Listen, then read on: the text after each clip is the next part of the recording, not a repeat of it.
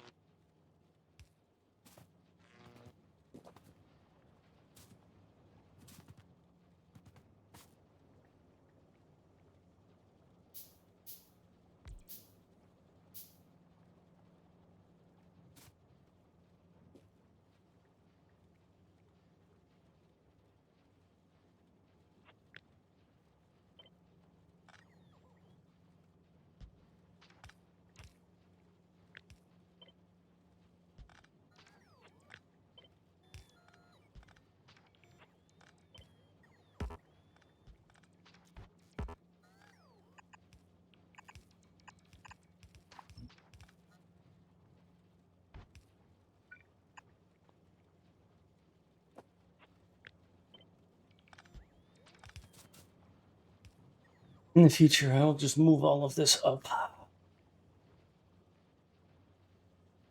Yeah, I'll refactor a lot of things here.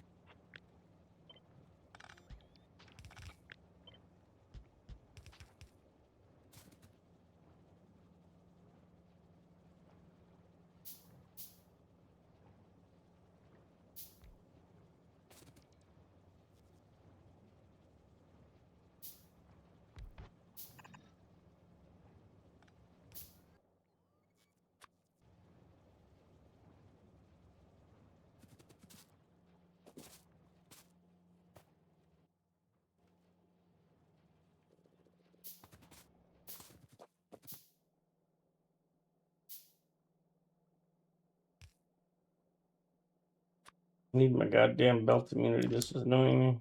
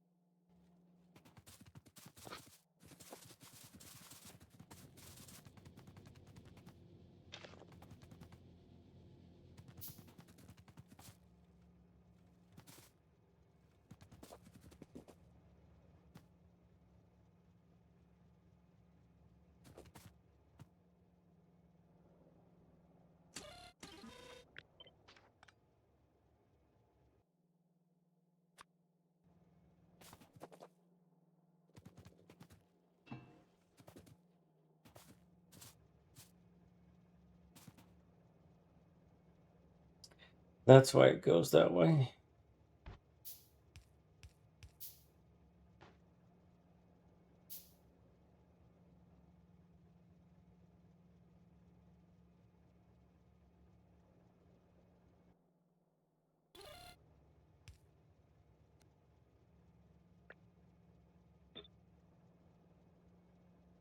Because it needs to go into both wagons.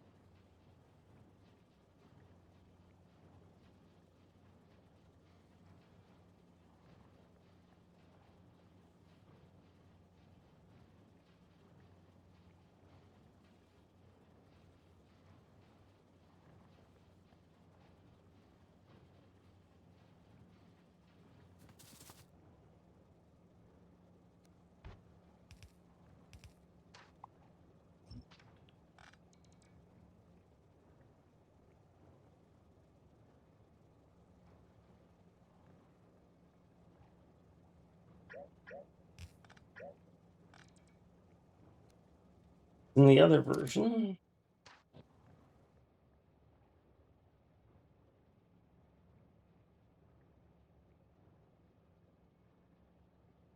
that goes down, it gets in the way of that. And again, it gets in the way of that anyway. So what's the diff? In the other version, that doesn't exist.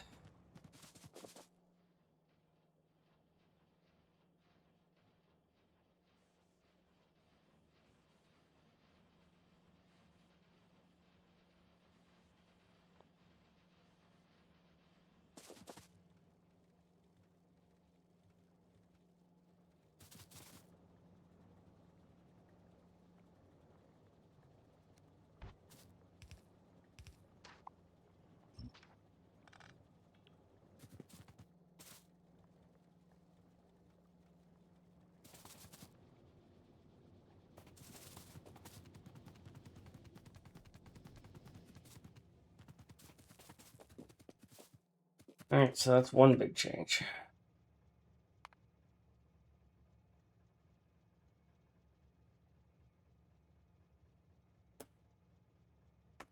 Close enough.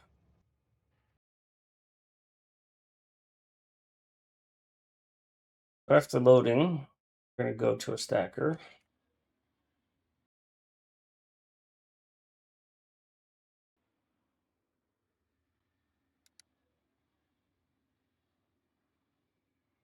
And then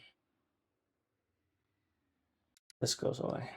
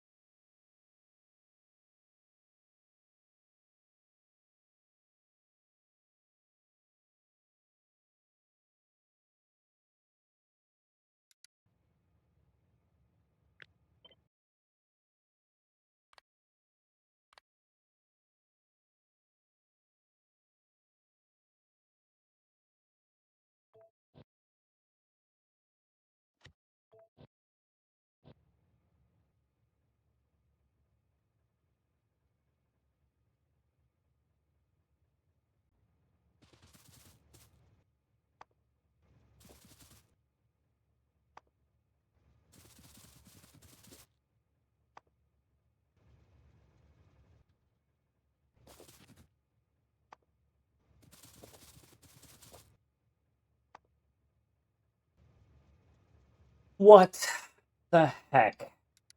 Go get fuel.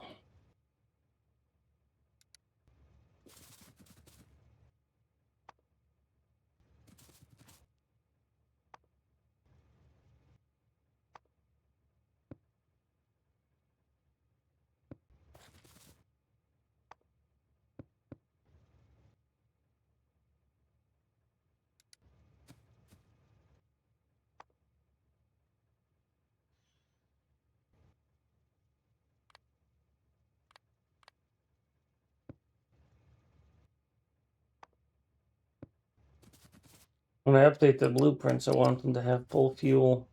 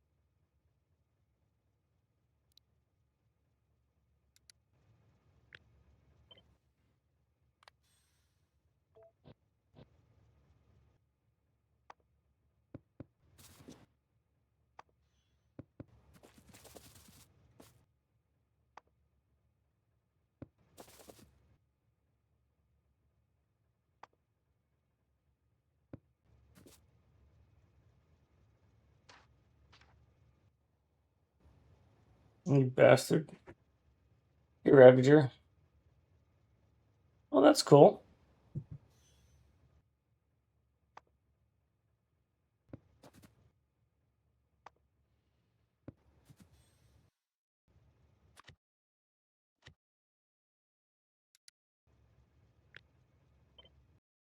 Where this train leaves.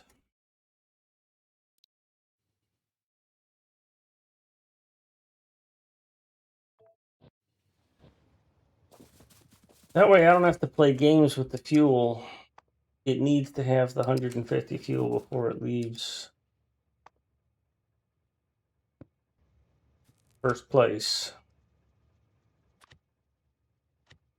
I should just make it 50, but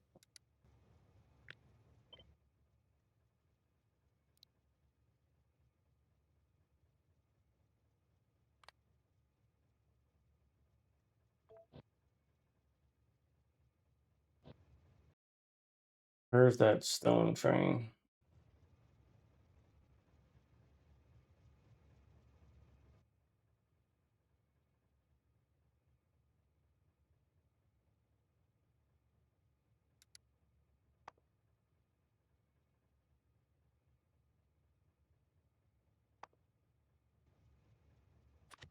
Well, you're not going to have the right fuel settings.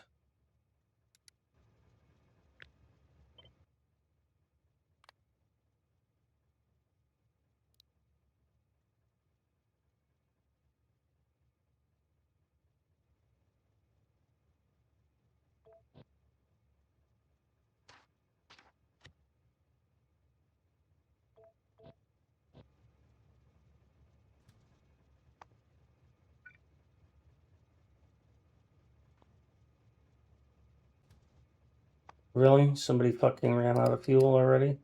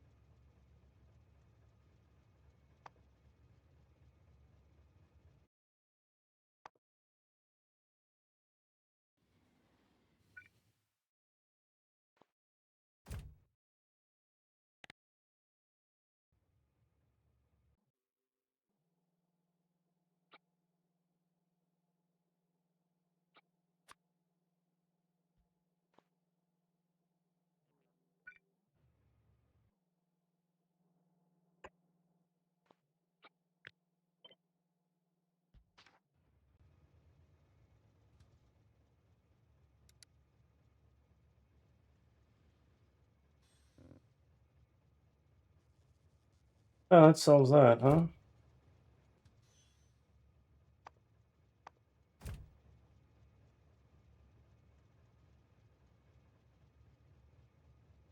I am using a dedicated refuel interrupt. I'm just taking away the stacker interrupt. I have no idea why it didn't trigger.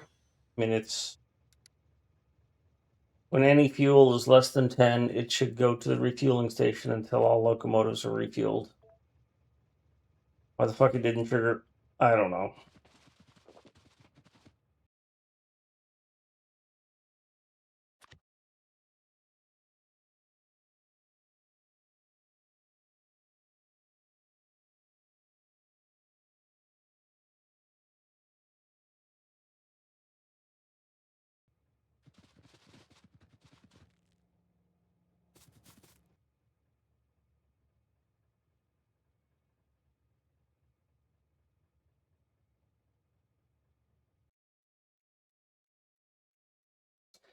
Oh, but it really wants to get to one of those, even though they're all closed.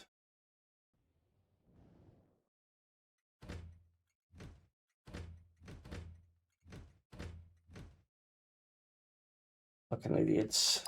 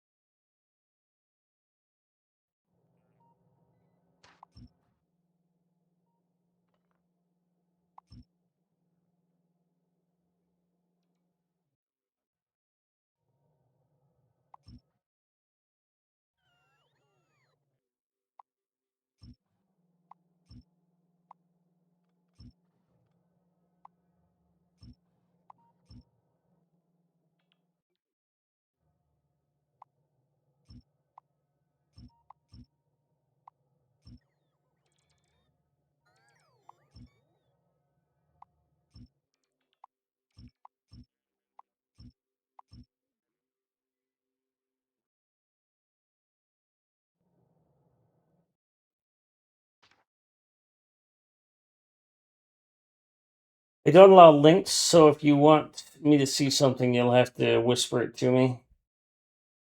Spammers, just spammers are too much.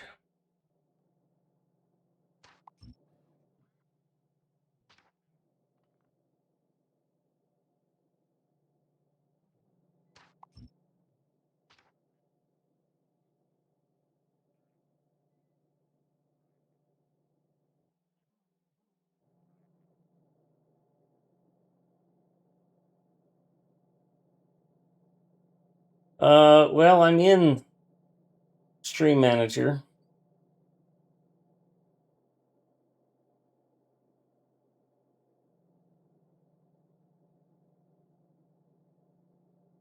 So when you say panel, I'm not sure because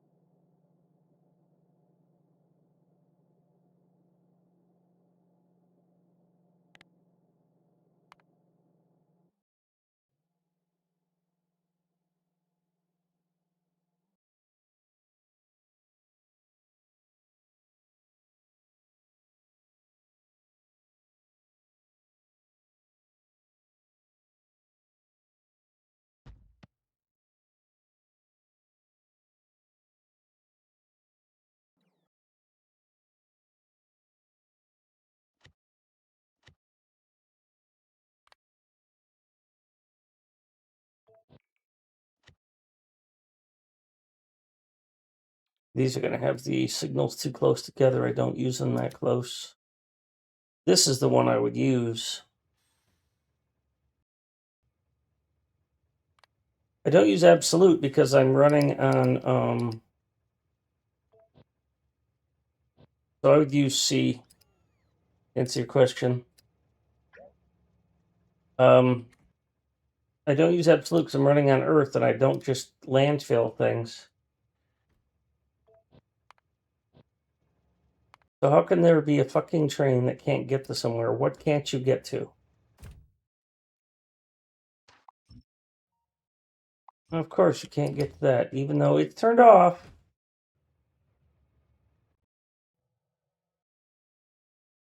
Or is it just that you can't get to this because you can't go left?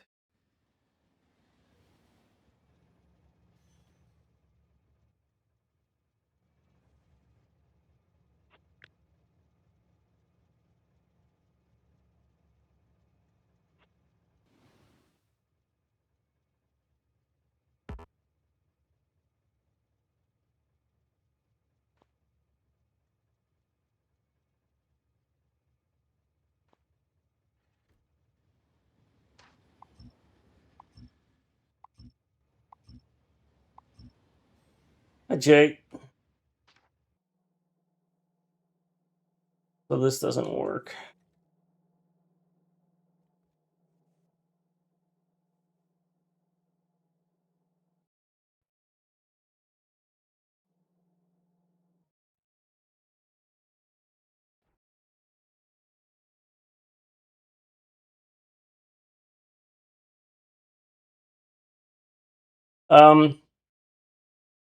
Well, because I have to work around land, right?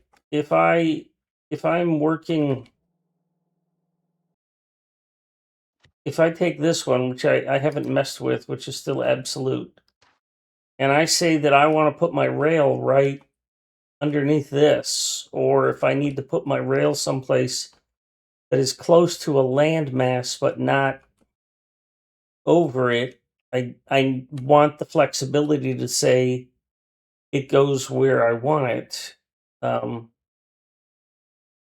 so maybe it's I don't have the skill set to understand how to use it, but there have been a lot of times where I've needed to finesse things to go to a certain spot. So, but maybe you're right. Maybe I should be able to use absolute.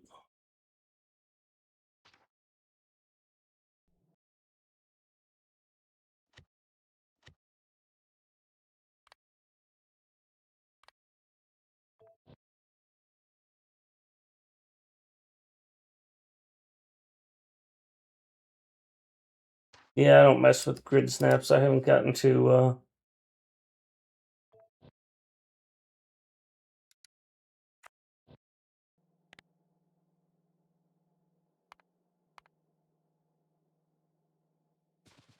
Anyhow, to answer your question, it is C that I would be most likely to use.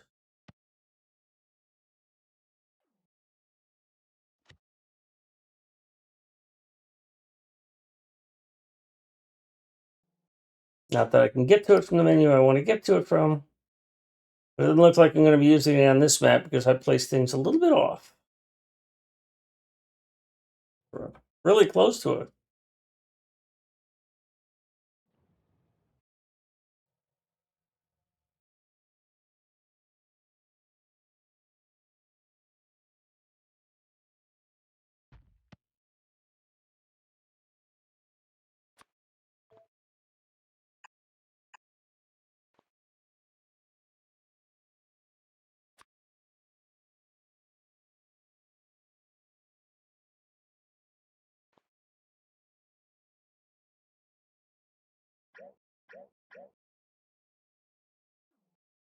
You can't get to your inventory when you're in the remote view because, fuck you, you can't play your game your way. You have to play it our way.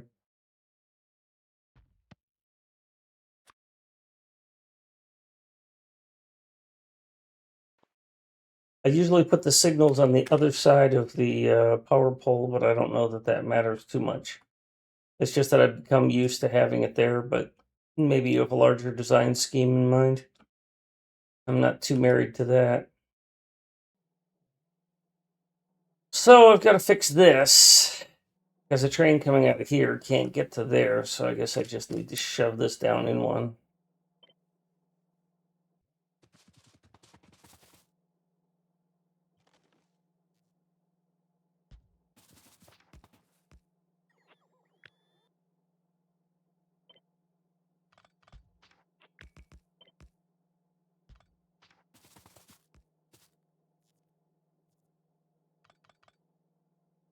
And then you guys aren't happy.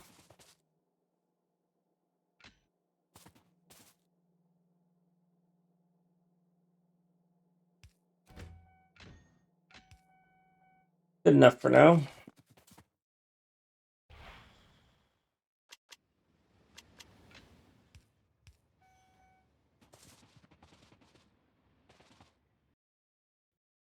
I should shut that up.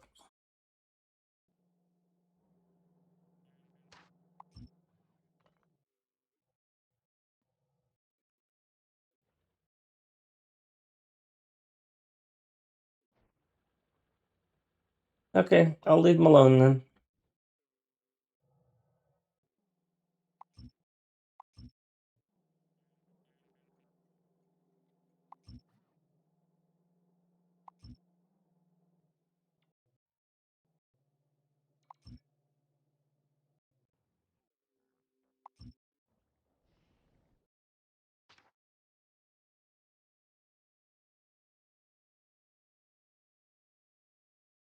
Well, Jay, I haven't quite laid out everything we need.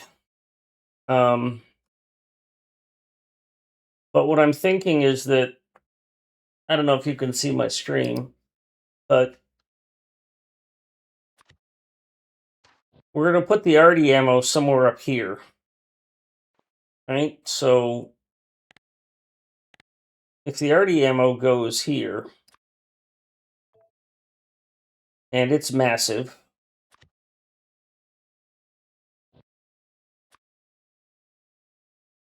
so I'm going to put a four-way somewhere in around here. I don't know exactly where yet, but in that rough area.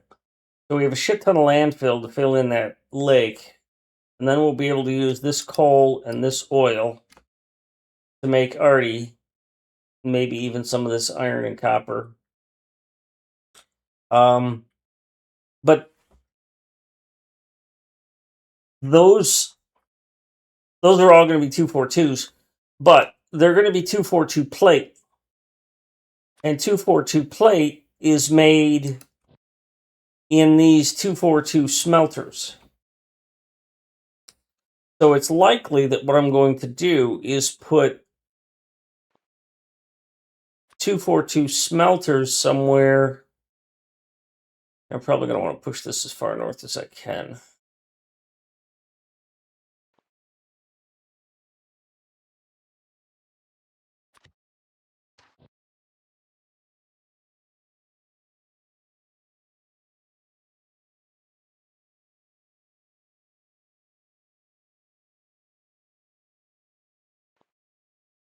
Means that's going to be the four-way, probably one of our newer ones. That's the old, that's the kind of the small. This is not going to be a high volume four-way.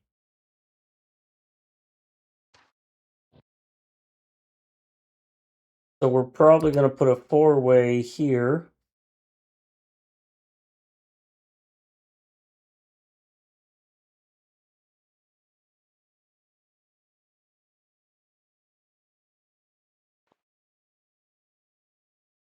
And then I need room for the 100 wagon hardy train.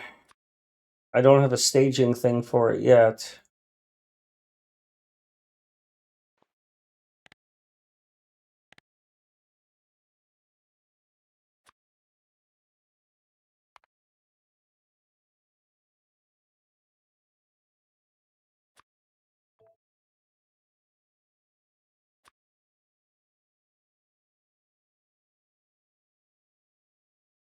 But it'll probably be off over this way. Because I can't clobber the oil. Or the 100 wagon hardy train will probably get built somewhere along down here. And if that's the case, then the smelting array, of which we'll need 2 steel and 2 copper, or 2 steel, 2 iron, and 2 copper, which is going to be double this height. Or in this case, probably double this width. Well, do you want me to stream it on Discord? Oh, you're not in Discord, so it's a moot point. All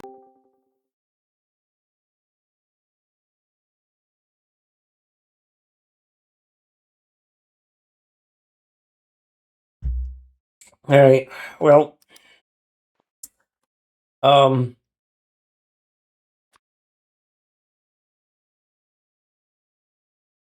the Artie is probably going to go here. The Artie ammo factory is probably going to go here. And this thing hasn't been fleshed out yet, nor does it run, so it needs a lot of work still. So there's a bunch of landfill that's going to go up in there. I don't have another place to put it that's going to make a difference because the Artie is going to go off into Europe. So this is the best place for me to put it.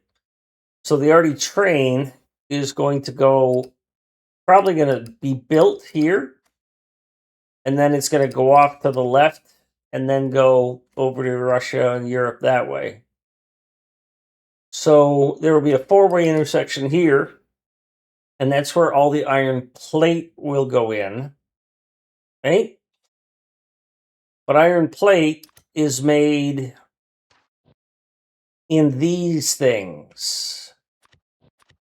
Iron plate is made in these smelter assemblies. So there's going to be 6 of these. 2 for copper, 2 for iron, and 2 for steel. Yes, they are 242 fed. Now, the design scheme on these things is such that the ore goes in on one path and the plate comes out on another. So if you're looking at this one, the bottom gets ore and fuel, top releases plate. And in a perfect world, the 2 routes don't cross. That's not a perfect world, though. So when you ask which ones to convert to 242, I could add 242s to all of them. well, I don't think we need all these 121s. I mean, we've got plenty of 121s here, here, and here. This factory doesn't need that much 121. And it's more effort to remove them than to just add a new one. Well, the rails probably get in the way, but I mean that's up to you. Because we've got the ability to move chests, it's not really, you're not going to lose anything. Hang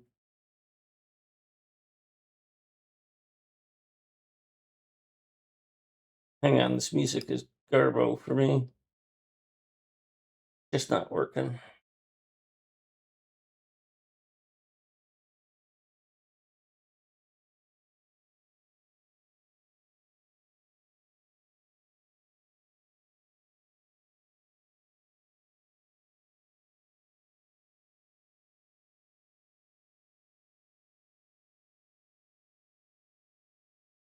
So my concern is having enough room for the smelting arrays to not create traffic problems. Normally, I would run them north-south.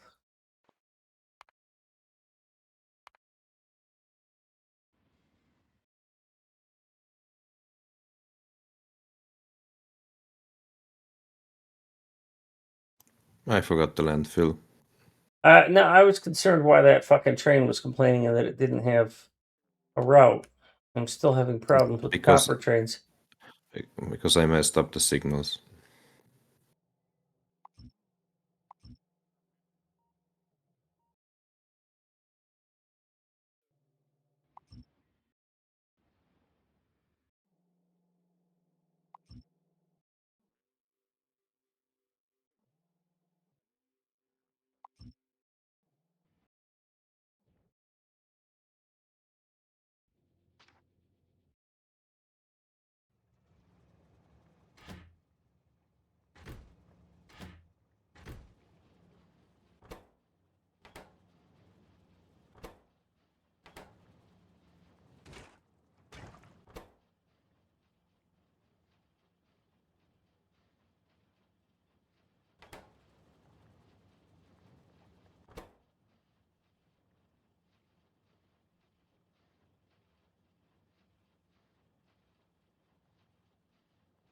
Man, that is spot on and as it needs it, huh?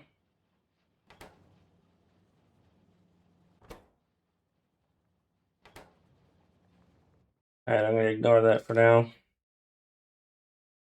So, to make things easier on me, I think what I'm going to do is I'm going to run the copper.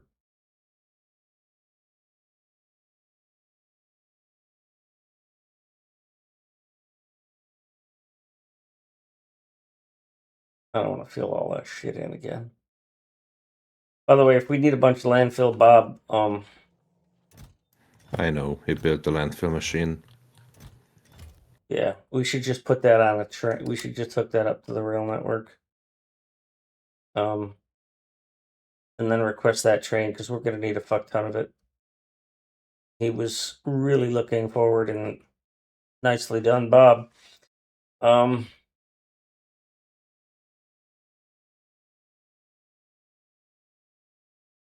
These are going to be 242s where the output is going to go along this rail. So how close can I get these things? Because what I think I'm convinced myself I'm going to do is I'm going to run the copper here, even if it collides with that coal and I need to trim it. And then I'm going to run the iron and the steel over here because iron and steel need a special stacker. Iron and steel have this stacker, which I now need to redo the intersections, but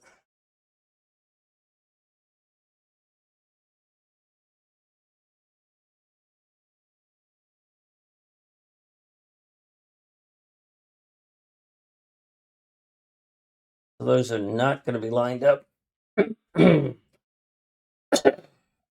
That's going to cause a problem. I may have to put those off on their own T-junction.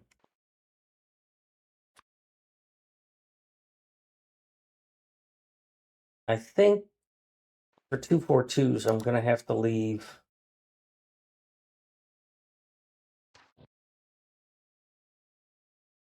I should leave that as high performance.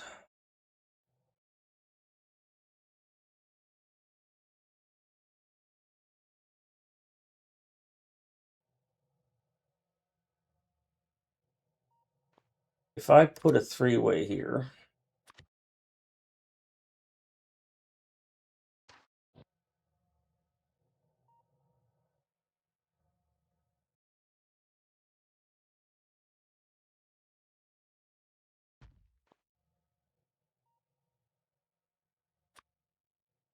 and then there is a 242 there.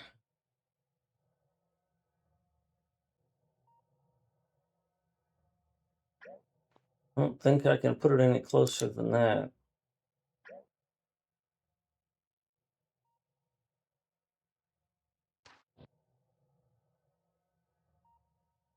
I don't think I can put it here.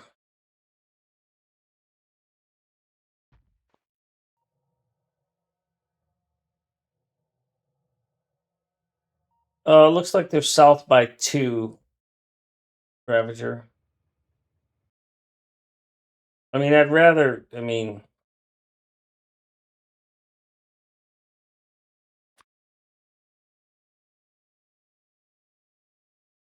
so that's my normal, right? It looks like any of these.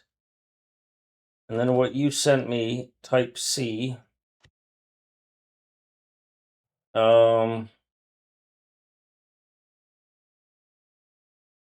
Yeah, it looks like it's just 2. It's fine, east-west. Lines up perfectly east-west. My stuff is two ticks south of what yours is, so I could probably just avoid, or yeah, I could probably do that. I could probably just take C and put the X at -14 or -10.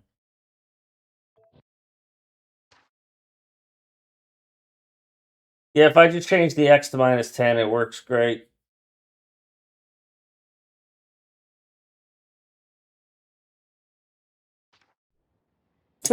Me throw something away. You're so funny.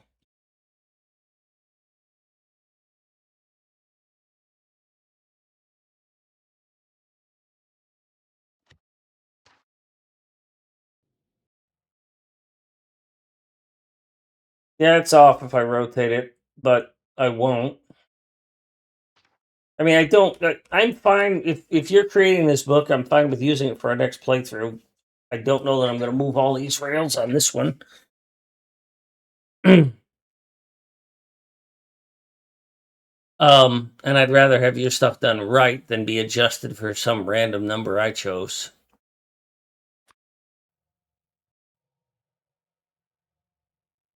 So if this is as close as that can get, I don't think this is.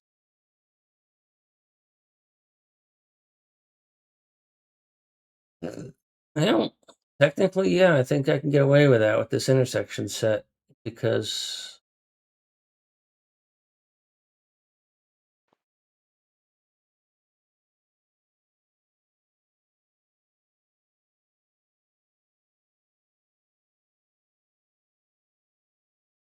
um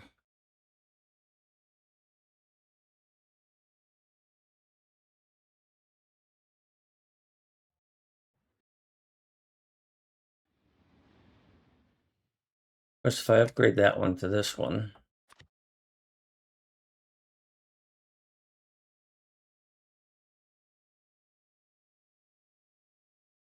I don't even know where that one went. I think I've lost it.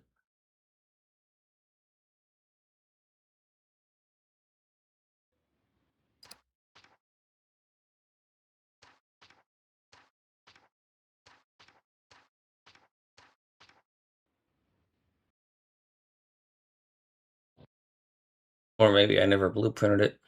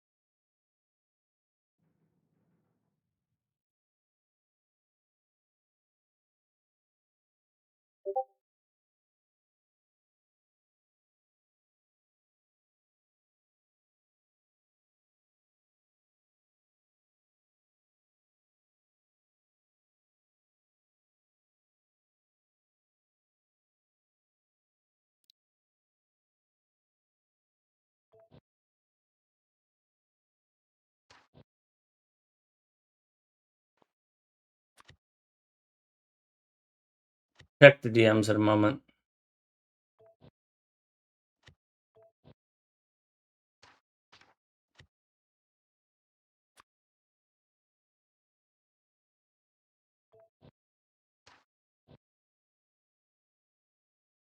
So if this were here, I don't think it makes a difference. So I can compare that to there. How close can I put a T-junction to this?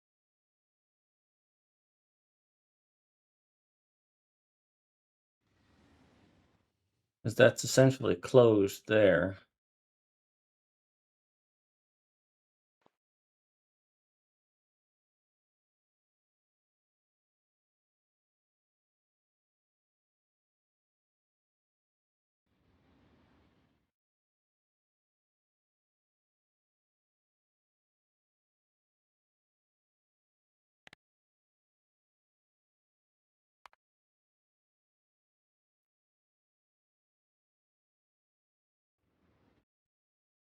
That goes over here.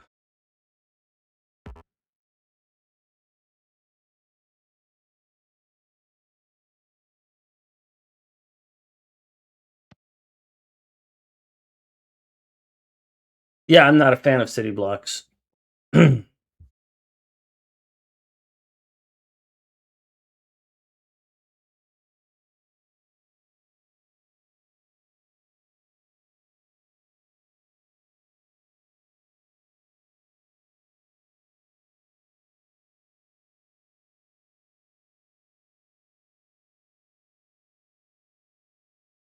So this blueprint replaces my four-way intersection that I have here. But I am not going to, I generally don't snap those.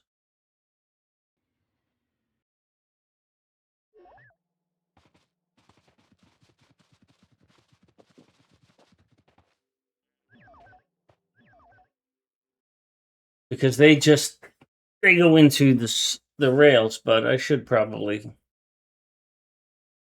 snap them. So I just imported a blueprint, but it's not in my blueprints.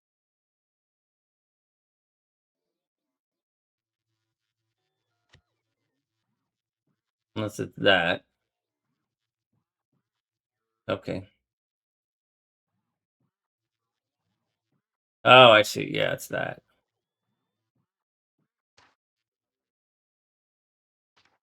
Cool. I need to get those into here.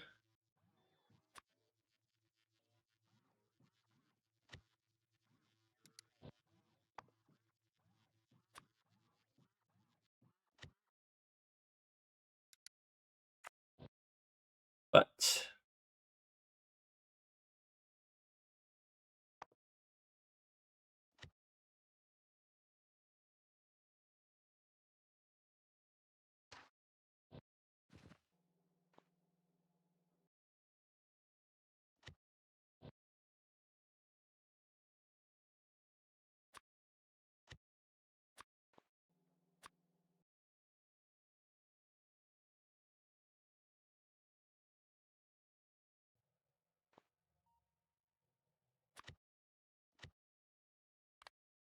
all right, I'll turn snap on someday.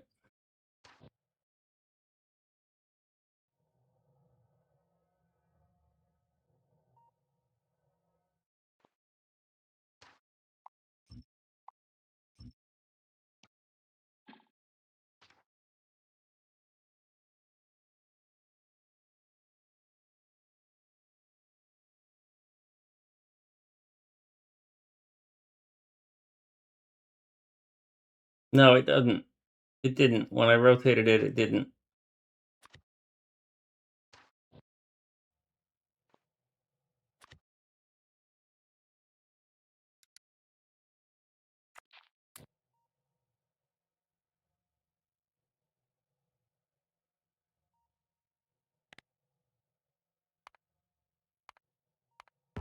Ugh.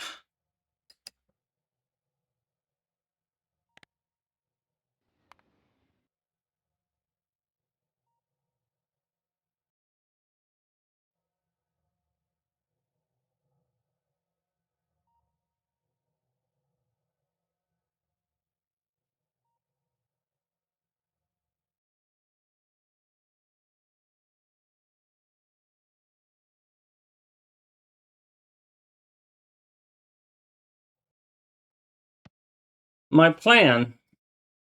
Oh, the second one, the unpatched with the 2-tile offset.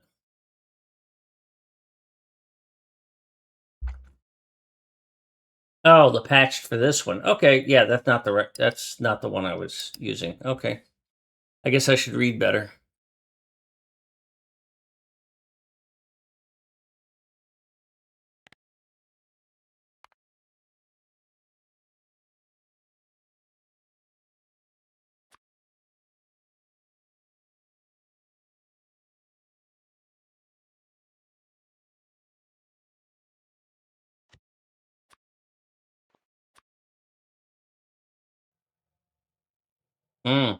Nice.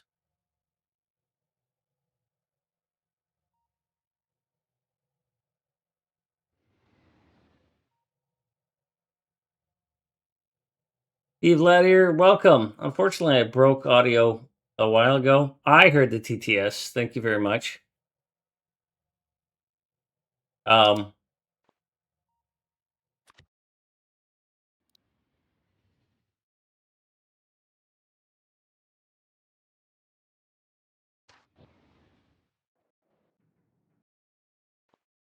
so if we don't go with that one, but we go with the other one, which is this, its final thing is right there, and it looks like this. And then if I go with this T-junction,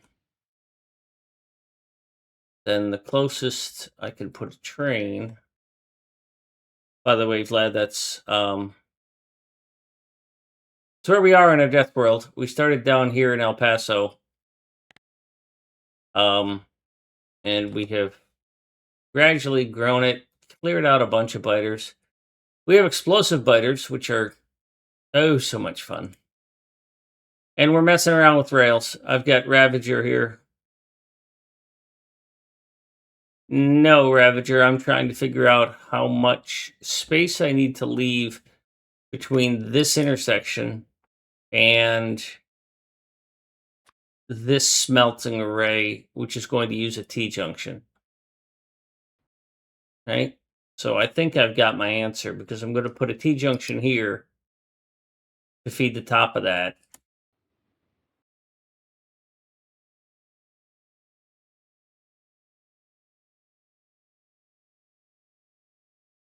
No, I think I'm fine with rail spacing. I mean, this is my basic unit of work is a 3, right? I mean, I've even got a spot dedicated to it. So what you've done is going to replace that. This thing is going to replace my basic unit of work if I can figure out. I'd have to switch all of my rail signals, so I'm not going to be able to use your work directly right now because I've got to move forward with this other stuff, but it's the sort of thing that I'm either going to retro or use in the next world. But assuming I leave this here, then I am going to be putting this shouldn't have curves. And obviously I'm going to make some tweaks on this based on our conversations and your contribution. But this is going to be the bottom of this. Right? So this is the top of the copper smelting array. And I want the plate on the top. Input ore is copper, output plate is copper. So that'll get ghosted there, and we'll get a second one built here. And that answers some of Jay's questions. So if we take what Ravager just gave us, and we go like this, we gotta force, gotta fuck up the signals. We're gonna get rid of these signals for now. But we've got to get this stacker in here. And I need to print this somewhere and clean it so that it can.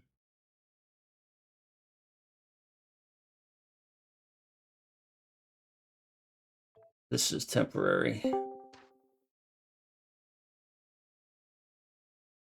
Hi, Pony. I got you new spiders. I haven't even looked to see what they do.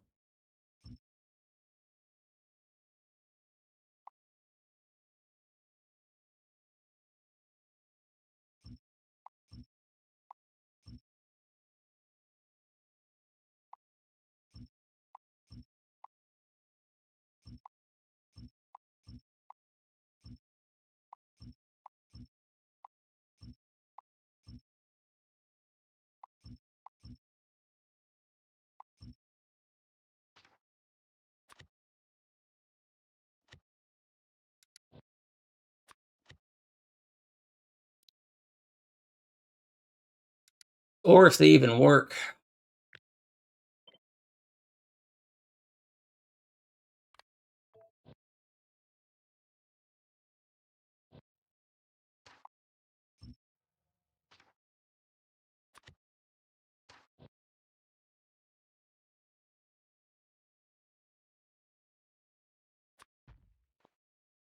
That's a stacker for copper. Those 242 trains, when I put them down, are going to need redoing. Ugh.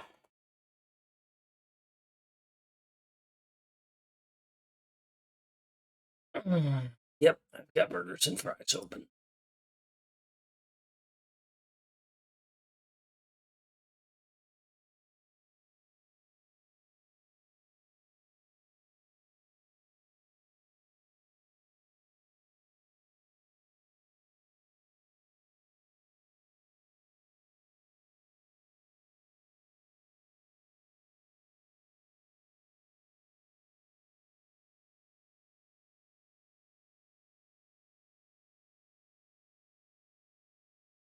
So how much do we need this iron chest full of copper ore?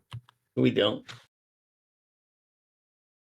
Because it's just very, very tedious to move them over to the new place. You got rockets, don't you?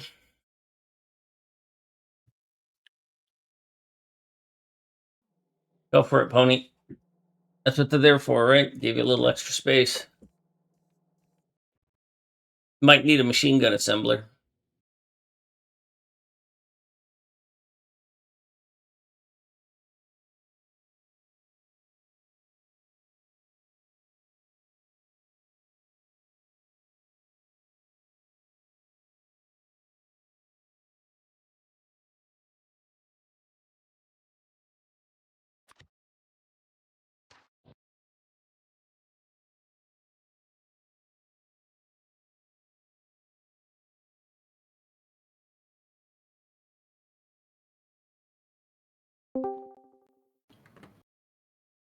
Hey, Ravager Kelvin. Yep. So you can expect I'm going to bastardize what it is that you've done.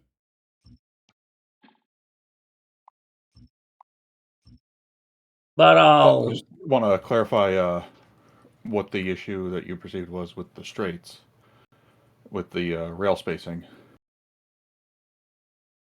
This one. No. The one that's in the book. All of them are 32 by 32 snap. Yep. So if you put that down and tile it, what do you perceive to be the issue? Because you had some comment about the spacing not being sufficient or something.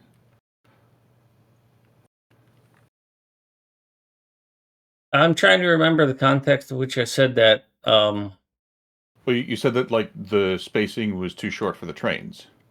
Oh, no, that was. I was trying to figure out this spacing between. I'm not streaming here locally. Let me do that. Well, I mean, you were holding my straight when you said that. Yeah, but my brain goes in 6 directions at once. The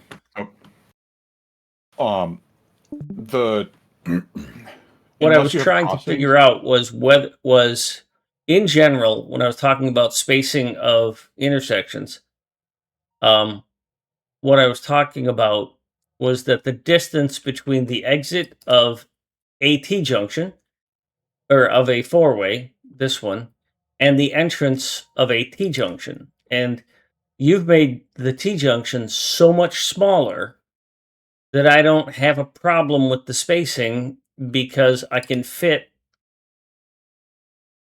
a 242. But that's not even an issue there. You could put that T junction right up against that four-way because the four-way isn't an intersection. It's just splits and mergers. It cannot deadlock. Mm. Well, this So is a different four-way than the one you gave us. The one you gave us is down okay, here. yeah. Then like yeah, but basically the chain-to-chain distance, like the exit block of the one intersection has to have the ability to fit a whole train before the next chain signal at the next intersection. So the act like even if you go back up to the older style one up there, the actual intersection part, it's all the crossings in the middle. So Yeah, if a good train point. can fit between those crossings in the middle and something on one of the like an intersection on one of the legs, then Yeah. it's fine. It doesn't matter. And again, as I was saying before, if you only have one big train, it's probably fine unless it can do a loop and hit itself. Well, not hit itself. It won't hit itself because of the signaling. But unless a train can deadlock itself, one big train is usually air quotes fine. Yeah, this northern part, um, this northern part is going to be 242s. Everything Jay has up here that is 121s will probably get converted to 242s. I'm going to build Why a huge 242. 242? Hmm? Why 242? Because it's what I developed the smelting and the factory against.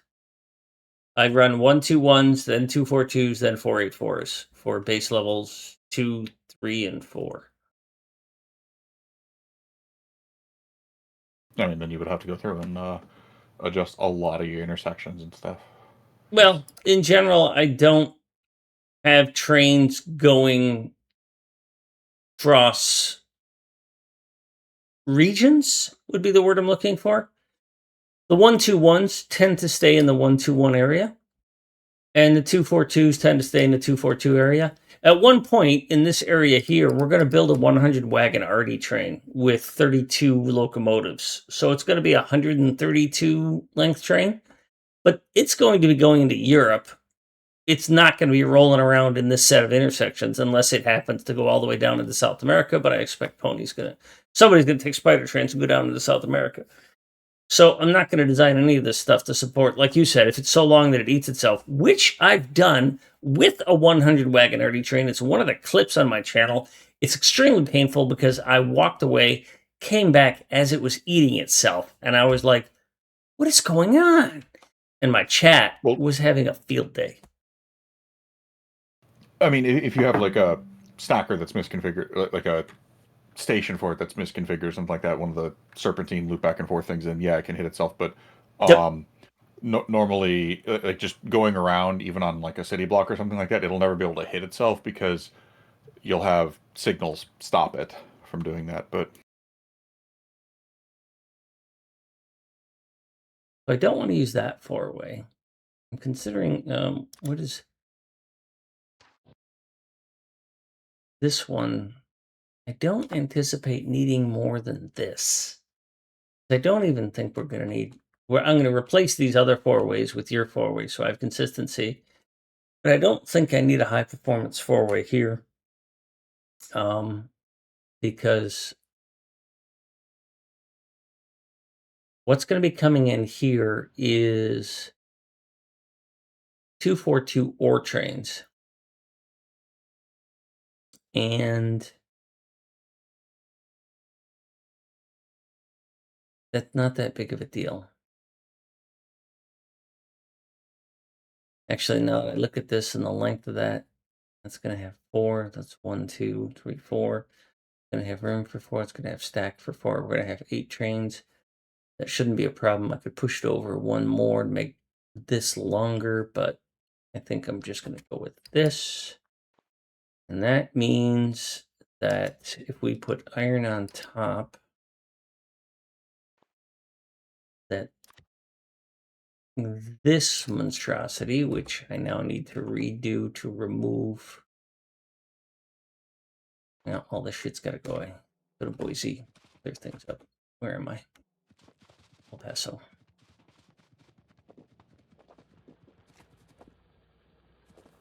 Hi, Pony. With length 8,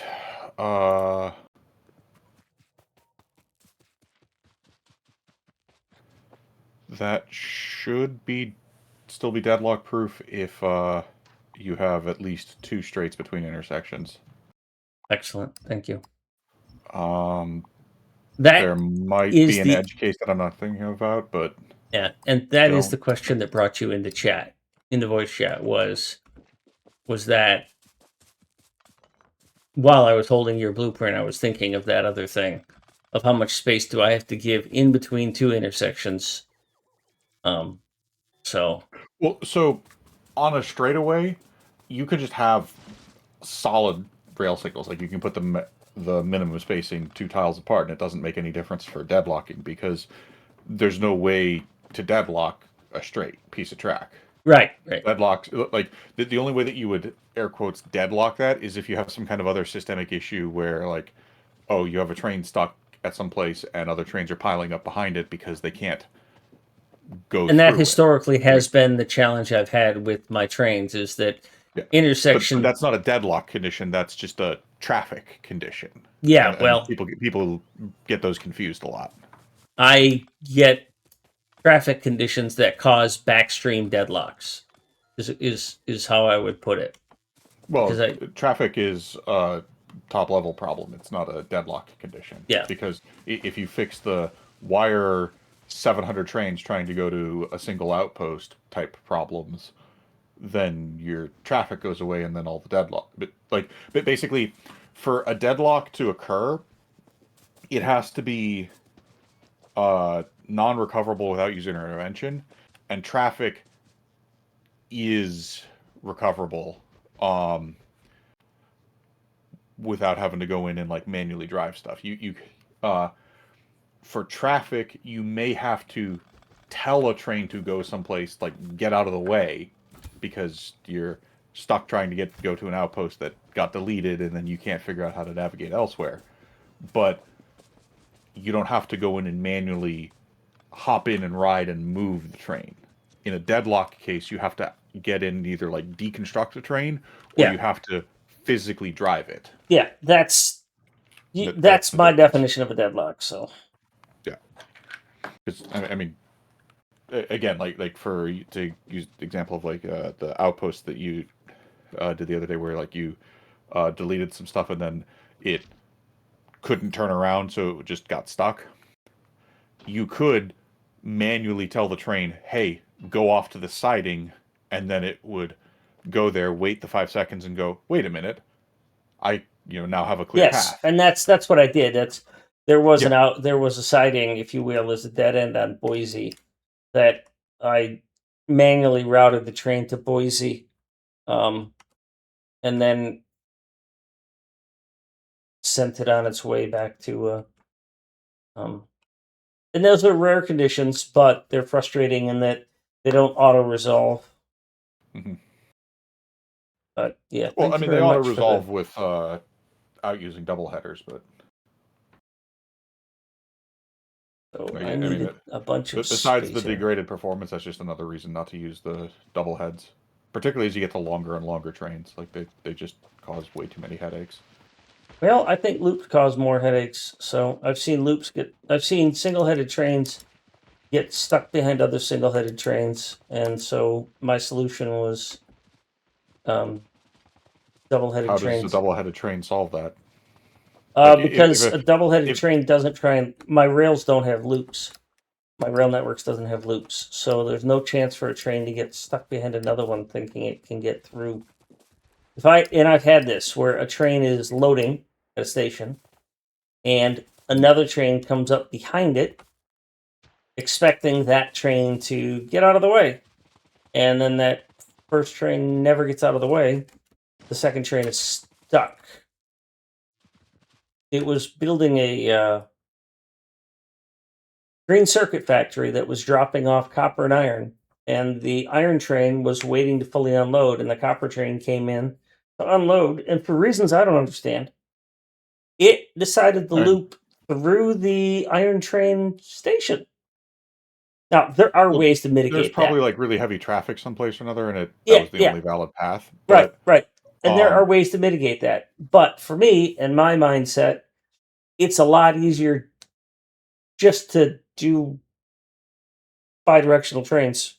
And it makes my unloading stations, in my opinion, a little easier because I'm not running belts underneath my train tracks. So, but the big thing is that I had situations where my factory deadlocked because a train went through an unloading station that it should not have gone through.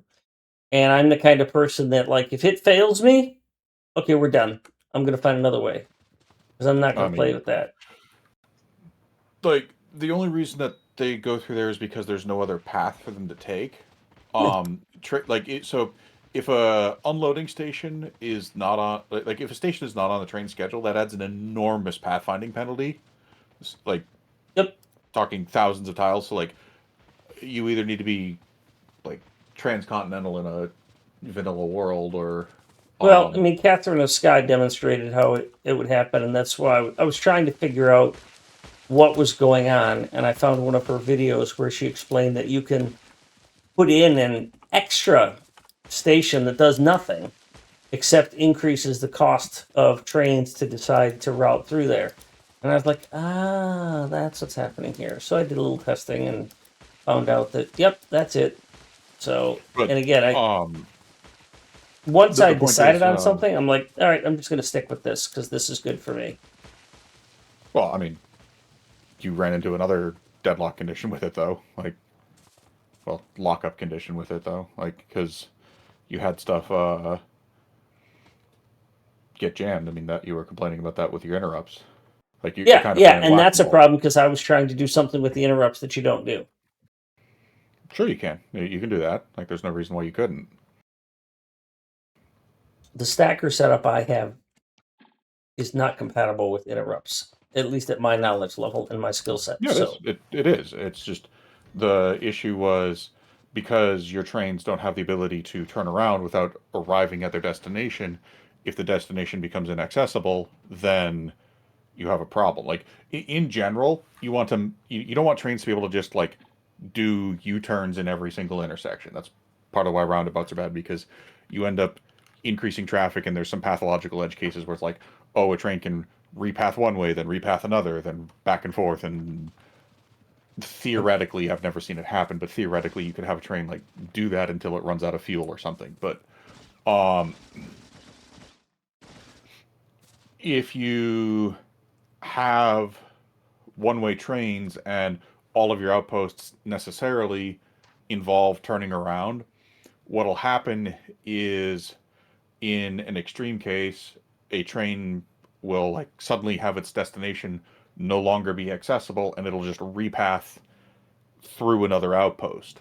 But the key thing there is you give them lots of choices on the matter, um, and they will repath through a location where there's not currently a train, because that's going to be a lower pathfinding penalty. I mean, unless that one that doesn't have a train is like 10,000 tiles away or something. And then it's just not a problem. If you really, really, really want to be persnickety about it, what you could do is you could just have like a bypass lane at random outposts or something, but you don't need that realistically. And the other aspect of it is um, a lot of these lockup conditions where it's like, oh, a train is just stuck there forever, that's because you're not using the resources. If you're using resources, the trains are going to be moving.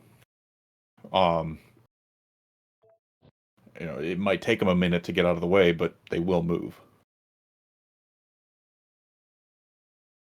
But Yeah. Anyways, rambling aside about that.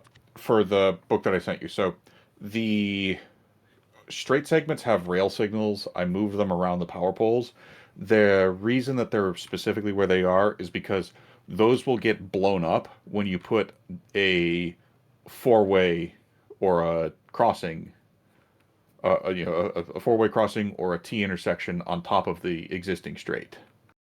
Yeah, you had And you will, mentioned that last night, and that's why I was like, well, that's normally not where I put a signal, but from last night's conversation where you were showing me the infinite, you know, where Mhm. it can move along and you can just place them and they grow. I understood that that's where you want the signals, and it's not really a stickler for me. It was more of a notation that's a little different than what I do, but I'm fine with making an adjustment if I get a better result. Yeah. I mean,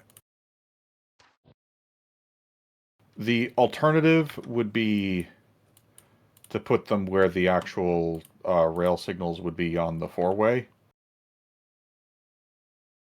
But you said you did not like that because they weren't centered around the power pole. Yeah, my power poles are kind of really important to me. They help me organize my brain, and it gets into the TMI category. But Tony, you gotta let me know when you're about to die so I can stream it. Um, the reason I'm obsessive about my power poles is because it gives me something to be an anchor. Otherwise, the permutations of all of the things that I could do make me go into mental freeze up mode because it's like standing in the grocery store trying to figure out which ketchup to buy when you have 23 flavors of ketchup. That's one of the reasons that they limit the options so that you don't get into option paralysis. And um and so I at least anchor one thing and say my power poles will be the absolute gold standard on a map so that I never have to deal with the variances that come into play when you go, well, I could do it this way or this way, and then just cascades into a million things. It's like, all right, I'm locking this down. It's stupid to lock it down, but it helps me play the game and enjoy it. So I lock it down. Mhm.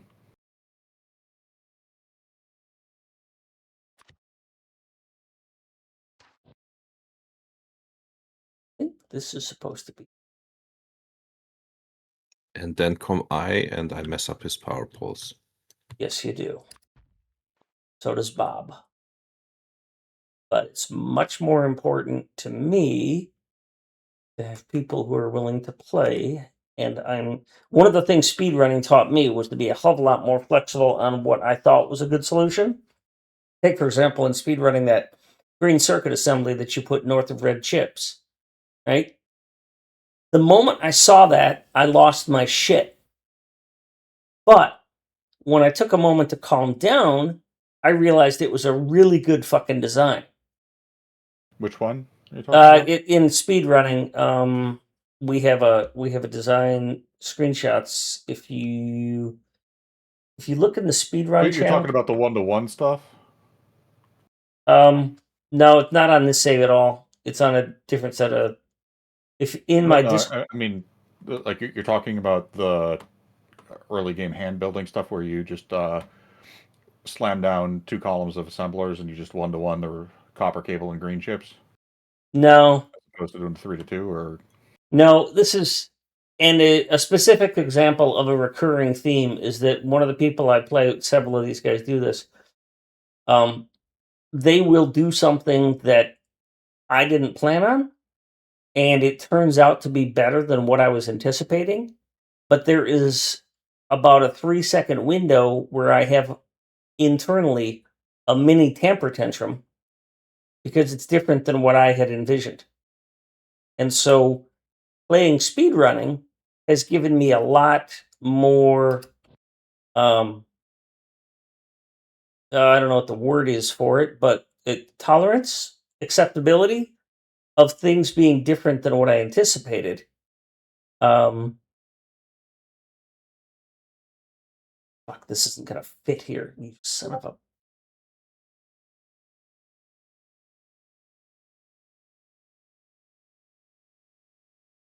So we have an iron, a coal, and a copper 242. Yes, I noticed. Thank you. And an I don't oil. see the issue with that green chip thing. That's just your normal 3-2. No, it was if you were to look in our Factorio speed It was runs, different. yeah, Jay tagged it, but if you were to look at the whole screenshot of it, we had a situation where feeding the purple science build needed green chips for the prod mods, and we were feeding them all the way through the red chip build and into the prod mod build, and there wasn't always enough green chips. And Jay was frustrated with how many green chips were being delivered and so slowly. So he just went and built a small green chip assembler off to the side and fed it and said, we should do something like this. And it's like, the point I'm trying to make is that the speed running taught me a ton about supporting other people's ideas. And that's similar to here, is that people come up with ideas on how to do some of these layouts. And originally it's all conceived in my head of how I want it to be. And then somebody introduces something, and the first thing I have to do is manage the, I don't want to call it a panic attack, but the frustration experience of that's different. And I'm getting better at it because of speedrunning.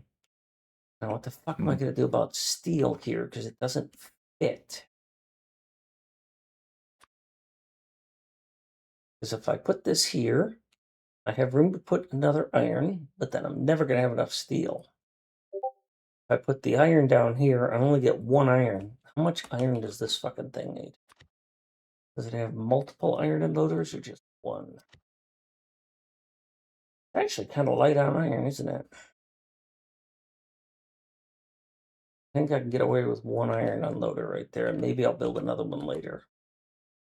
That means that the steel unloader, because I know I need multiple steels. Steel can go here. Yeah, the input ores, iron and the output ores. And then this one iron can go here. Can't see.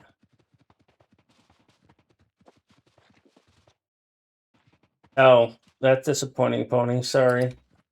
Why? Because you got to get so close? Also, did you lose like a 5,000 red or green ammo?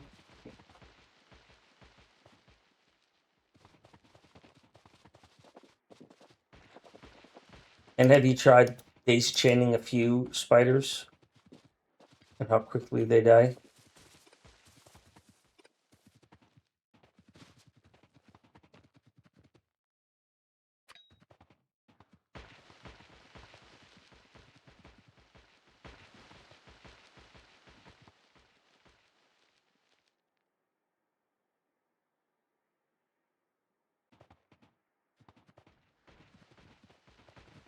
Jay, he only lost 7,000 of your green ammo in one spider. Oh, that's nothing. On that note, I am going to tap a uranium deposit. I did my best to not clobber them.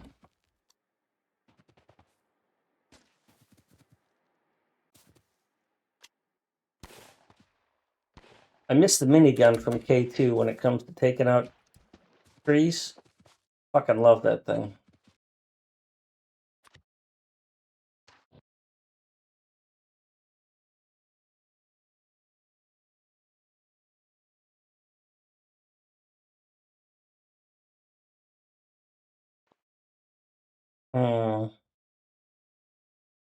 That's going to put that really close to that. If I put this here, I'm not going to keep it. Then the T-junction is going to be here. But it's never going to run a 242 from down there. We're not going to have any 242s down there. Well, yes, we will, because they turned that into Fuck.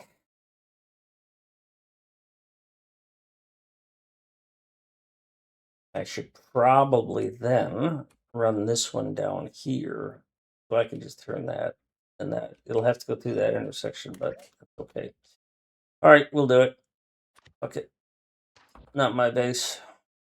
Not my pony. Not my nightmare.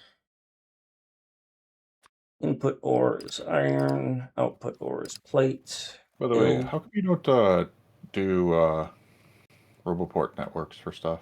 Or like as part of your rails or something? Or have like a separate I builder try and grid? keep the Roboport networks segmented or small as possible. I know they've improved how Roboports behave, but robots are stupid. And so I try not to I mean, I rely agree on that a few. Outposts should have separate things, but like you do like a builder train that delivers stuff and then Yeah, and the track thing things of or it whatever. is, I have all of those trains. I have trains that have the supplies of things. Like this train here has is dedicated to furnaces, and this train here is dedicated to the next base, so it has the things to build the next base. And it takes several trips to do it because I don't have these massive ones. This one is building outposts. This one is supplying defensive walls. This one builds defensive walls. When I get to the point in 1.1, I had a thing called Base 3, which was a 242 train that built 484 outposts. And so I had a 484 builder for maximum sized iron ore miners with speed 3s. And I don't think it had smelting in place, but it had a really cool design. But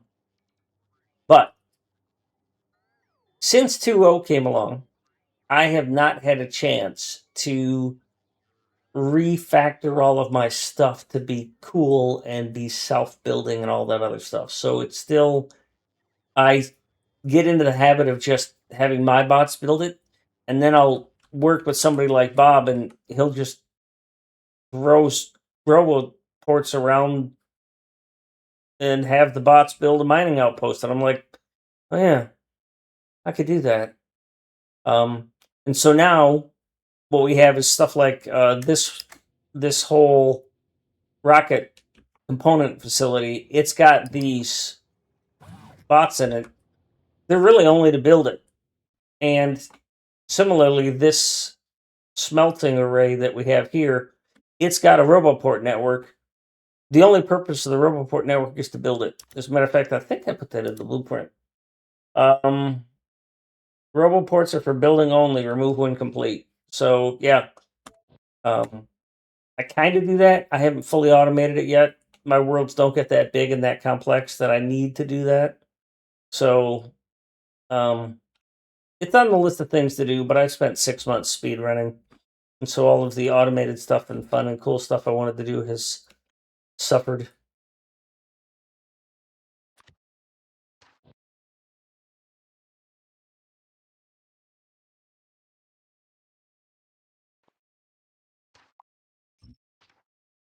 Hey, burgers.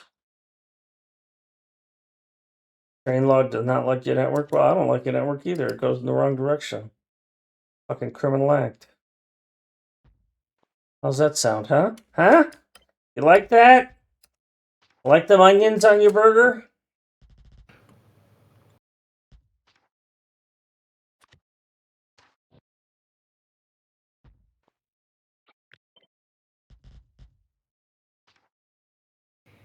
Why don't you just use the straight there in the book?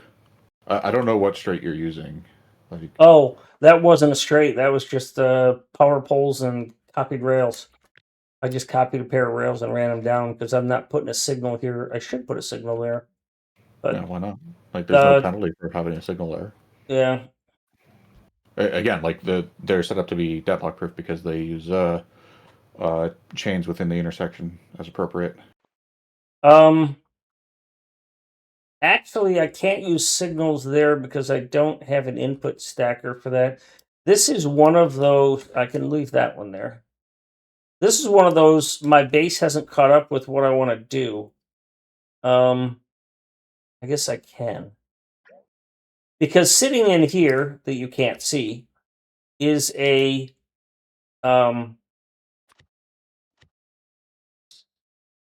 loader that will call 2 trains, and I'm still trying to figure out how to build a stacker for this.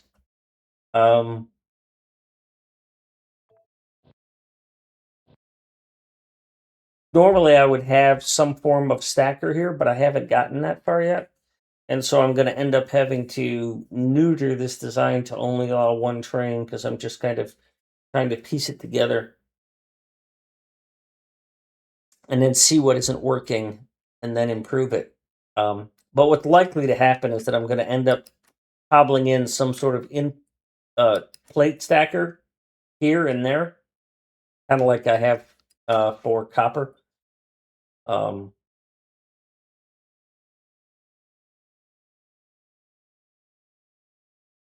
Yeah, I haven't thought it all the way through, but I do need some form of stacker because it does Other call 2 question is trains. why? Like, what? Hmm? What do you need the stackers for? Because it's designed to call 2 trains, up to 2 Yeah, but I trains. mean, you could just have But it's 2 trains also waiting right behind each other at but it's also station. titleable out this way. So if I have a steel one here, That which I do, and then doesn't I put another make any steel changes, one right? right behind it, then I need a stacker because that whole chain, because that whole line becomes chain signals or 1 chain signal, so that a train is sitting basically here waiting, or 2 trains are waiting for the train to get out of the way. And again, I haven't updated all of my thinking on how that's going to work because I used to have all of this as snap stuff that I would just put one down and I knew how it went. But I usually played on larger worlds where I had more room and I didn't have other people waiting on me. So I'm kind of like, what can I make it work? Get going now. Because Bob, we're not going to have ammo outposts because the rockets get killed. I don't know how we're going to do ammo yet because we haven't figured out what ammo to use.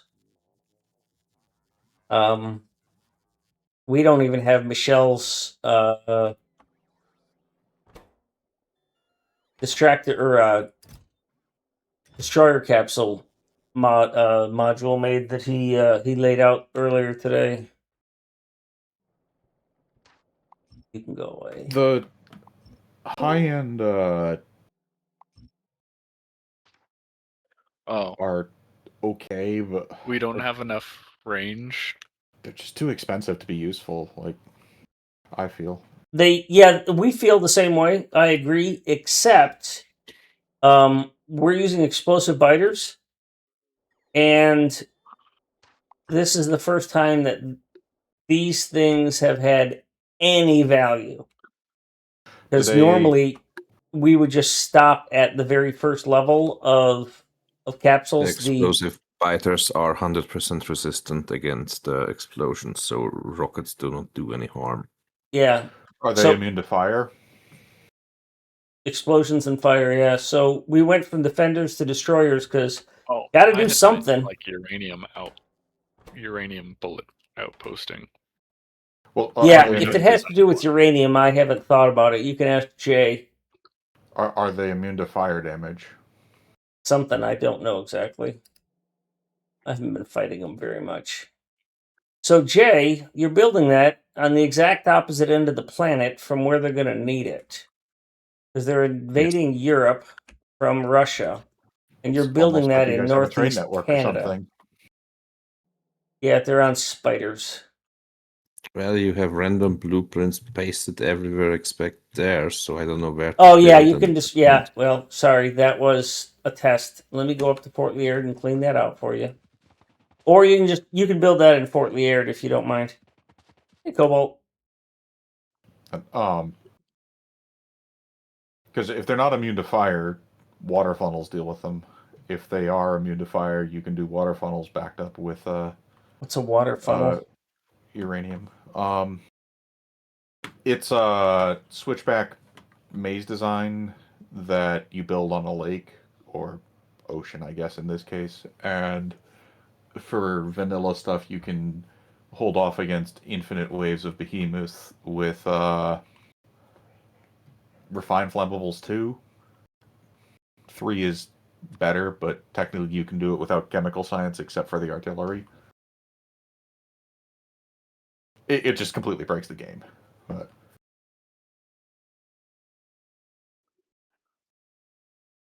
unless you have biters that can cross water, or the the rampant thing where they spawn land, the bigger ones spawn landfill when they die. No, this is a little worse. We have Leviathan explosive biters that explode when they die into mini nukes. And I mean, to be it's honest, not a JD map. yeah. You're right. Creating a funnel, as you called it, or a gate like that, does break the game. And let me get to a teleporter so I can clean up Fort Liard for you, Jay, because I'm sorry I forgot that I left that mess there.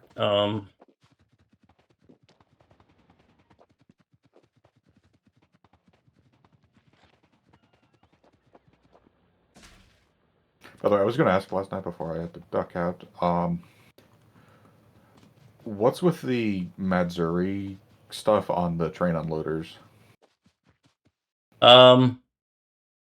It's again something from 1.0 or 1.1 that for me it worked really well to remember we talked about not having balancers on your trains, on your unloaders. It was an attempt to not need balancers on my unloaders, and so what it does is it makes sure that no one chest is I mean, it is a balancer, it's just not a belt balancer. yeah, it makes sure that the ultimate goal of that Matsuri, of that arithmetic combinator, is to make sure that I don't have a wagon that is empty and a wagon that is full. It's a simple way to put it. So what it does is it only unloads chests to, if they are the highest content of the other chests in the network. I know how a Matsuri device works, but it's excessive to have that and a full belt balancer. And truthfully, because you in essence have 2 unloaders there, like each wagon is providing 2 belts, which I would argue is excessive. You end up with a lot more cycles doing that, and that can cause issues of its own. But you only have 2 wagons, so just have 1 splitter if you want to do that. You don't need the like 4 to 4. You can just have 2 sets of front and back wagon belts. You just split them independently. Does that give you enough room, Jay? I think, Pony, to answer why not Hughes is because he wanted to be able to do it near uranium.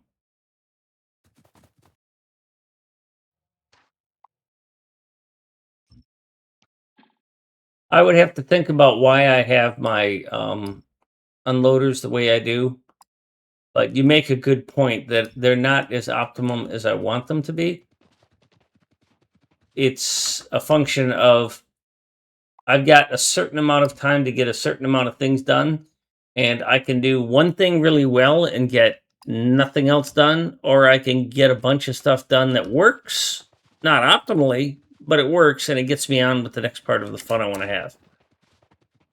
So that's kind of where when you say why are you doing it this way, it's not the most efficient. Yeah, that's true, but at this point I've got sometimes 4 hours a day. It scared the fuck out of me, Pony.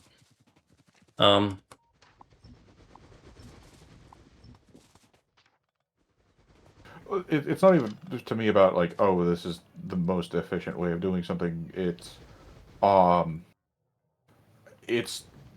the hardest thing when you're designing stuff is cutting redundant stuff out. Like, it's really easy to pile on extra stuff. It's hard to go back and go, like, do I even need A, B, C, D, E, F, and G when I have P, Q, and R? And sometimes the answer is, well, I still need C, but I can get rid of the other stuff. And that ends up how you arrive at simpler, easier to use builds for stuff, is cutting out unnecessary cruft.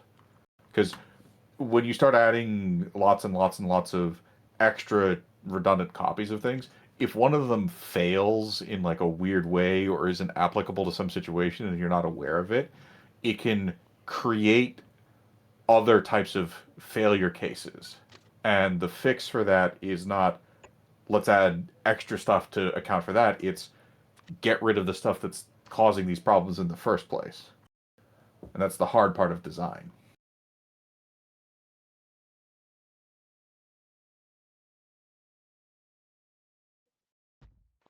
And yeah, I agree with what Cobalt's saying for the most part.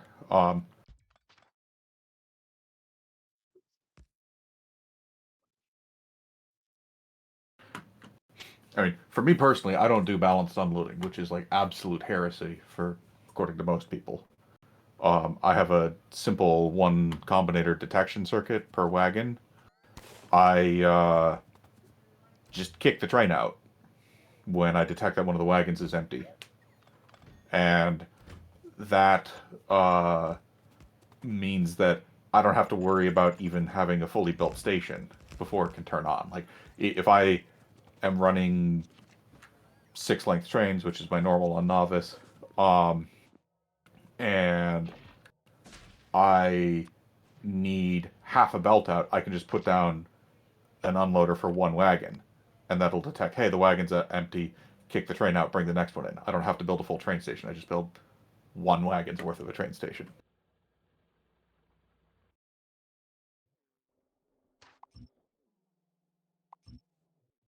I originally thought I might not have mentioned it, but I originally didn't have balancers in this network.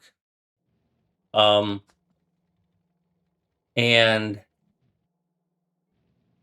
these were designed to consume a full belt of whatever material they were using. And performance was such that I wasn't, probably because of the unloader I used, or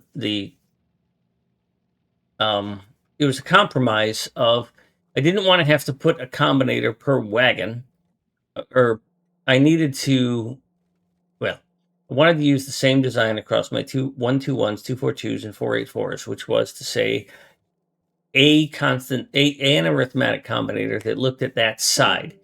And originally, each side was separate. And on the 242s, which I don't have functioning right now, the 242s had two decider combinators to decide how many trains to call in, and it would never call a train unless a train could fully unload.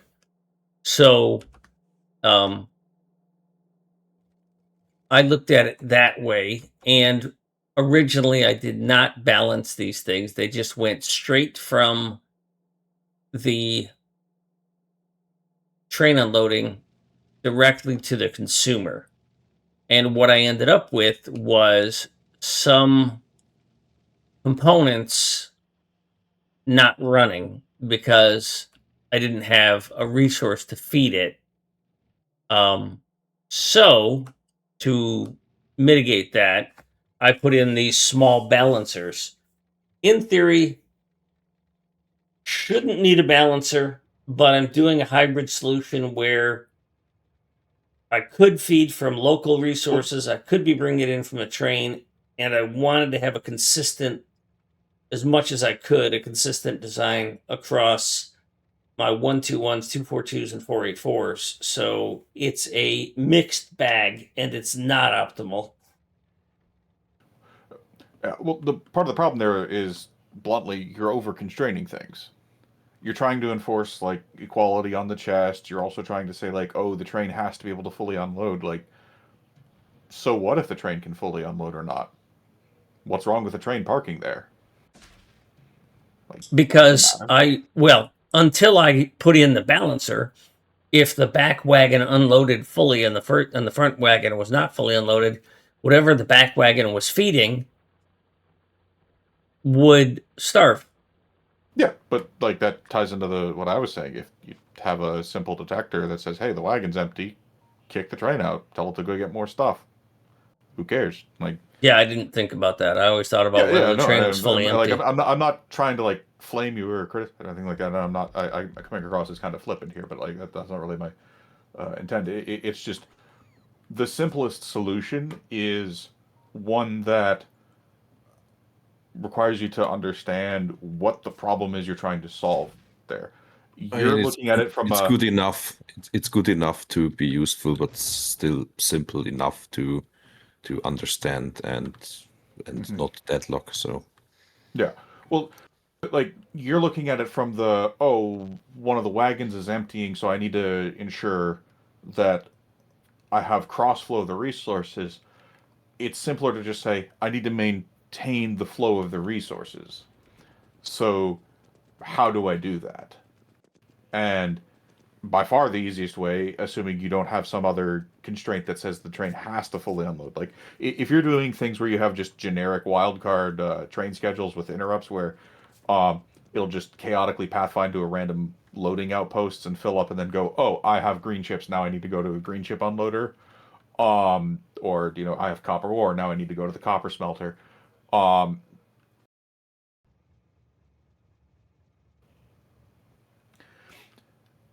as long as you're okay with having trains have consistent, this is always a copper train, this is always an iron ore train, this is always a coal train, whatever.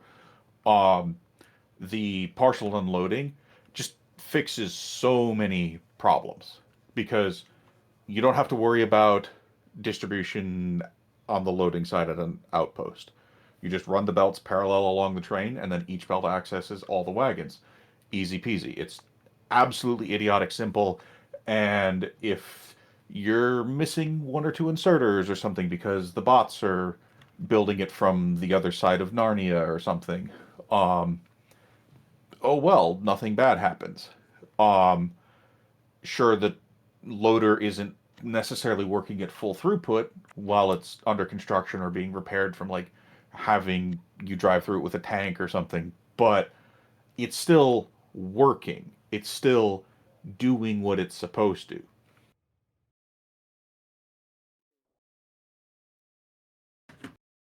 Um, and the same is also true for the unloading. Like if you have stuff get destroyed or delayed on building or um, some random person in a multiplayer server says, I need a bunch of coal to handcraft some grenades. I'm going to walk up to a train station and just grab a box full of coal or something. They can do that, and the loader just goes, oh crap, I'm low on stuff. Better unload more. Whereas if you deal with the balancer stuff, anytime stuff becomes asymmetrical, it stays asymmetrical.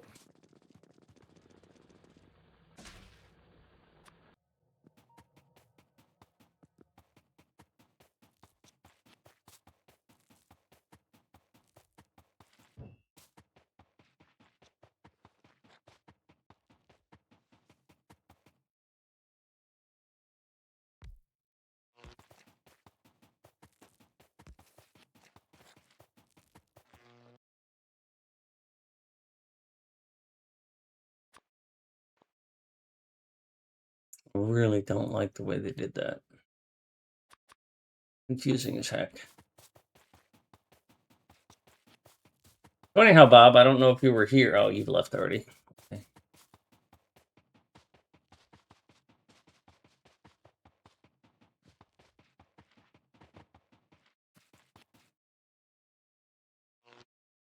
Oh, well, turns out we need your landfill.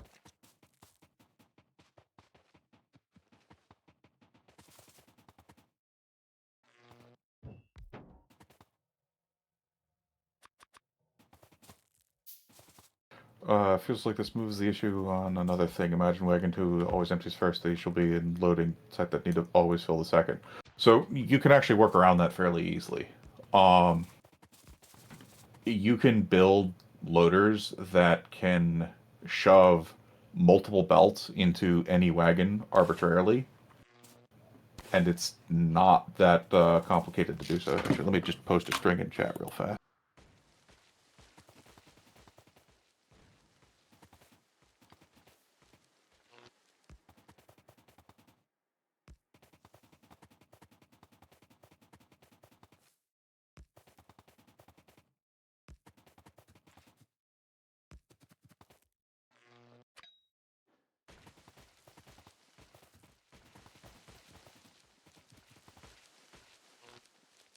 So if you throw that into like FBE or in game or something like that, that handles a full red belt with 2 inserters with stack base quality with stack size 7, which you can't get in vanilla, but you can get 8.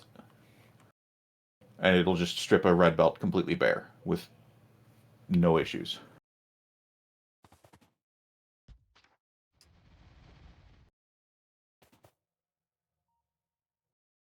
So you put 2 or 3 assemblies like that per wagon, then you just priority split, and you can just shove stuff into one wagon and then the next and then the next.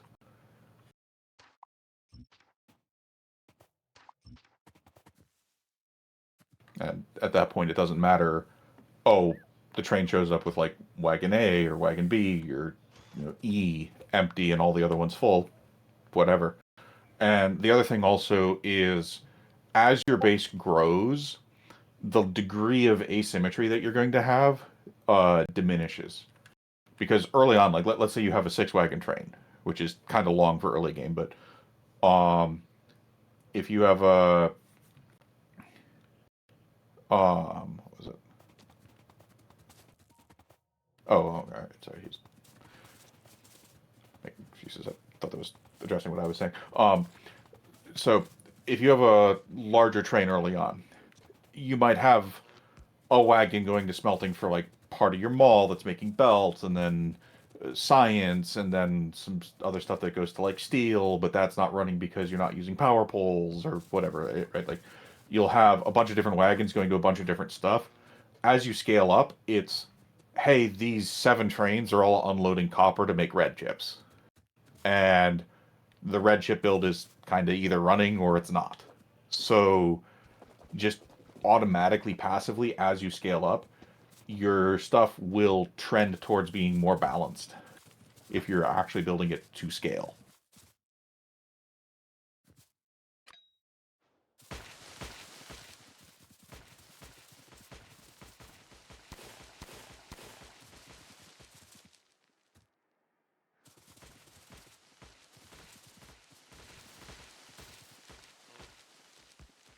God damn it.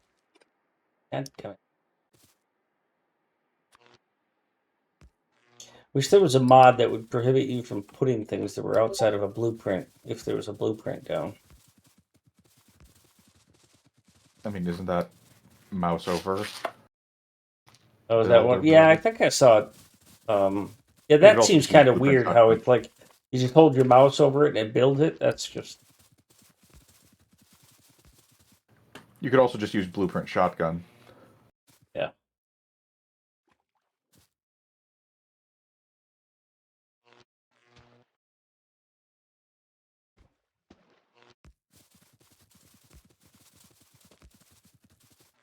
I hated doing the whole go to a hotel for 3 days for work thing.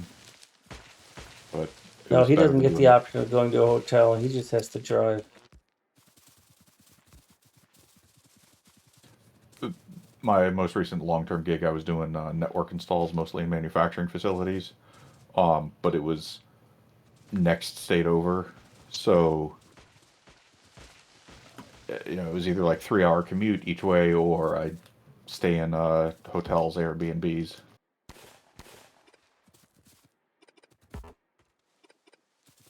And got real old, real fast trying to do networking work and having to use Wi-Fi hotspots because literally no Airbnb ever has decent internet, and the hotels are not great as well.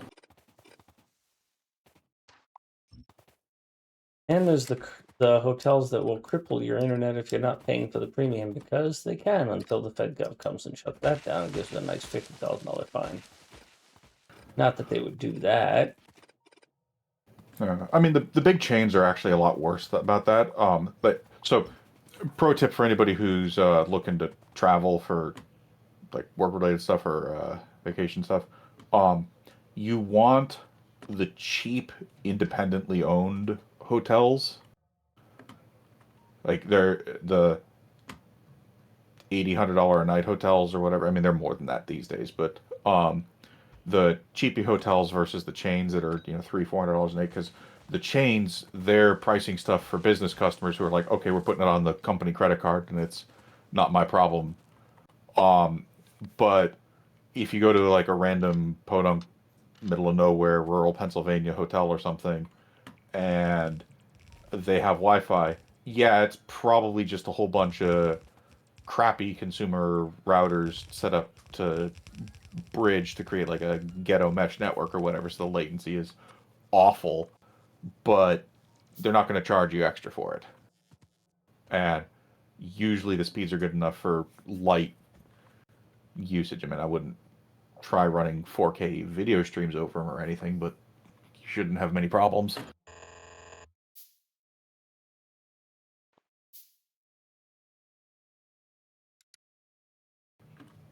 And I actually did install a fair amount of TP-Link gear. Their Omada stuff is a decent competitor directly with Unify. At the time, like COVID heights, it was more available and a lot cheaper than Unify stuff for basically the same thing.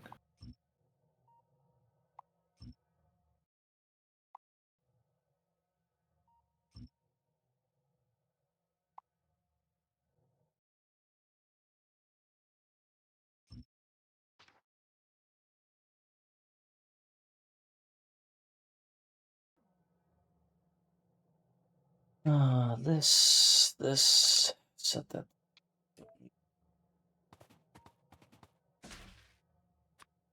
God damn it. Turn that off.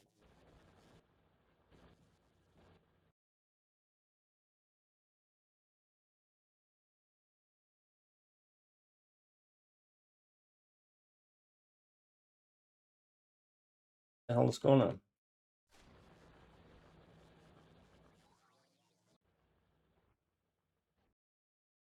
That was some lag.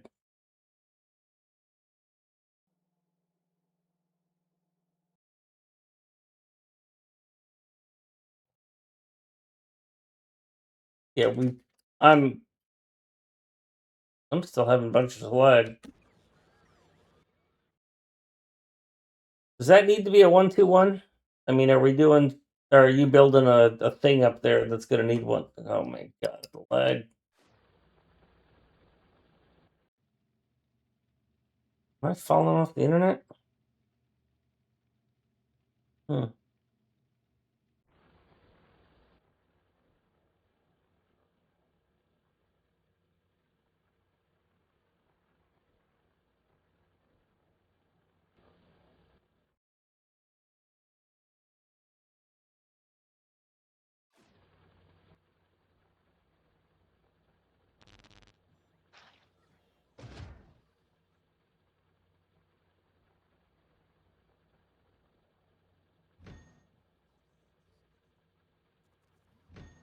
Why am I getting?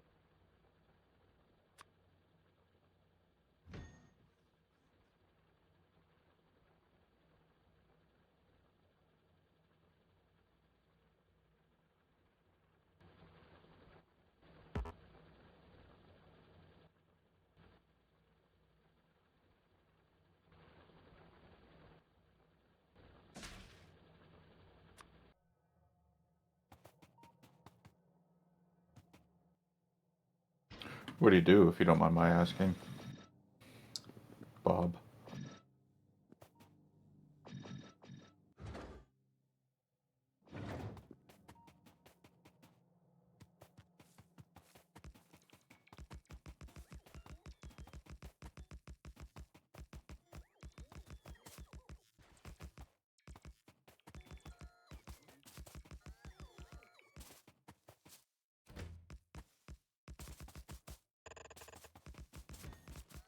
If I understand it, he builds shit.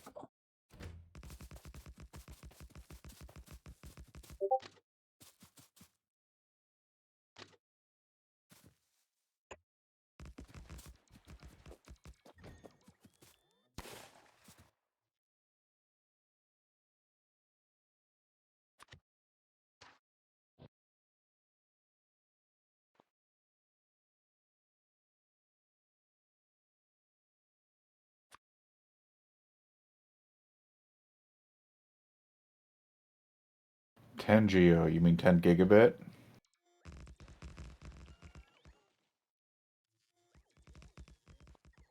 Yeah, probably that's a GB, but he's typing.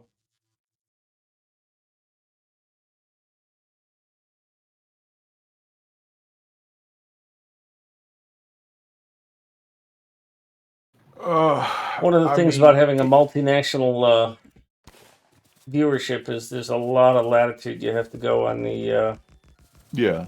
what do they mean versus what does it actually say. So I'm maybe not the best person to ask because I just run a virtualized router on my home server with 10 gigabit SFP cards in it. It's an old Intel X520, and then the home network is connected to the other port on that, and a couple of machines are connected to a 40 gigabit Chelseo T580.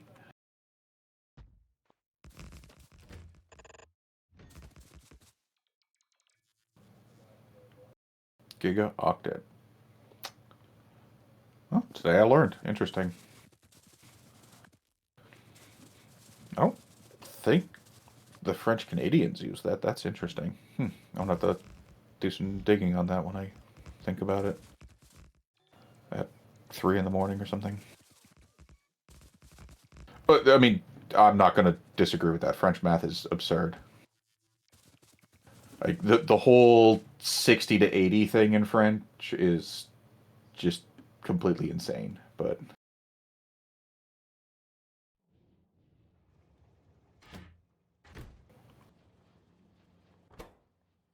what is it? 60 to 80 are all like irregular, or it's some. I'm might be misremembering if it's French or not, but it's like they do number of scores plus 1 to 20 up to like 80. High speed, your sulfuric acid train is wrong. It has a space in the name. Actually, it's the station that I put down that is wrong. Okay.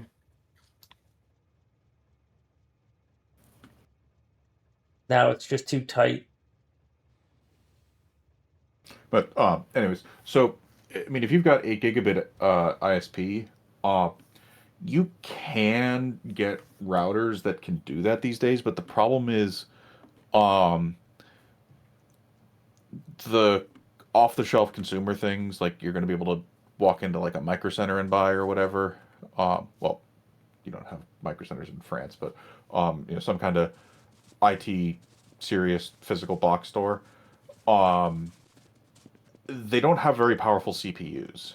So if you want to do anything complicated with your ton of bandwidth, they're just going to get overwhelmed and start throttling and choke.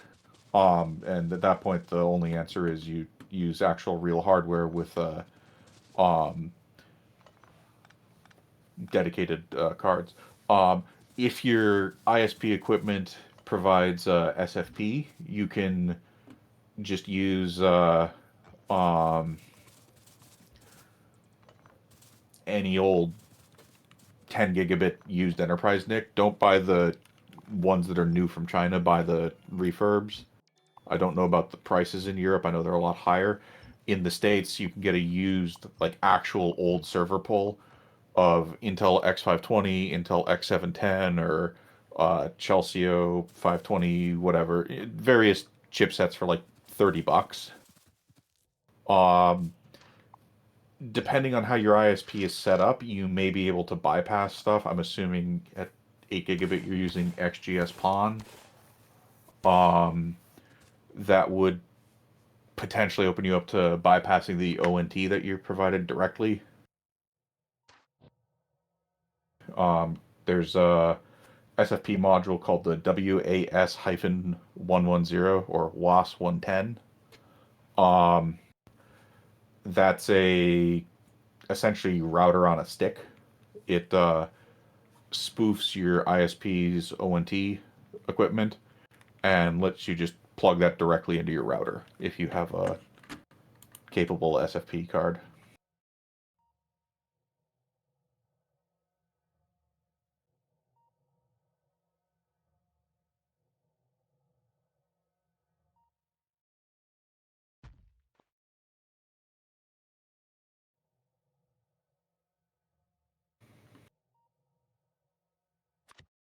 Oh boy, we're at the metric versus imperial stage of Twitch chat. Oh my.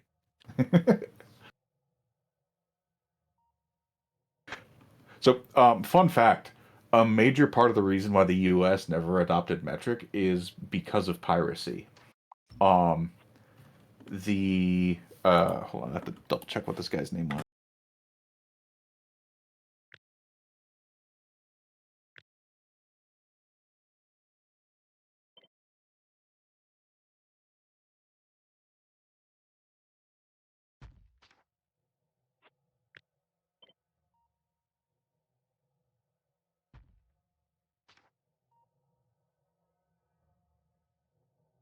But this is like back in the 1700s, I think.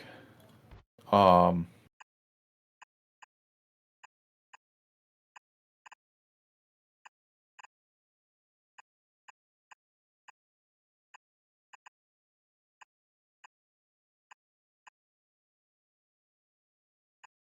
yeah, Joseph Dombey. He was bringing metric standard units, so reference units. So before we defined everything based on like physical properties of individual atoms, like silicon and stuff, because they didn't know about that stuff, or let alone know how to calculate that stuff back in the 18th century. They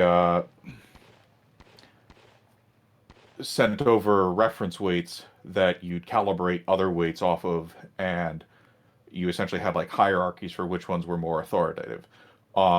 This had a whole bunch of problems because, like, what if one of them got like tarnished or something? If it was a higher authority, then everything else was perceived to have drifted relative to that. But it was what they had at the time. So this guy was boating across the Atlantic, and a storm knocked him into the Caribbean somewhere, and pirates took him hostage, and they didn't know what the hell to do with a bunch of weights, and he ended up dying of some kind of infection. I don't remember what. Um, but in short, you can essentially say that the reason we use the imperial system in the U.S. still is quite literally because of Pirates of the Caribbean.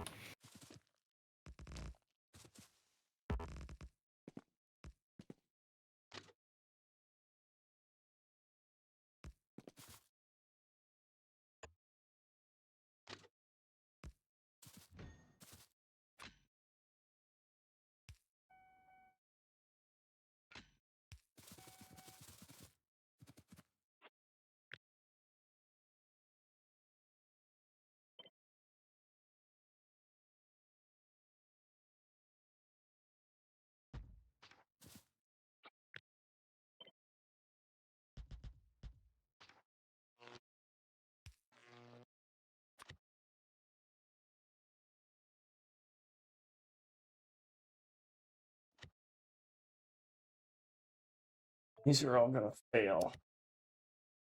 I need a green wire there and a red wire there.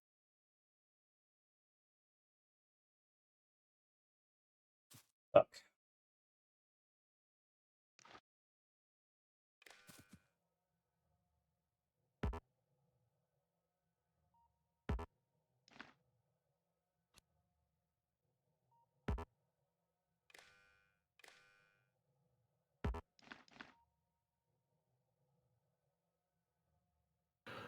It's not even necessarily like road signs. So the problem with fully switching over to metric in the US is that all of the tooling that was produced up until basically the last 20, 25 years was very, very heavily, if not exclusively, made with Imperial stuff. Um, so you would have to have cross compatibility with a whole bunch of industrial equipment made in the 60s that would cost tens or hundreds of millions of dollars to replace, and that's just at like a one facility. We're talking billions, possibly trillions across the country to go in and retrofit everything so that instead of having like quarter 20 screws, you now have metric ones, or you would have to have um, screws that have metric heads but maintain the quarter 20 thread body, and then now all of a sudden you have like multiple competing standards on one machine that already requires some guy in his mid 60s who's the only one who knows how to bang it with a mallet in the exact right spot to like get the sludge out of the one pipe or something. I mean, just retrofitting stuff is a nightmare for industrial stuff. New things, yeah, sure, you can make new stuff with metric pretty easily. And in fact, that's actually what a lot of companies do. Most of their stuff is actually made with metric parts now. But all of the legacy stuff, you'd have to replace all of it.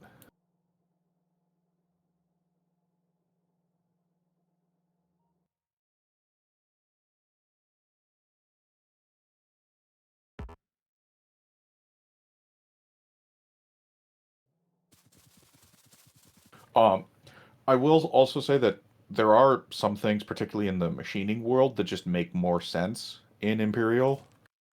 Um, I mean, we still use inches and sols for monitor sizes, and I also think for water pipe connections, the 3/4 inch or 3/4 sol size and stuff like that. yeah. Um, so spicy take on this. The metric system would be better as a base 12. Um, 12 is a highly divisible number. It has whole number factors of 1, 2, 3, 4, and 6. Um, and sure, you don't have 5, but you don't really need to divide things into 5 very frequently. But being able to do halves, quarters, thirds is really useful without getting into um, weird decimal representations for things and other stuff. Yeah, and 60 is amazing. That's why the Babylonians use that for clock stuff. But 60 is a big enough number that it's problematic, and the only real thing that you're getting from 60 is having 5. Wait a minute.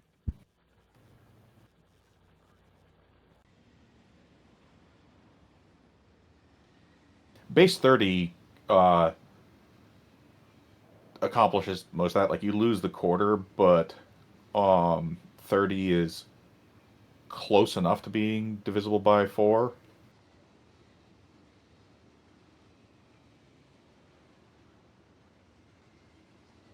But some of this is just kind of a cultural thing for how things are described. But in the US, we describe things with fractional amounts frequently. And in metric based countries, well, specifically like Western ones, they don't seem to do that as much. And for exact math, yeah, it doesn't really matter one way or the other. And fractions do start to get into problems where like the number of points after the decimal get kind of just arbitrary at a certain point. But um, intuiting that something like 732 or 730 seconds is somewhere between 3 and 4/16 is really easy once you're familiar with that as a fractional system. Representing that, and you also know the degree to which it's different very easily. It's kind of a more analog way of visualizing the number. Whereas if you just have decimal representations of stuff, it's harder to intuit that. People lose sight of that because the people who are having those discussions are typically people who have some kind of science or engineering background or something. And they go, oh, well, it's easy for me. It's like, yeah, it's easy for you. It's not easy for somebody who doesn't have advanced formal math training.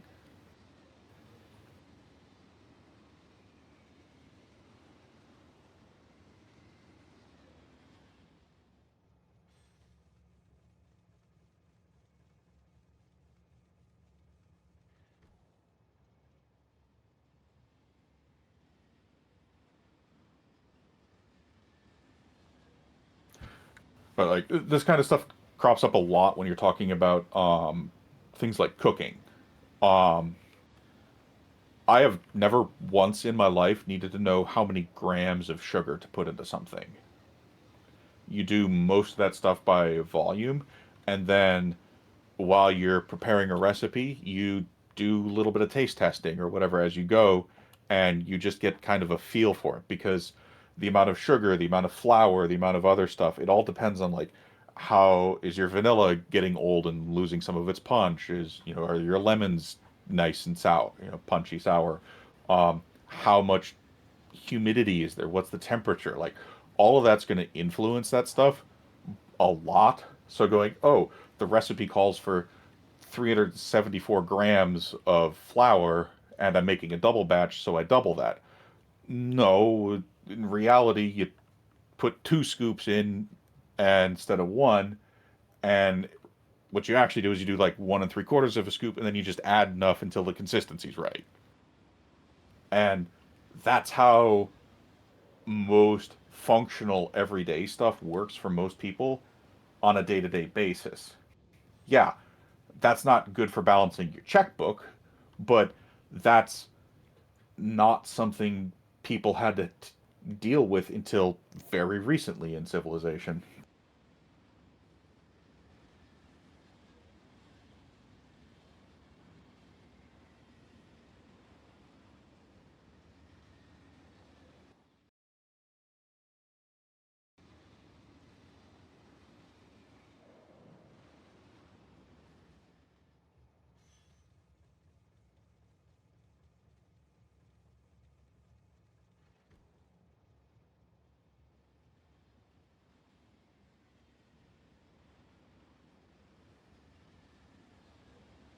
These days, spec is whatever the impact wrench outputs,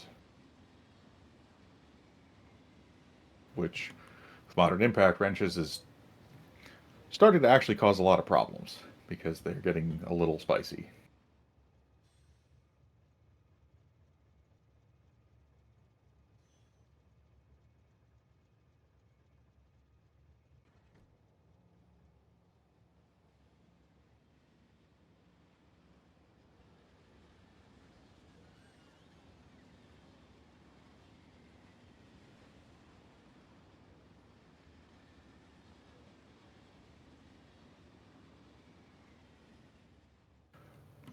Yeah, but tell that to the guys at Jiffy Lube Burgers. Like,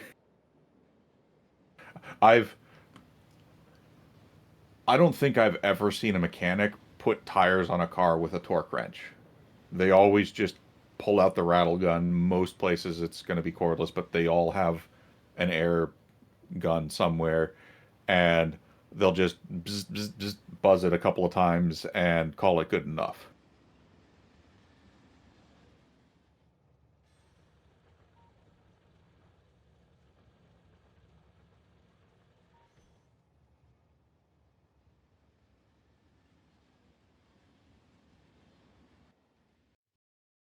Yeah, I mean, like you don't want it on the bolts in your engine manifold, for instance. Those guys strip real easy, but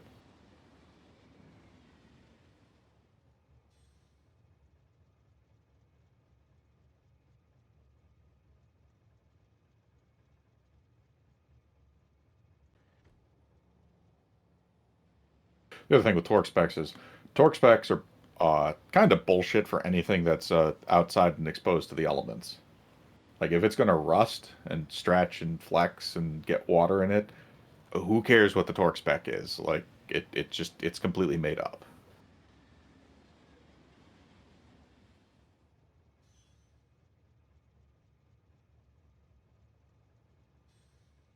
Yeah, I mean something like an airbag, but that's a safety component inside where it stays dry.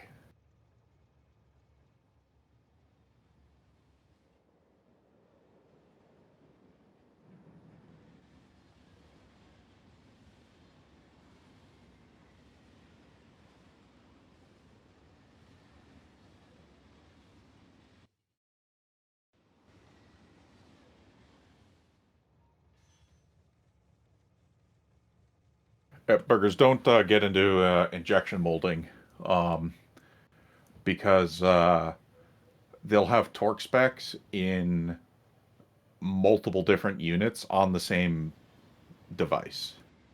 Uh, some of the bolts will be imperial, some of them will be in metric, and I've seen them in oil field units as well for things that have like gas seals for wasn't glass filled nylon. I can't remember what the plastic was, but it's got a really nasty penchant for off gassing hazardous compounds, and the seals for that used. I'm drawing a blank on what it was, but I looked up what the unit was, and it is originally an oil field unit, and oil field units are insane is the concise way to put it. Their own category of insane. Yeah, they're just full on stupid.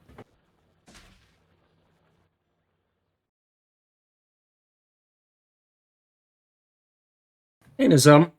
Well, we are trying to clear the Earth of biters and take it over and launch 50 rockets, one from each rocket silo. At least 50 rockets. So this map is made from a satellite image of Earth. And if you look closely, there are cities around here. There's Montgomery. I'll turn off the train stations here. So we've got Fort Liard and Hughes and a little bridge to get us across to Russia. And way over here to Albany, New York. And down here to South America. So eventually we'll spread this rail network and we'll deliver the stuff we need. Each rocket silo can support one rocket launch per rocket launched in total. So we've launched a total of 4 rockets, 2 from El Paso and 2 from Boise.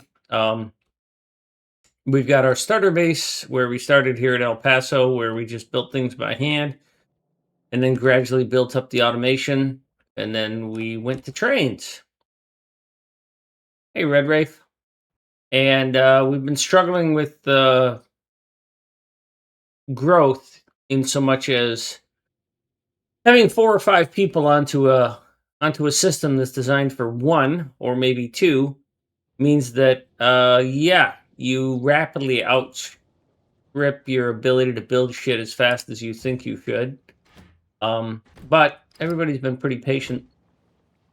I'm simultaneously trying to redo the rail network and get smelting going and get artillery going. Jay is trying to feed Pony's ravenous thirst for green ammo. By the way, Pony, there's a bunch of green ammo in these chests up here. You can steal some of it.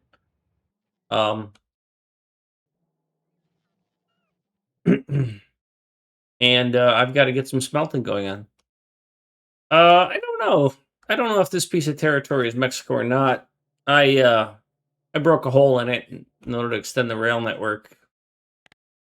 kind of broke my own rule and made my robotics network bigger than it should have been. I don't like overly large robo networks.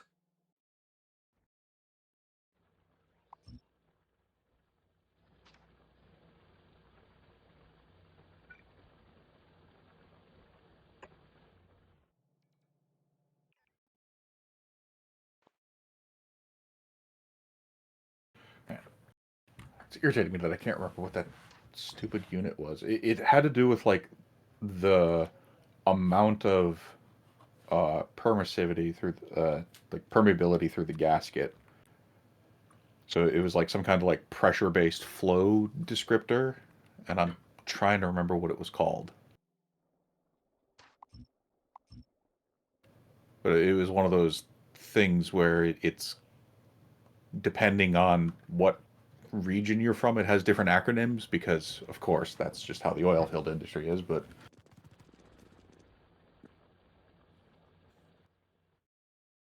whatever, not important.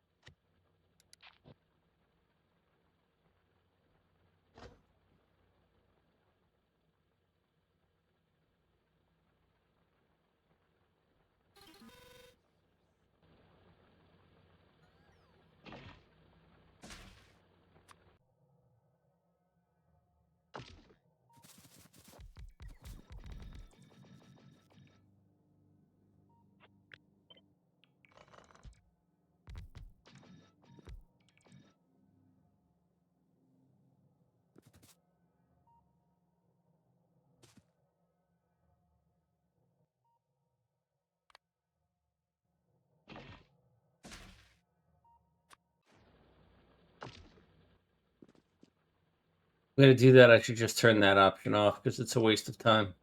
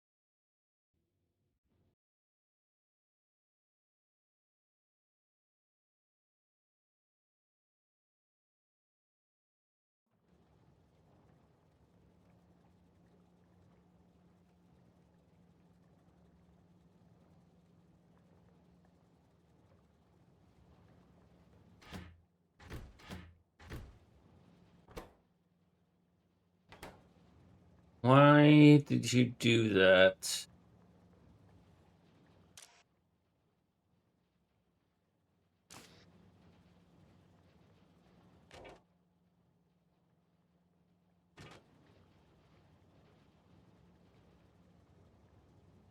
You went out of balance because I took that one.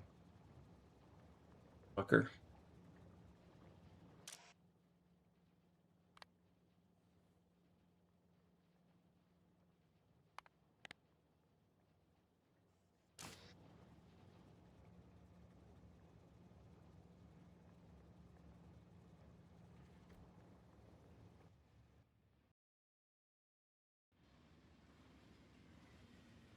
Oh my god. Yep, missed the green wire. Son of a bitch. Oh, I got some errands to run before stores close, so I will be back later. Cool. Have fun. Thanks again for all your help and knowledge, man. This has been awesome.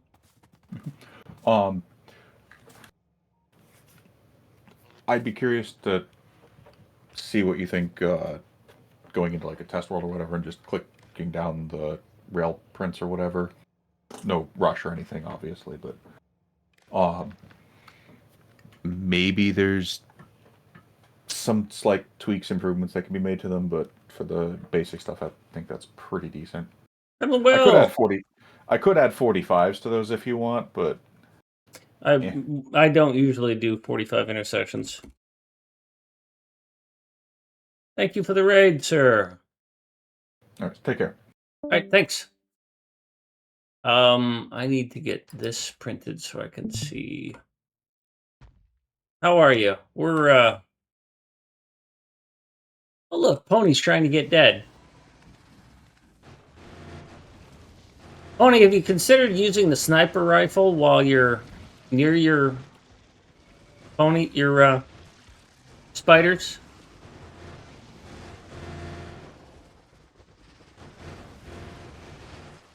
Yes, these spiders have been modified to use machine guns because the explosive biters from Ferrari are immune to what is it? Explosions. Yeah, I'm trying to read it on my screen. Resistances. I can't read it though because I can't Just scroll. alt click. Just alt click on it.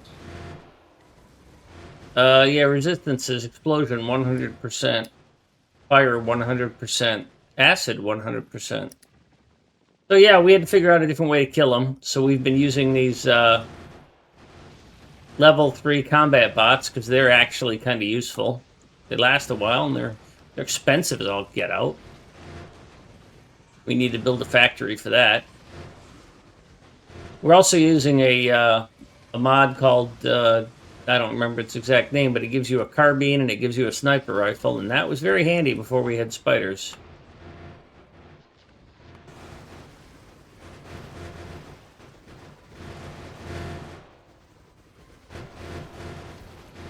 There is a... Is it a worm or is it a spider or I'm sorry, is it a spitter or a biter that comes out and wrecks your day? Anyways, there's a mother biter that comes out. There she is. When she blows up, she's down at the bottom of the screen.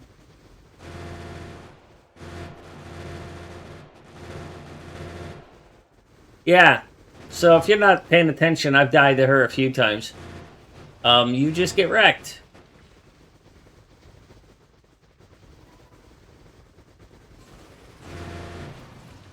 Also, those red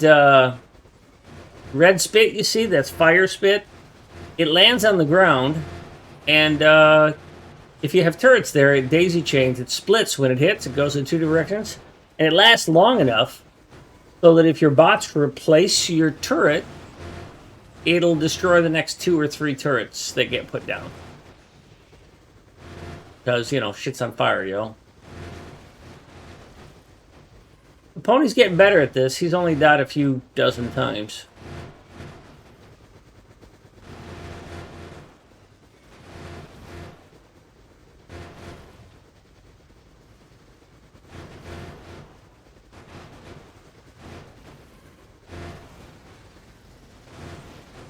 Ooh, you almost got it there.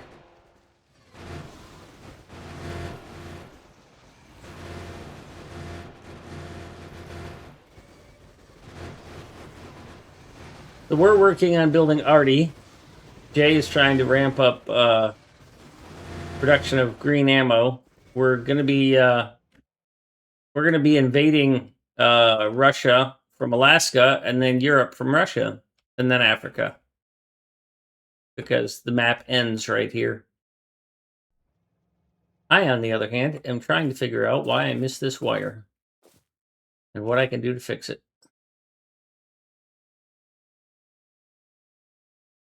It's connected to the chest.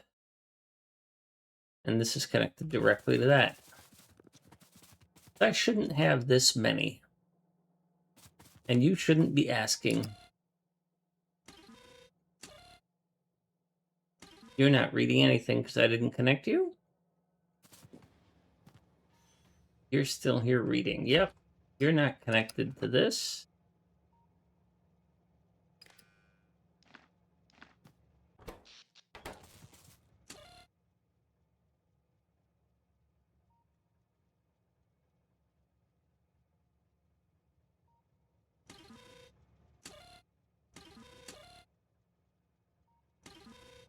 So this turns off. And you were not supposed to unload if that was... You're only labeled if that's less than or equal to 1. All these aren't supposed to be here.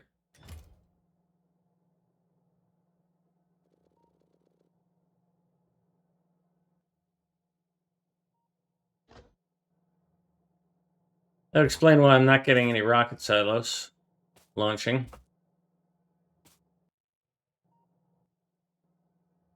As the train kept coming here and unloading. So I've got a bunch to fix in other places.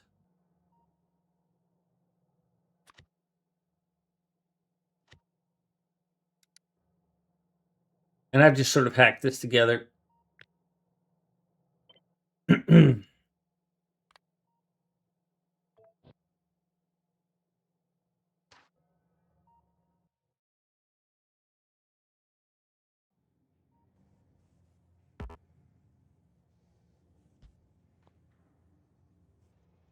Same problem here.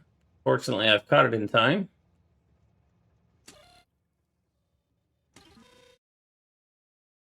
I broke the radar.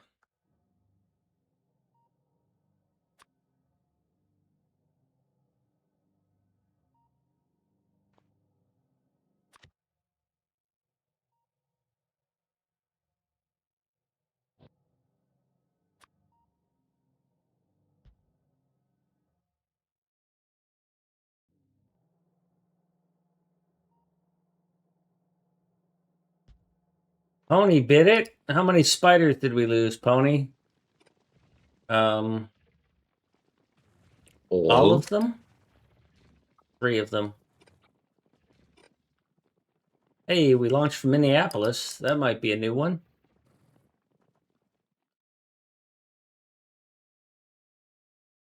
Yeah, it is. Good. And we didn't get a windscreen. Yay, that's not totally broken.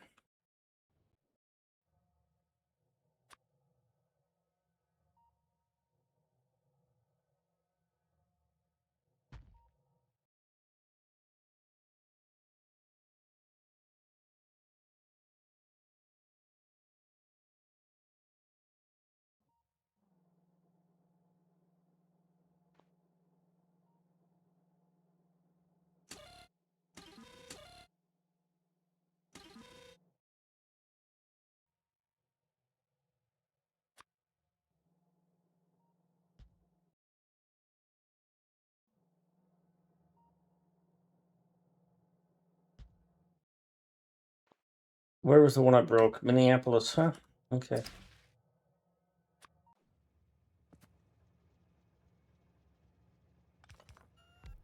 I changed the teleporter settings, by the way, so that they will not. Why are you here? Go away.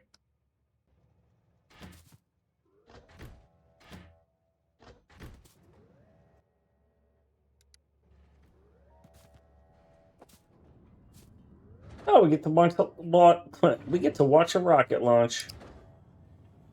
Yay.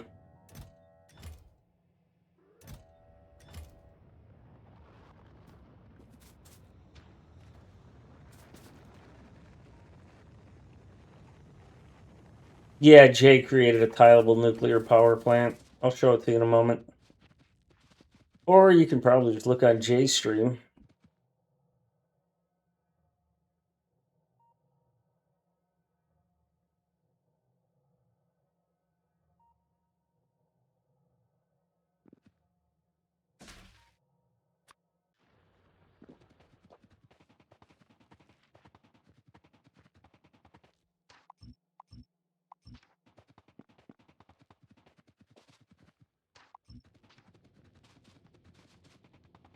This here is a factory that makes rocket components. And I screwed it up. And I screwed up the other thing. So now I've got a whole bunch of extra rockets. Or satellites, so that sucks.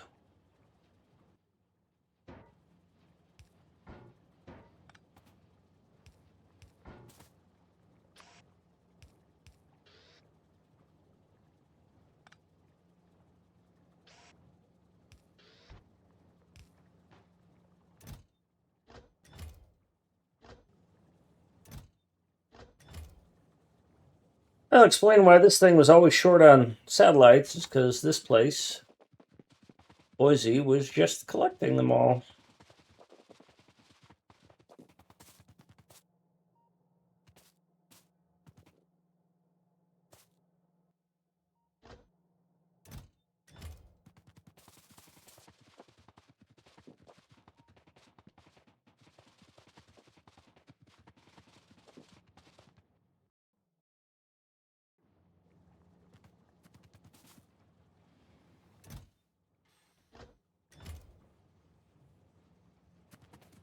You're not going to make many satellites.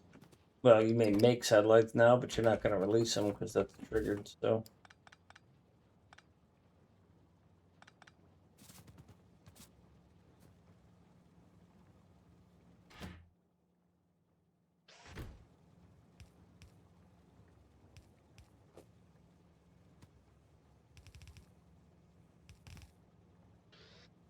Already running out of LDS.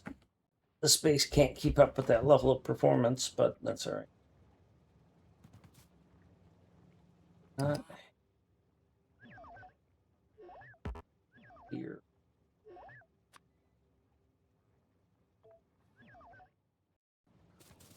This thing only needed these to build with.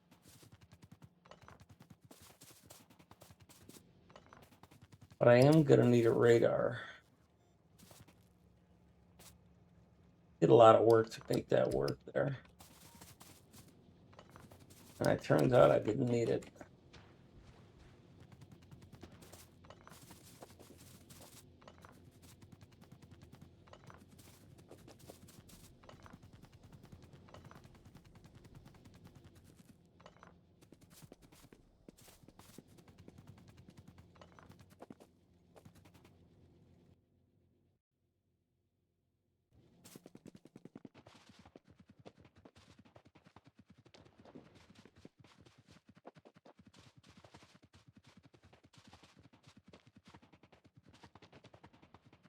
I've got to come over here and fix what Bob did. Or didn't do right. Just kidding, Bob.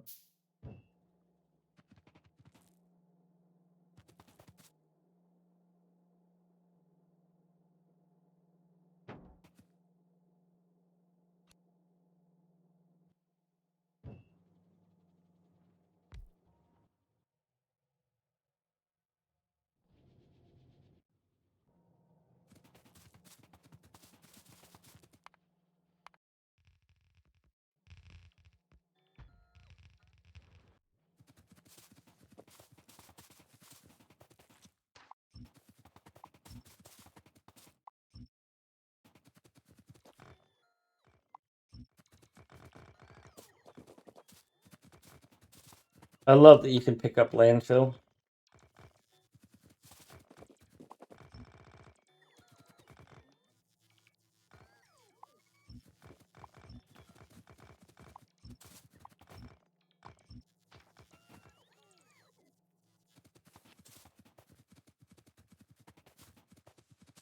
Yes, yes, burgers.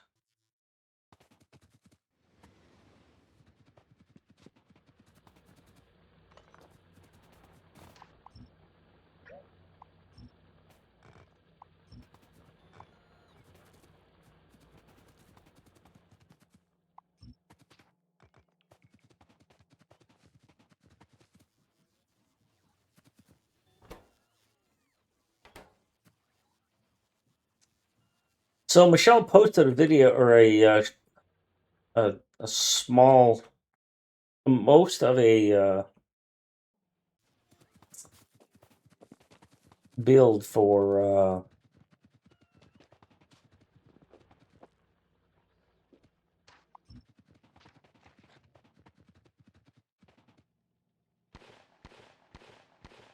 I hate dead trees. They block you from walking. For one of the strong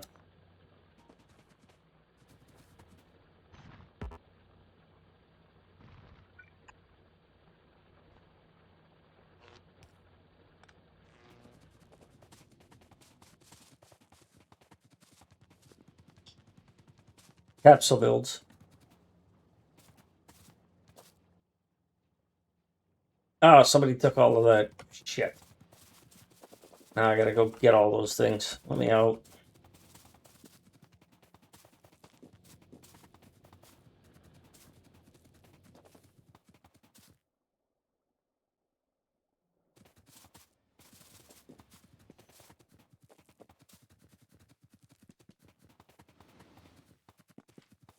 Fuck me.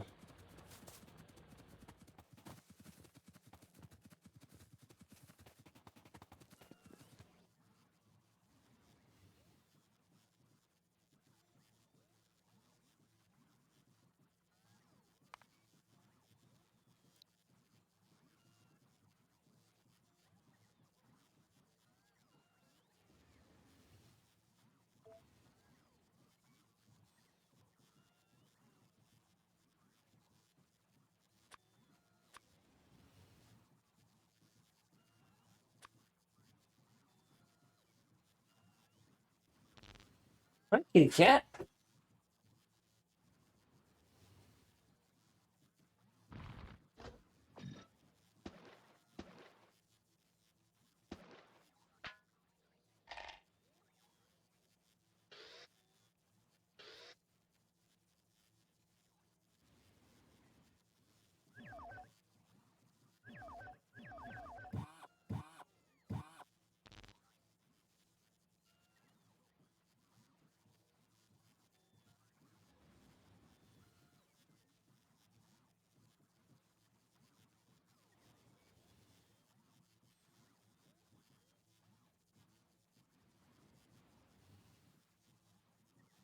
Give me all the satellites you took from me. Little twitch.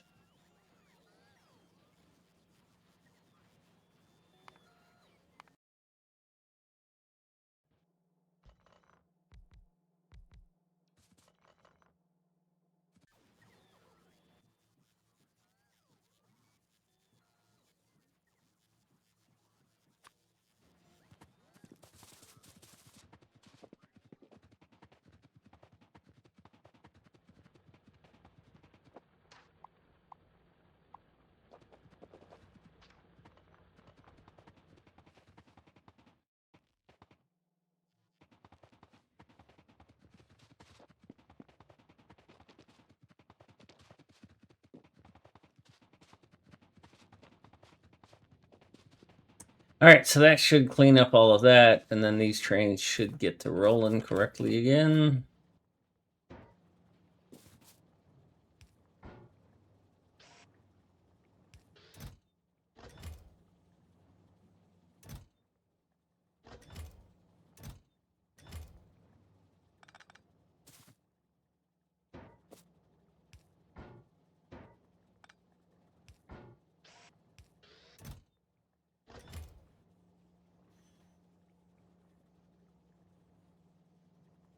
Wish I could see where you just came back from.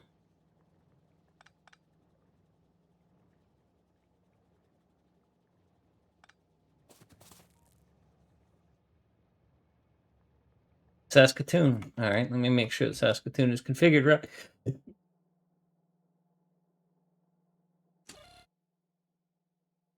You want some rocket fuel, and that's about it. I should design a better one of these someday. Yellow knife correctly hooked up? Well, it doesn't have that, so I need to get there and do that. Where am I? Boise's there, so I'll go there.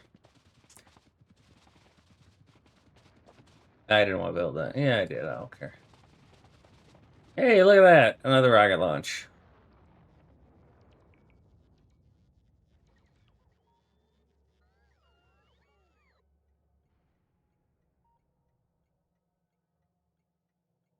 I don't know, Bob. I got myself fired. That's what did it for me.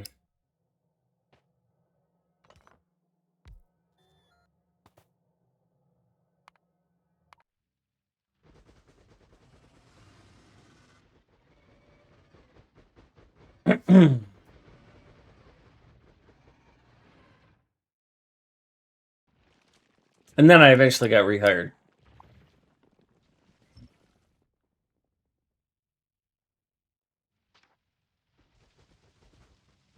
Oh, you sure you don't want to wait until you've got like 10 more spiders? Or will that not make a difference? Then Maybe he will you- blow up just more spiders. Okay. Yeah, maybe he needs somebody to ride with him so that he has more. Oh, okay. He has more combat bots is the problem.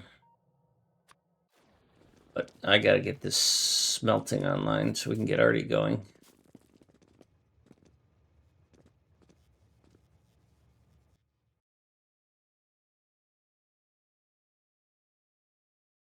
And I've got to replace these intersections. Back in a minute.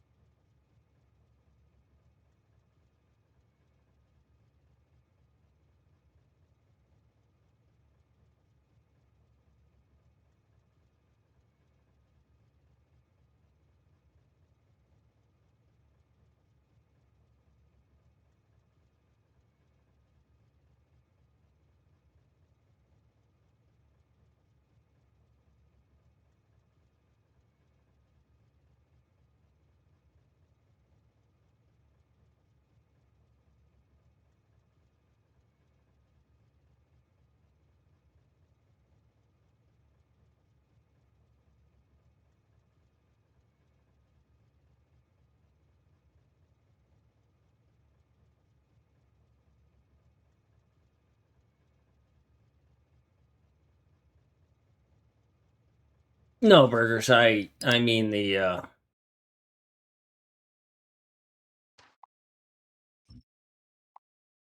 I'm gainfully employed now.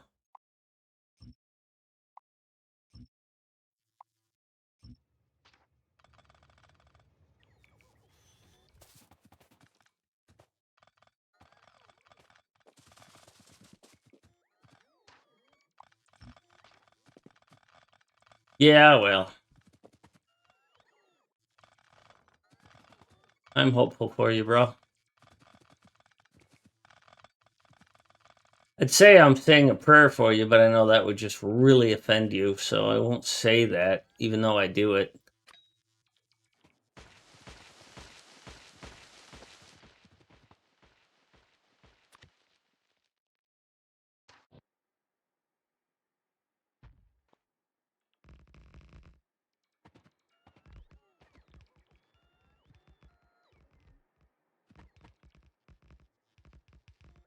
Yeah, multiplayer Factorio is a team building exercise. I love that idea.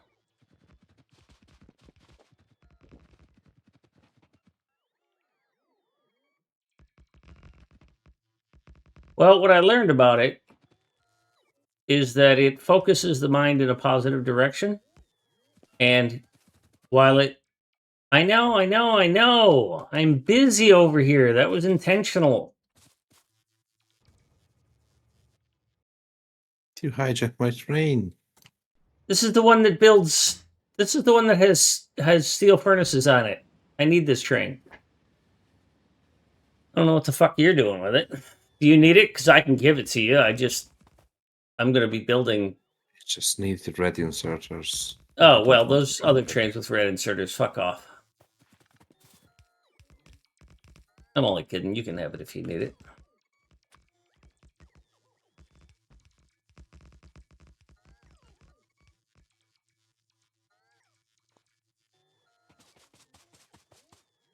Oh my god, I ran out of power.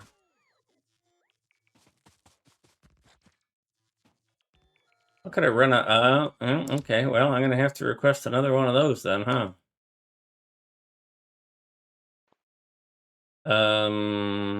Yeah, how do I request one?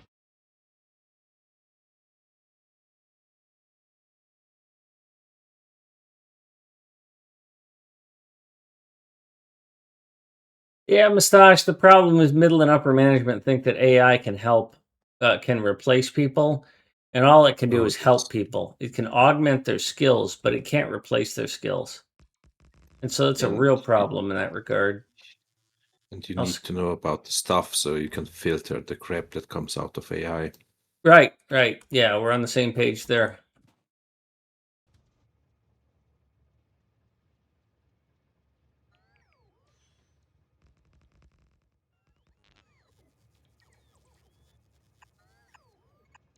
So, how long do you plan to block that intersection? 30 or 40 years, because I'm going to tear out the other. I'll get out of the way right now, but I'm going to tear that other one out too, so.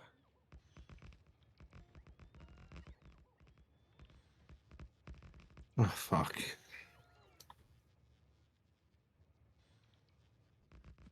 I'm out of the way. Get off me.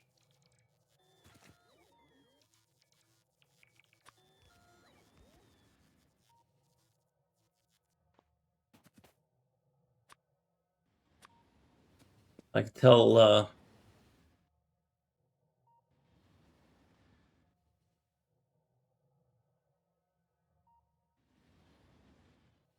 I can tell Ravisher doesn't use lamps in his designs.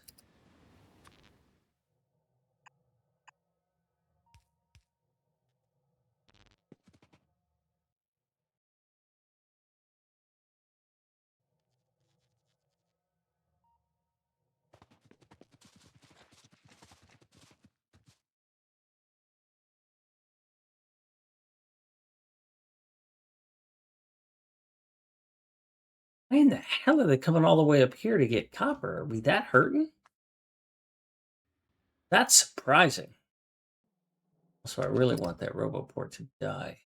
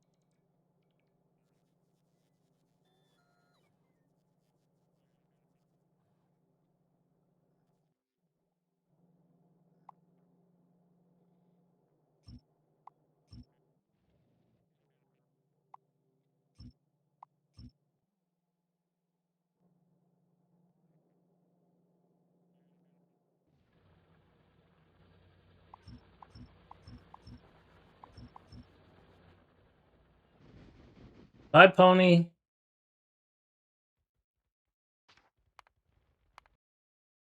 How does that keep happening? Why are you not in the group? Wait. Why is this... Where did this thing come from? That is so fucking weird. These trains.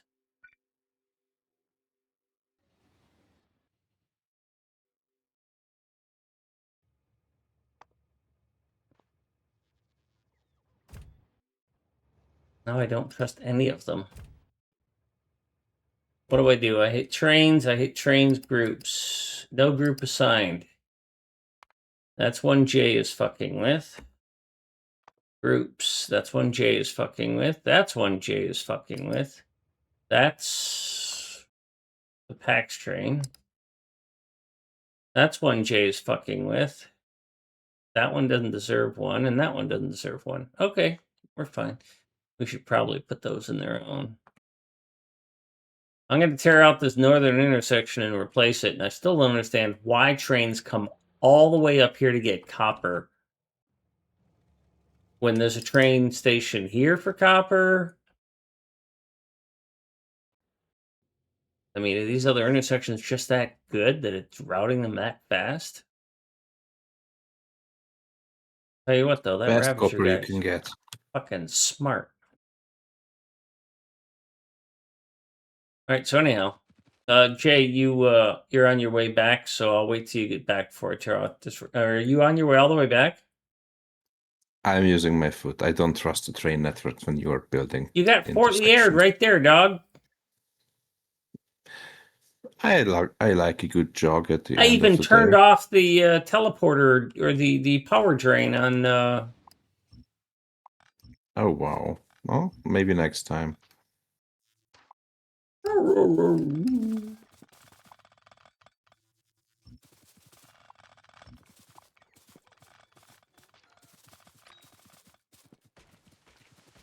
Given how much work I put into making those teleporters, you goddamn better start using them.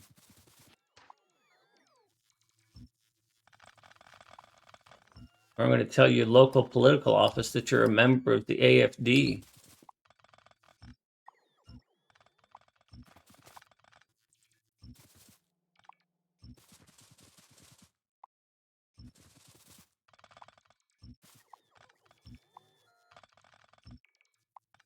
That went over like a lead brick.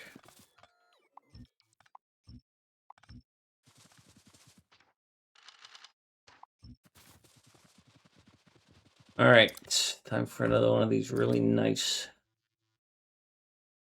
intersections.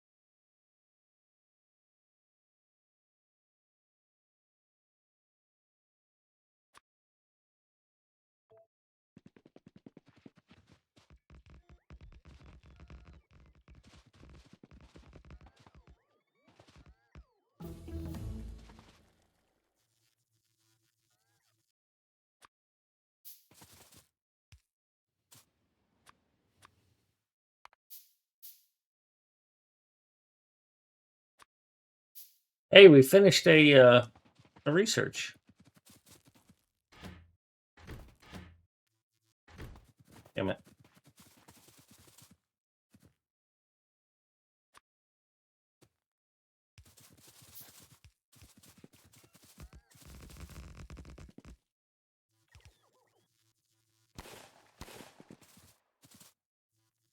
Hey, do you got a train over there that has a bunch of signals in it?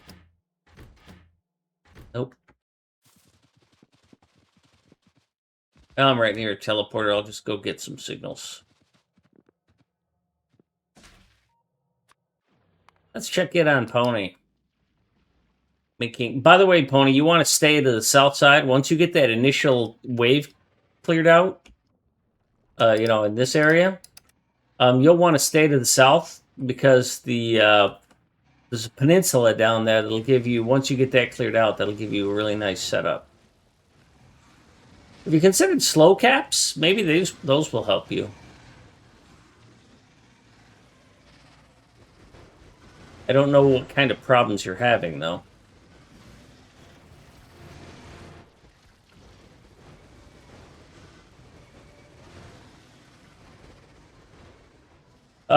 There's 50. This is the whole world with Pacific focus. Yeah, you just don't have enough firepower to keep them at bay. You need to equip them with those carbines is what you need to do. You need to... Can you put any kind of... I wonder if we can get this mod modified so that it can support the carbine. And then you just have 20 of those. Oh, Jesus, look at that. Ah, you took care of that, no problem. Woo-wee! So yeah, we started in Texas, and we headed northwest, fighting Claw and whatever the hell it is we're fighting.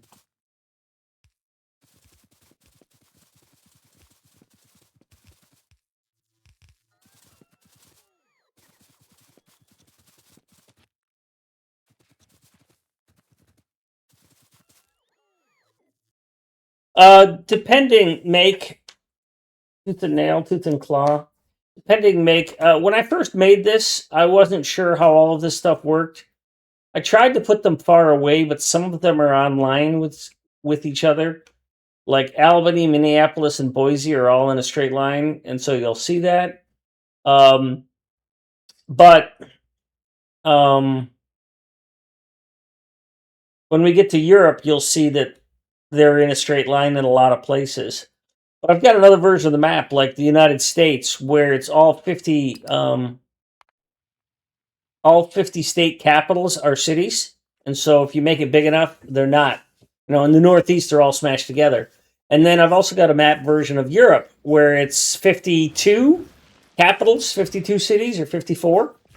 Ooh, hotfoot. What the fuck is that thing? A Leviathan exploder. Oh, okay. It did not give a fuck about that poison gas.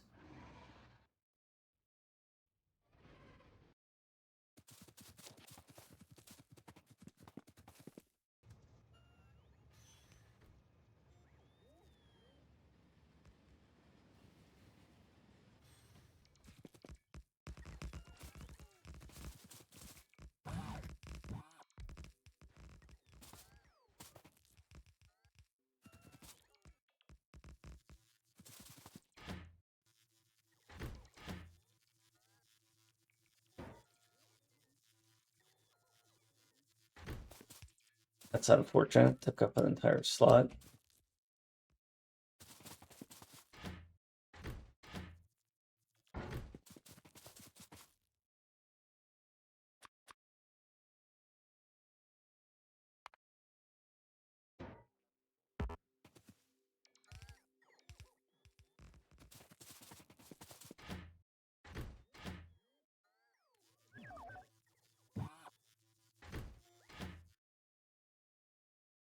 I don't have large power poles here. Well, I am going to be commandeering some trains. Jay, I don't know how many trains you're planning on using here, but I need some to build this smelting array. Are you in pretty good shape on the trains, or do you need a bunch of them? I'm done tearing out the network, by the way. It's fine. All right, so which one do you have? You have the base building train. Perfect, because I don't need that one right now. I need this one. The outpost train. And I guess I can take the wall train. I don't really need the wall train because I don't need the pipes or the lasers.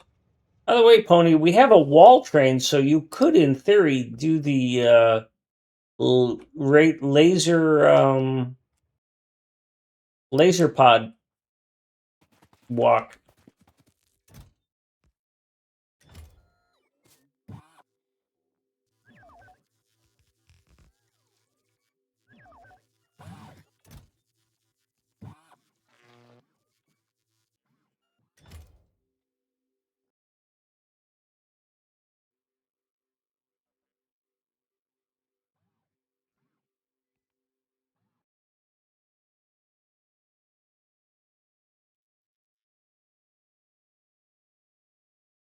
It's working.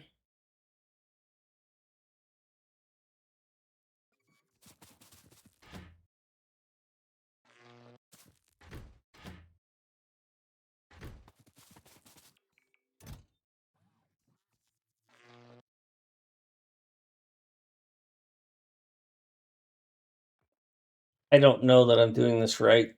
I'm debating pushing this out one and giving me room for another 4 stackers here. Plus, I don't know what I'm going to do for an output stacker, but maybe it won't matter.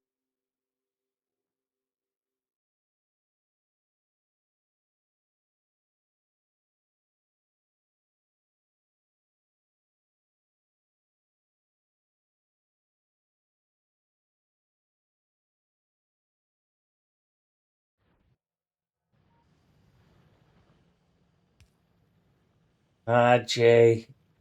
You're doing it that way, huh?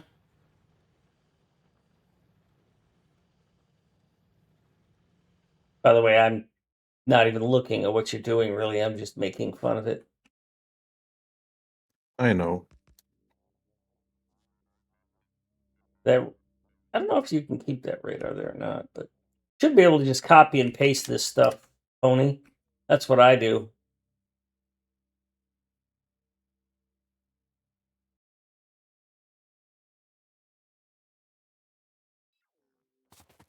I don't think the rail builder has the outpost builder has some rails, but I don't think it has the other fancy stuff that you need.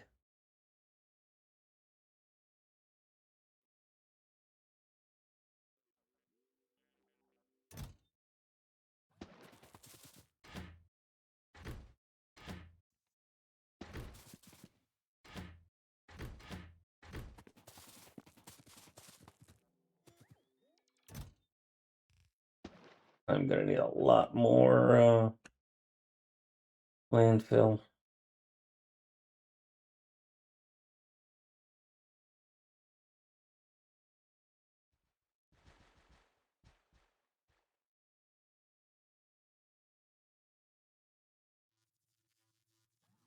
Am I missing a roboport there? It looks like I am.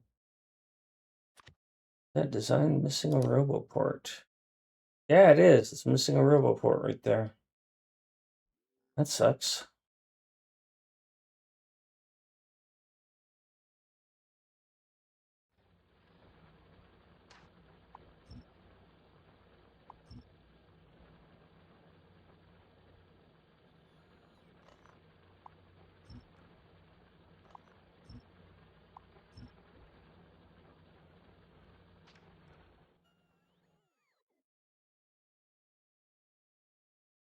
Saskatoon. Nice.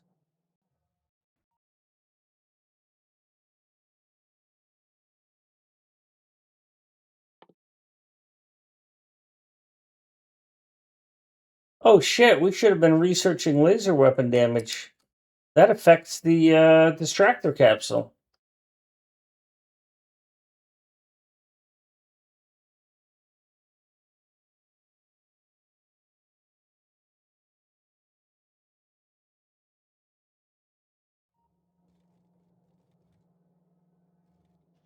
Yellow science. Why yellow science?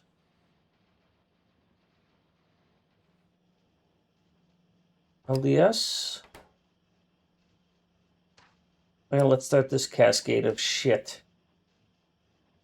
These are all perfectly balanced, and this is going to fuck them up.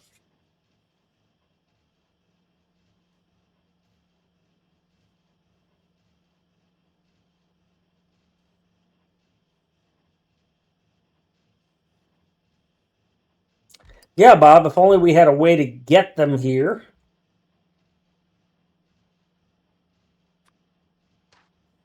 Unfortunately, not quite enough foresight to put them on a train.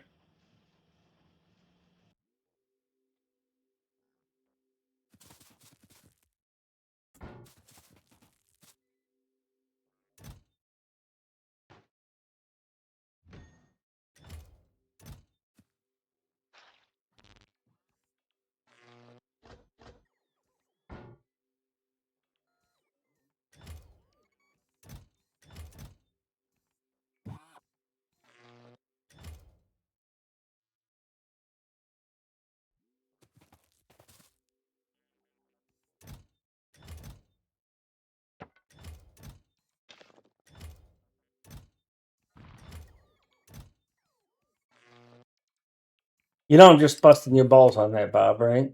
You did great. And I'm just giving you shit.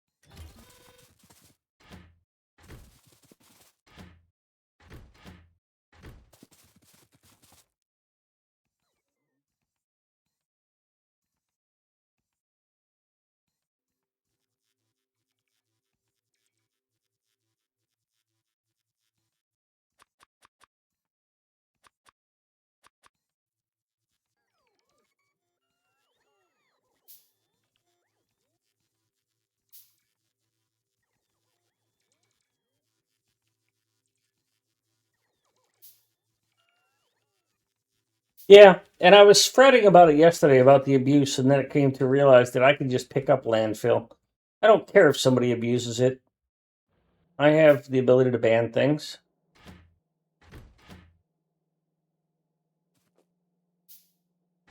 Jay, can I borrow this train? Sure. I need a couple things from it.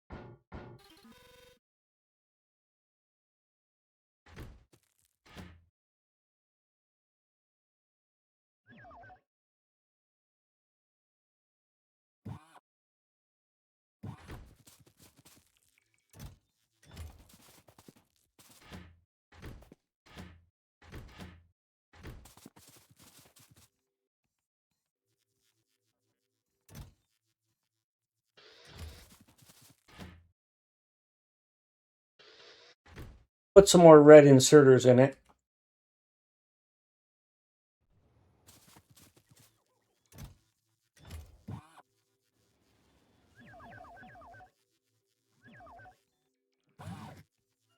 I'm gonna build a scrap train. Forgot about that. Trains, trash train. Trash train location.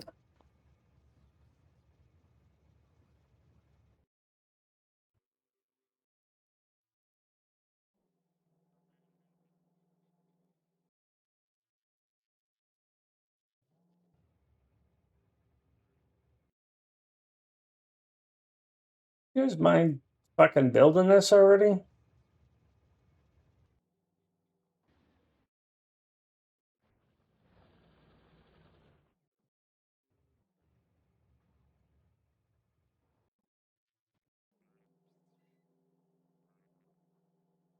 There's 2,400 available construction bots, and none of you can make a train. There you go.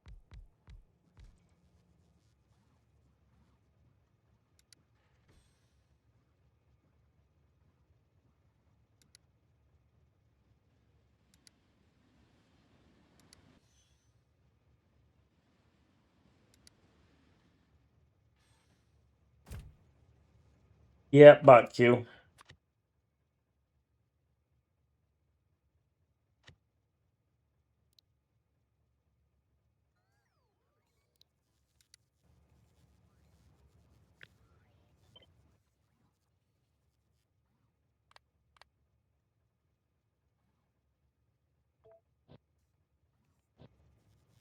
All right, you need to come up here so I can use you.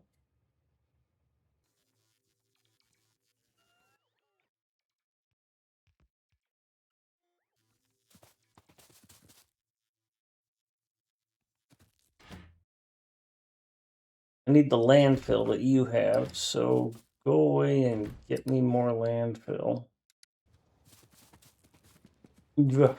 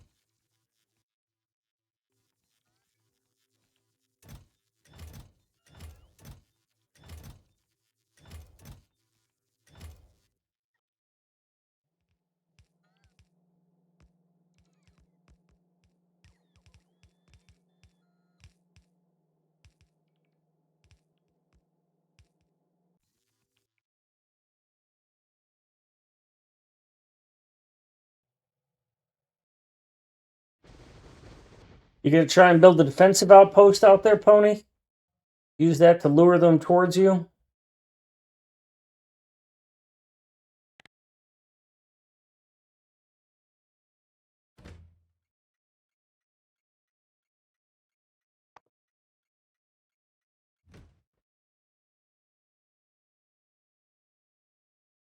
Like I said, if you head along down this way, you'll find that it's a peninsula, and you can do some pretty good self. If you clear that, you can have a nice defensive place.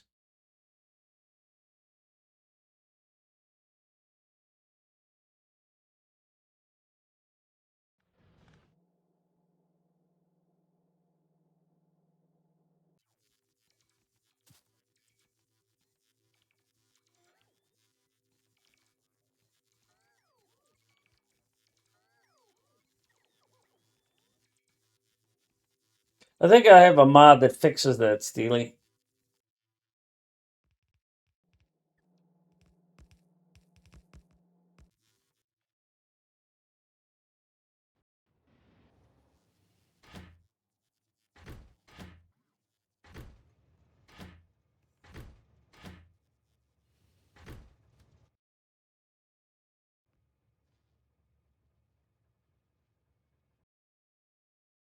So grateful for these new intersections. Difficult to learn. I mean, it's very difficult to to go through all of stuff, but man, such an improvement.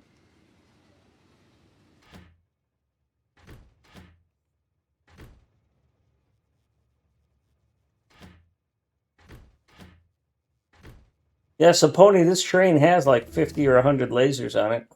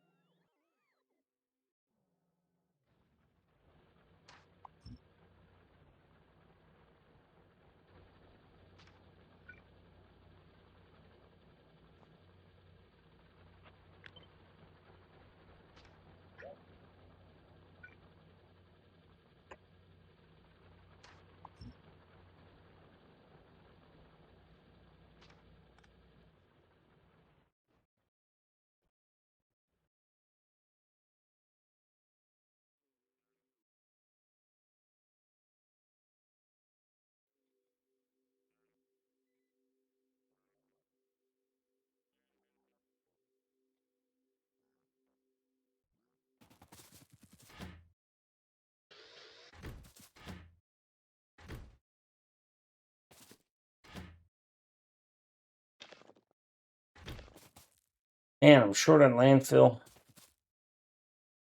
Oh wait, that's not me.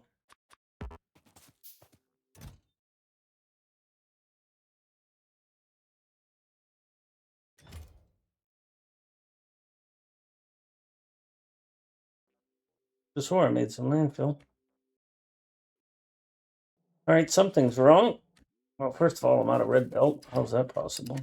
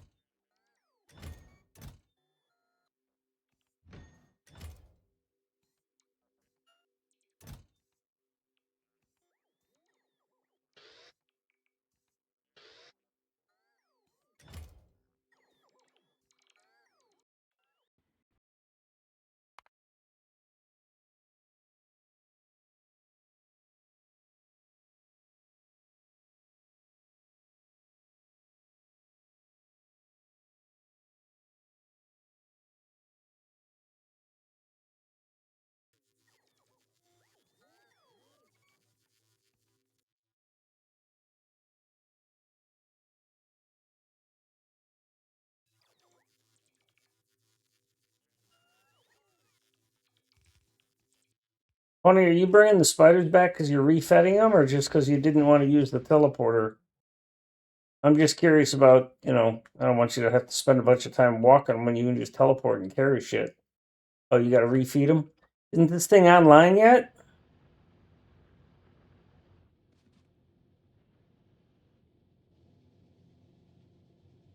Why aren't you using forges, Jay?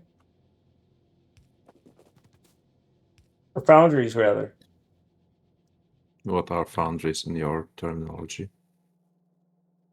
The technology we don't have because we're not playing Space Age. Okay.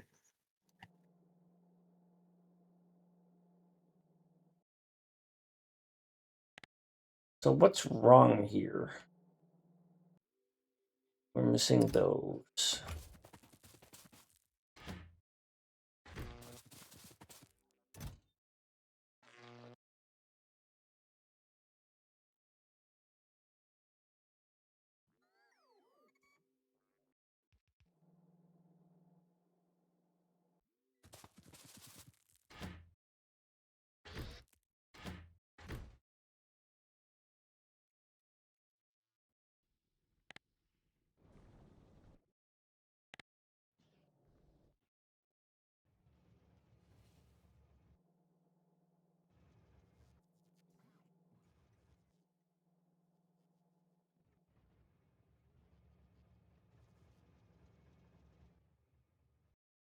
Can I borrow that train again?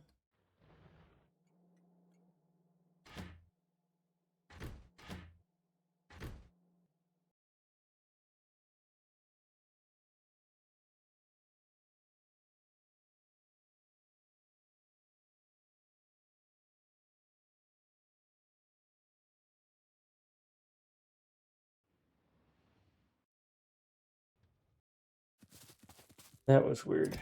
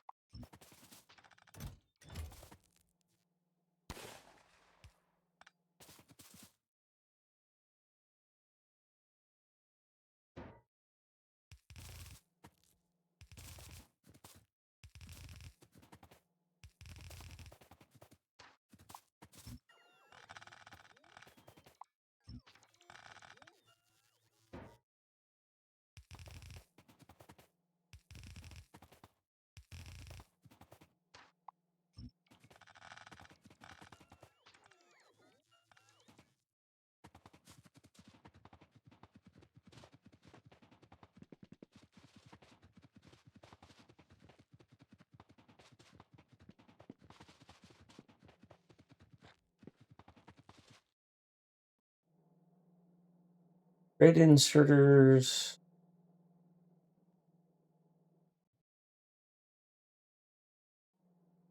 Blue inserter.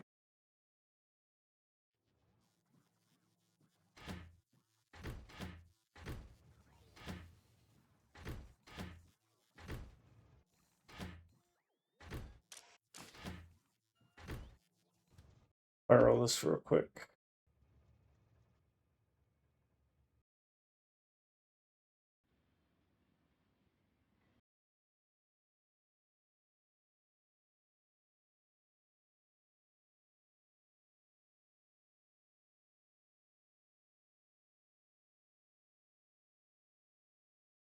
Now I need to set up a solid coal train to feed it, a 1-2-1. Solid coal, solid fuel.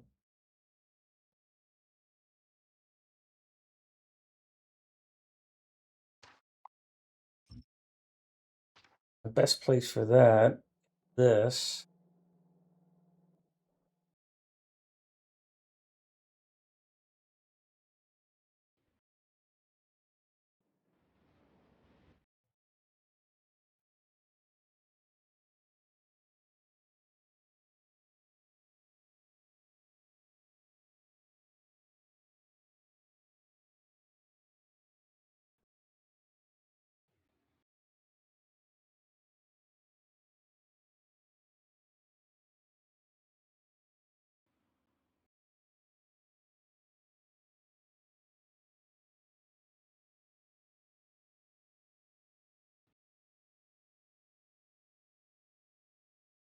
Because you don't export solid fuel.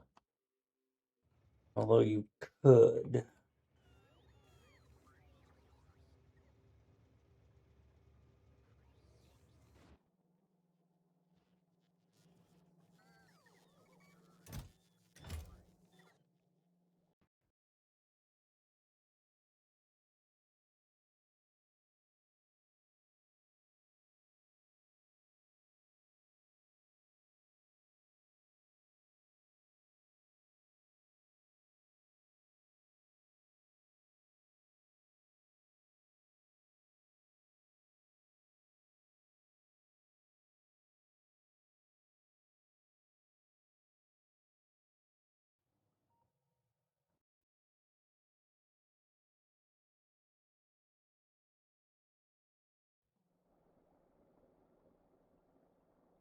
Take one of these.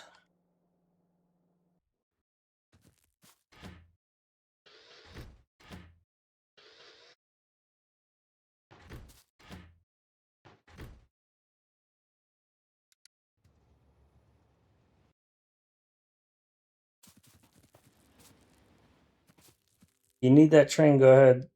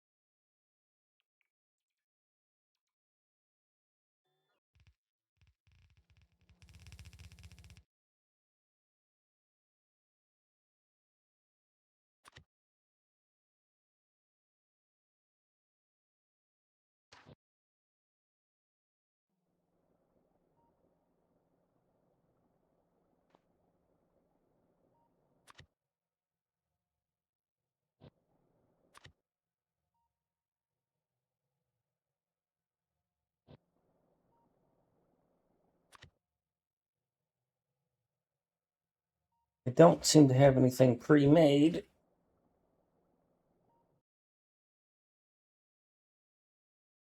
This seems to be the smartest thing to do, is to put it here as a standalone thing.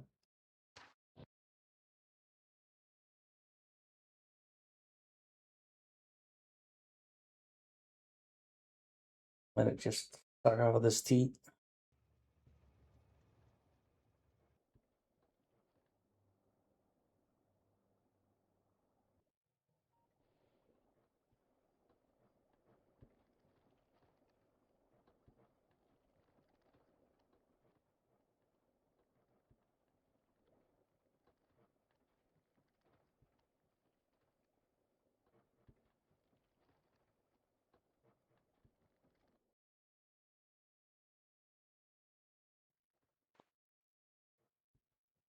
So I need a loader.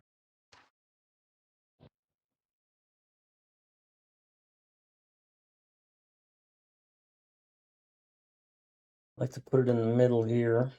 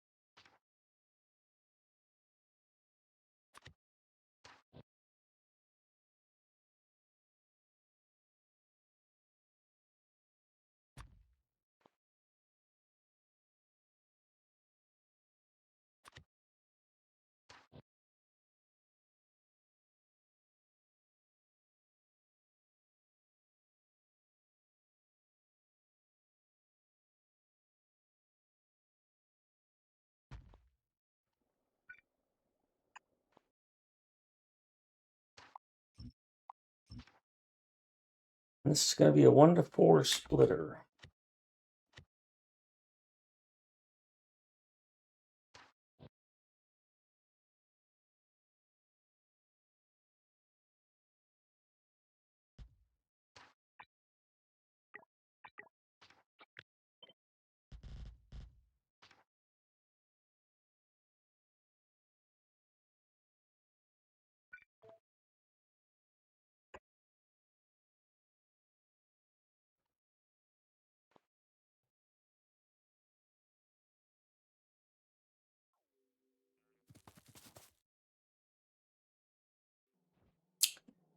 I need a train that has...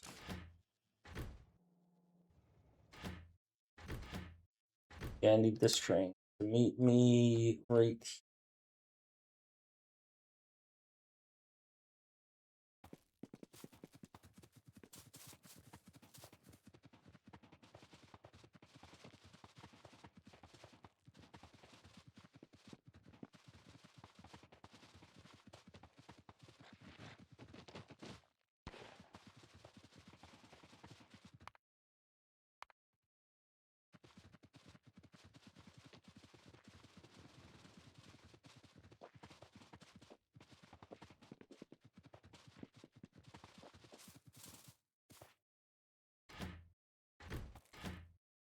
God, I don't have any rail.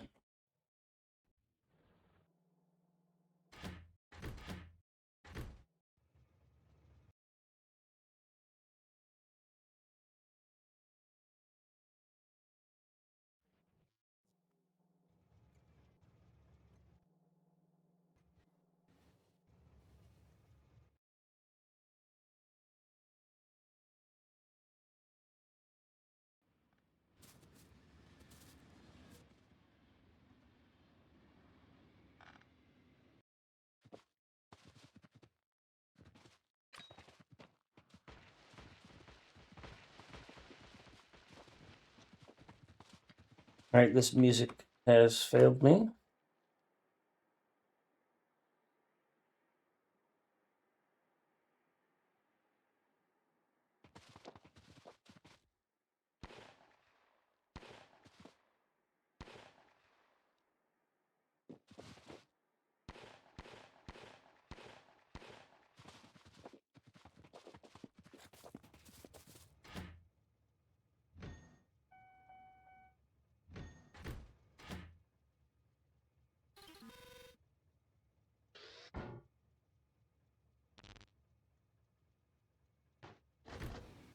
Fuck, I didn't even notice. I could have been standing on them tracks. I'd have been dead.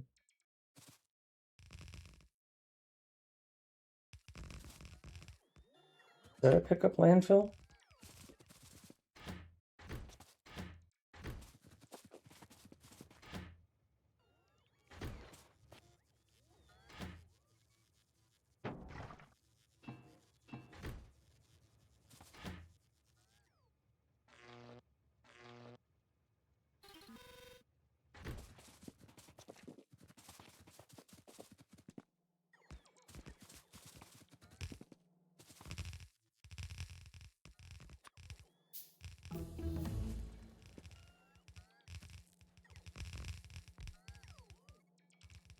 That should get you more dudes.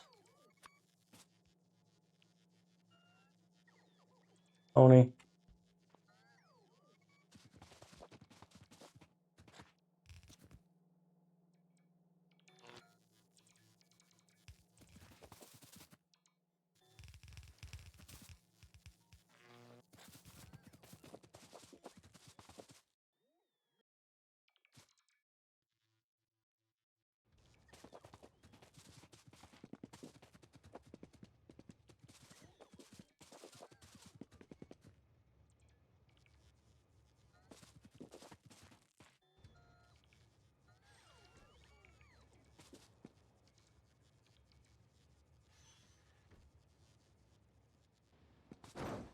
Woo, that was close. Thank goodness for shields.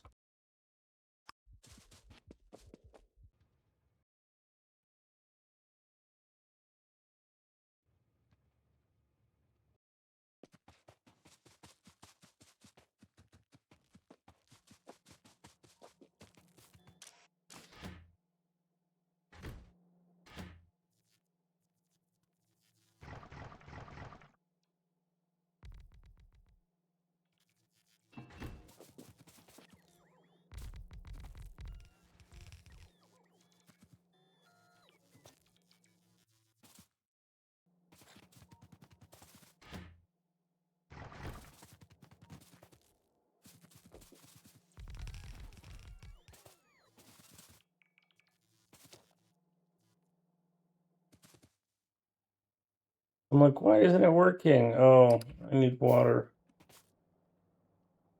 Where does the water go? The water goes there. What does the water thing look like? Looks like that. Won't fit in any of this. Well, that's sucky. Oh, you go there.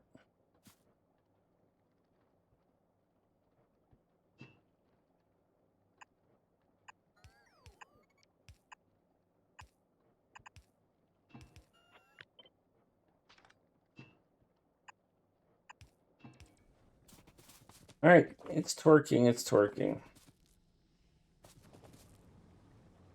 Good.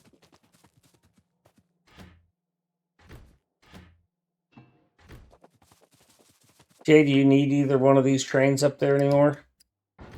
Nope. Probably not.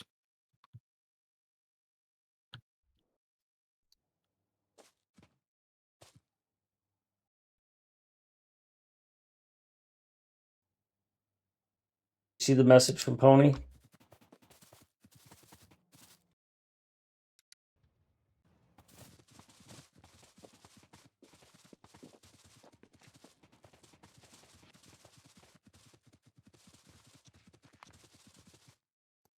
Yeah, it's true. But I mean, I wanted to use direct insertion.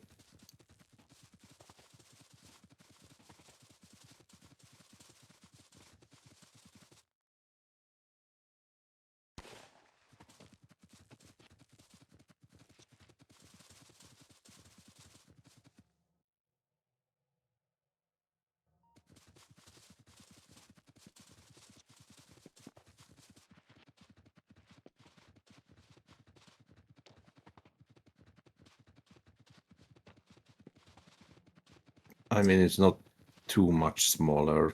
We have real estate enough, so I don't know if you really need to compress it, but yeah, you're right.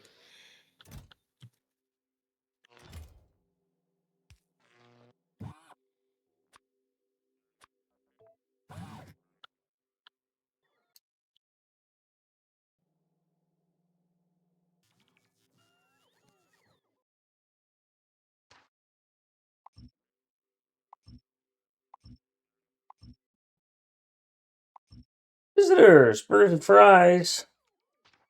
Thank you. Man, you and Ravager could have a heck of a conversation about things on rails and stuff, huh?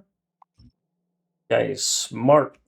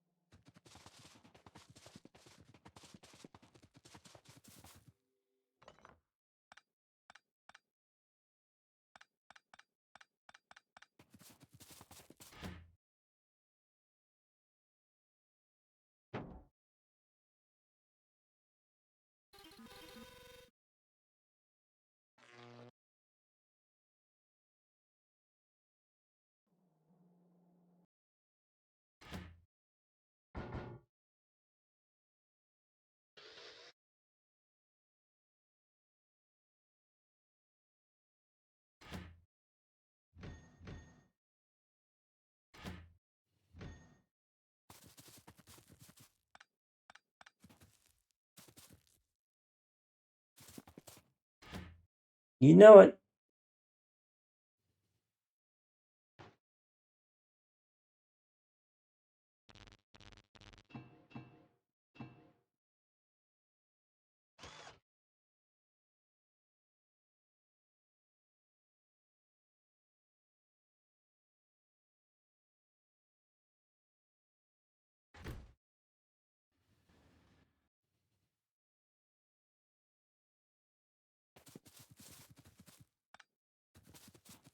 All right, so that is done.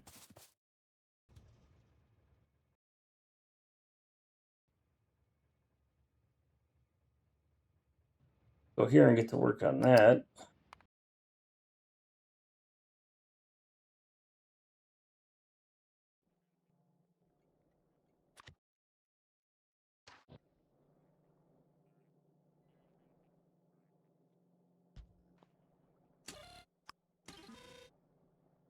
We'll use that little trick.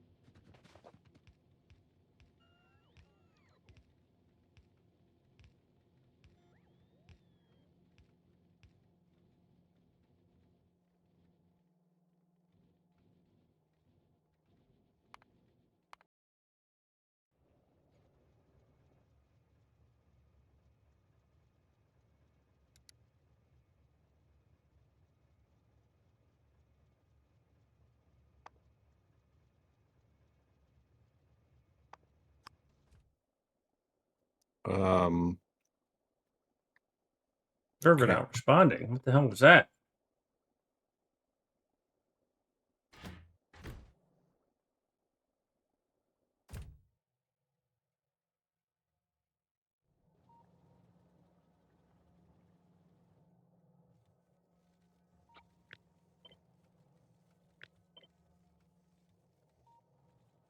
Wow, lots of server lag.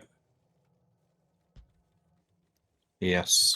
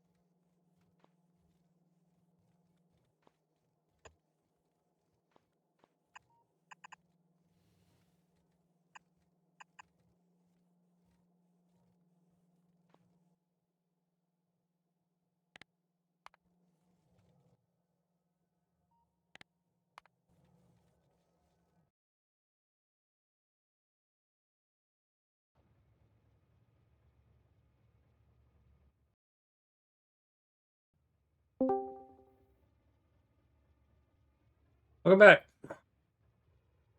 Yo.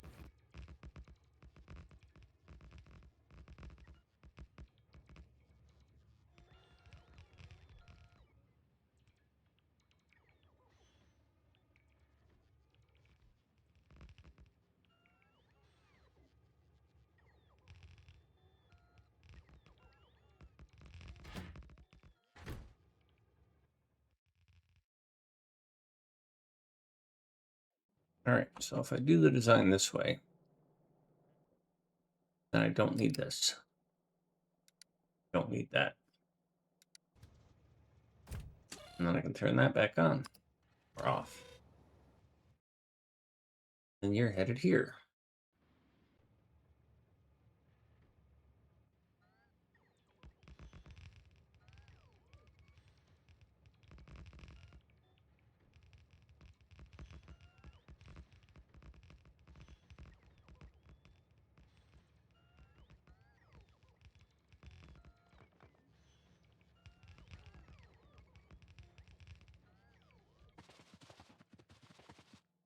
Come on, butts.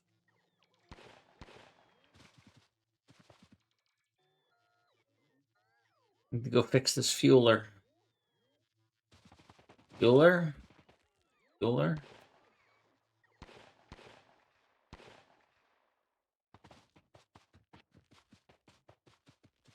Why am I out of power?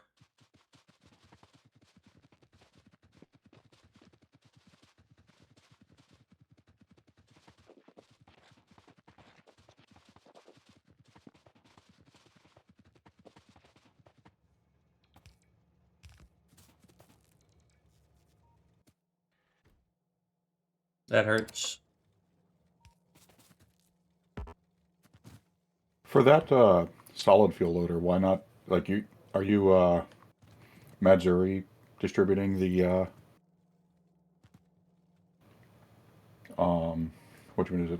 Solid fuel? Because like you could just run the belt around the entire train stop, and it would be the same as all of that. Well, you know, that's this is overdone. I don't like my 2 to 6 splitter. Its performance is not great. The thing I don't care for with the have stuff pick the, you know, like the straight line where you just run a belt like this, is what I do like is that when the train pulls in, you'll have, if you do this, then these bottom ones they don't get fuel, they don't get contents until the first ones are relatively satisfied, because these blue inserters are going to pull most of what goes by. And then when your train pulls in, you don't get the performance you're looking for, because the first ones you're only loading off of, say, 3 or 4 That's a chests. cosmetic problem. Hmm? That's a cosmetic problem. No, I mean, it's a performance problem. You're loading No, off it's of not. 6 inserters versus If you're able 4. to strip the belt, if the bottom ones aren't getting any materials, It's because the inserters are working fast enough to completely strip the Yeah. material that's there. Yeah, That's but cosmetic setting aside thing. the belt point, when the train is here, I want the maximum transfer to the train, which Yeah, that's why means you do the 6 chests. Matsuri. I mean, if you want to do it that way, that's why you do the Matsuri. Because Well, I don't know the Matsuri loading thing, so it's the same as the unloading.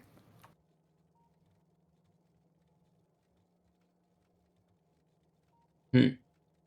You just do the negative average of the boxes and do a comparison. and then just run the belt directly past them. Mhm.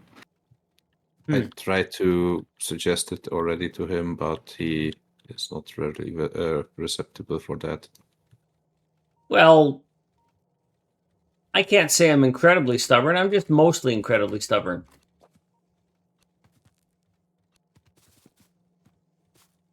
And I probably wasn't following what you were trying to teach me. So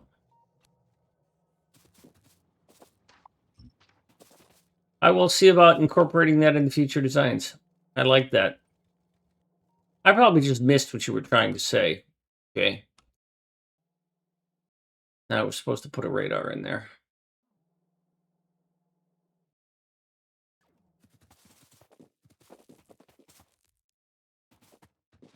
Yeah. Because I do need something that's more high performance than that.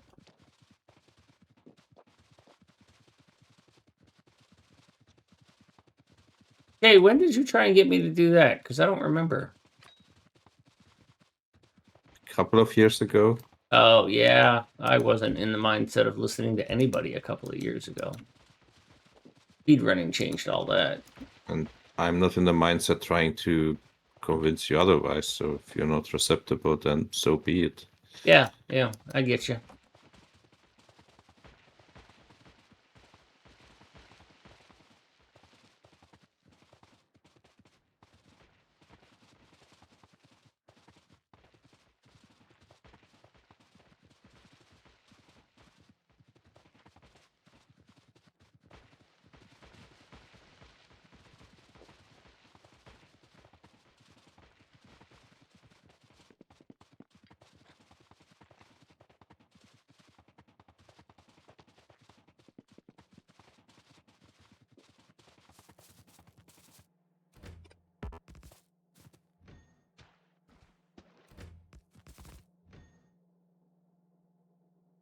That's going to be a problem.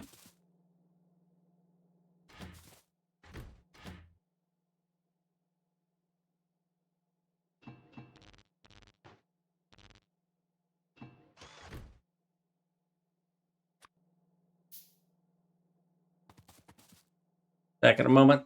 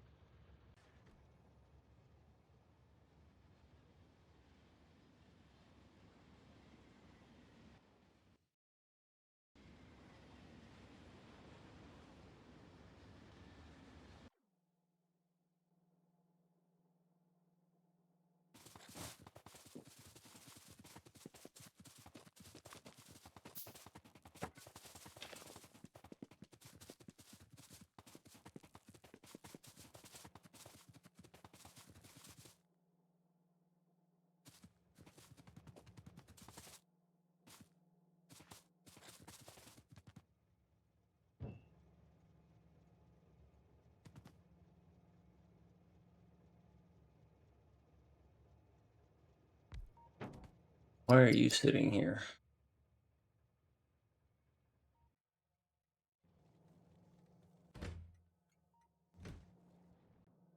You just left. I don't like that.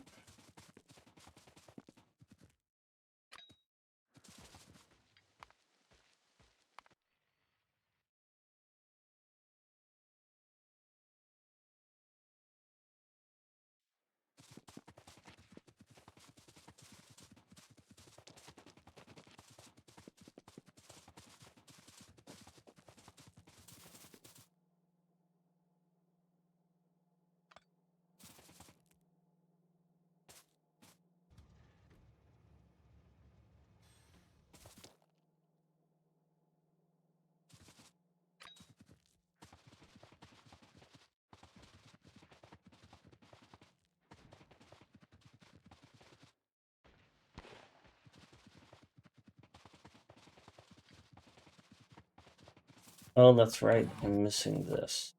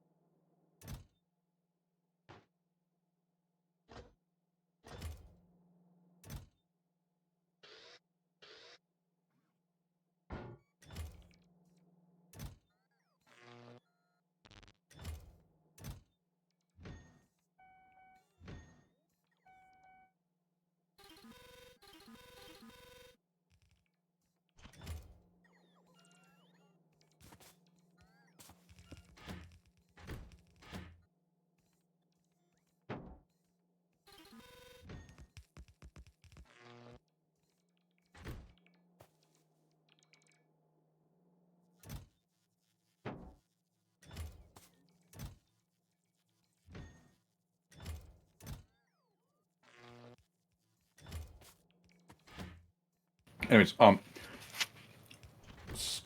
side question. What do you mean by maximum performance with regards to the loading? Just the most number of inserters I can have swinging at the same time. 12, right? Okay.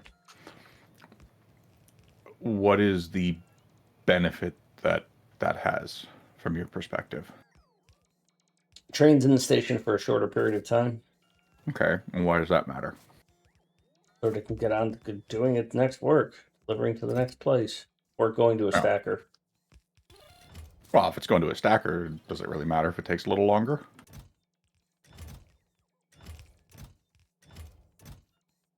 I don't know where it's going. It was, or it's going to a stacker was a all-inclusive answer to the, so it can go to its next destination. What I'm kind of spinning around here is what is the actual bottleneck at I don't know. the train station? It really depends on the environment that it's in, and I'm trying to solve for a lot of X's, and throwing paint at the wall is one way to solve for those X's. And one of them is, well, you know what? If the train is at a loading station for a short period of time, then it can be on doing something else. So, is there any difference between the train loading essentially instantly and just having additional trains on the network? Well, I have, from your perspective, in terms of like throughput, like the like. Well, I have a let's say that- maximum number of trains because I'm going to run into a issue with having too many trains, and this is not the right train. Jay, you might have a train I need. It's possible. What I mean is, you're producing and consuming resources at whatever the rate is, right? It changes over time, obviously, but there's a given rate that you are consuming and producing resources at, right? So the number of trains that you have moving around at any point in time is determined based off of whatever that consumption rate is. Does that make sense? Yeah. Okay. So as long as you have the capacity, like the train throughput capacity to meet that demand, everything works fine. So having more trains that take longer per cycle because they take longer to load or unload or whatever doesn't actually change how many trains are moving around per hour. It just means that they spend longer at one stop, the other, or both, right? So, in that sense, loading the train faster or even instantly doesn't really change anything as long as it's able to load fast enough that the act of loading doesn't become your bottleneck. Everything's fine. So, in that context, the number of inserters that you have loading the wagons is completely arbitrary. It doesn't matter as long as it's enough. So, having 12 inserters loading the wagon is arguably worse than having 6 if 6 is enough, or 4, or whatever. Because you can always just have an extra train or two. That doesn't hurt you in any meaningful way. And have the trains take longer to load. Yes, you increase the travel time per train, but as long as the loading isn't your bottleneck, you're not actually changing the number of trains that make trips per hour. It just, each train takes longer on a trip. Okay, can I have that train? I need the furnaces. I'll just take it if you're done with it. Sure, take it. I'm not paying attention to you. I'm just doing more than one No, thing. I understand you're putzing with other stuff. So am I, if we're being honest. I think.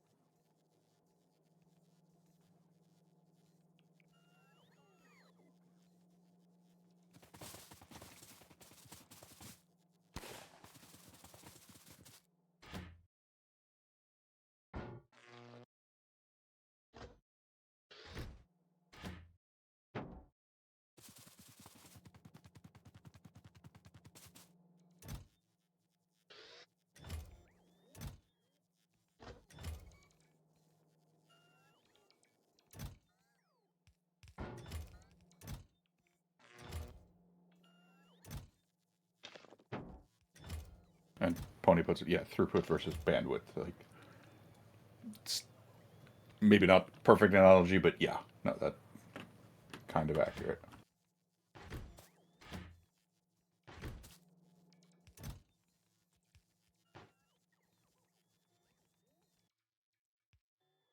And for steel versus furnaces versus electrics, electrics kind of suck. A lot of people don't really think about this. They go, "Ooh, shiny new technology that must be better." I mean, you say the same thing with like personal roboports versus base robots and other stuff like that. If you look at the power consumption of a electric furnace, its active consumption is 180 kilowatts. It's also got 6 kilowatts or whatever it is of drain. A steel's is 90 kilowatts of burner. If you are on boilers for your power generation, which admittedly you aren't going to be on boilers forever, but if you're on boilers, electrics take double the fuel, actually slightly more than double the amount of fuel, which means you need double the fuel mining or solid fuel production or whatever. And if you're not heavily using modules, then they're effectively just worse. They take up more space, they're significantly more expensive to build, they're not faster, you don't get productivity or whatever.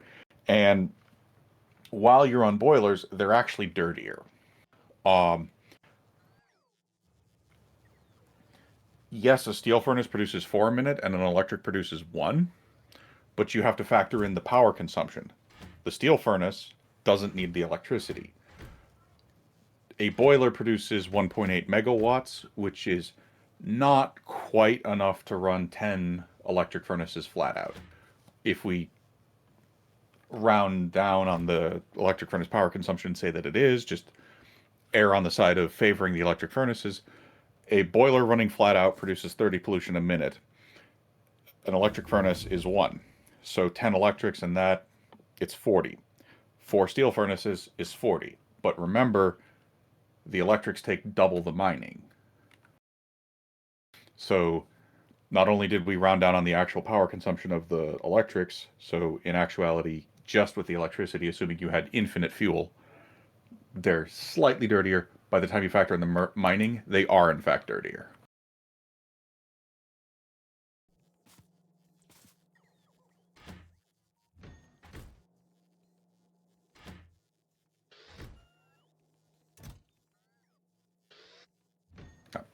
Admittedly, once you start doing moduling, they're just better because modules are amazing. But before then, they're crap. Only reason I don't use them here is because they need red chips at this stage of the game. I don't have a lot of red chips. And I've already got to bring fuel here because I'm using a well, I was using a model that required fuel for the trains. Although I don't have that anymore because of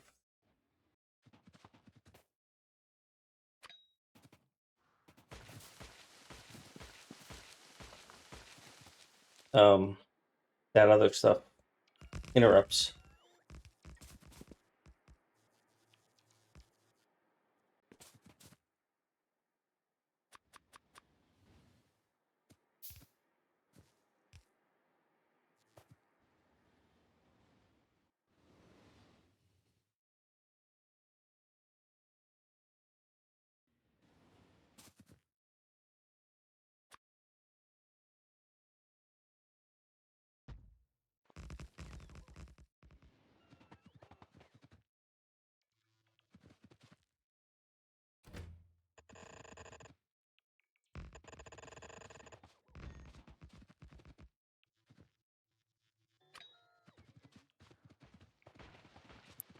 We should be producing 7.5 uranium ammo per second.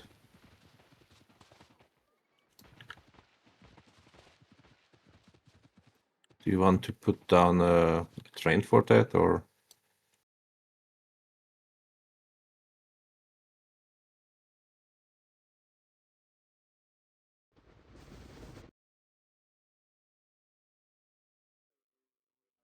I need a short stacker.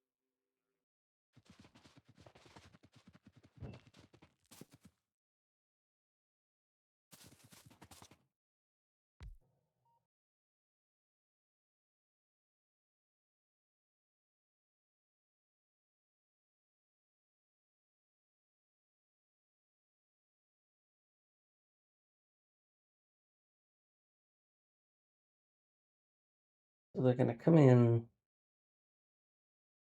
sit down, and leave. Guess I can just try this. This field.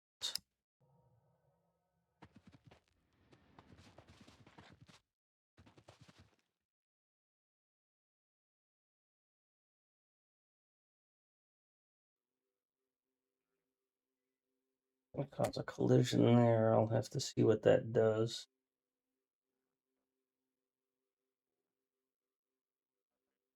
Bigger than I need.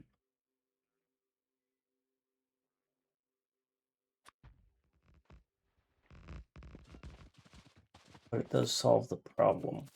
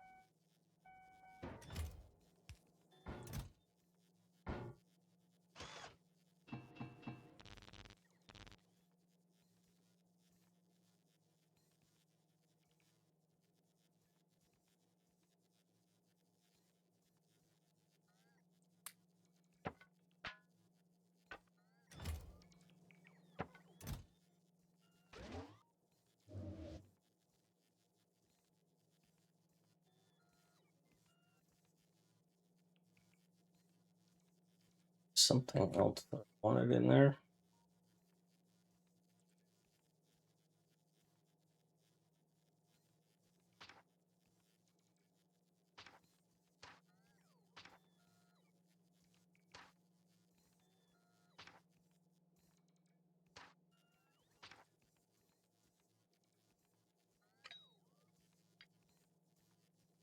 Good enough for now.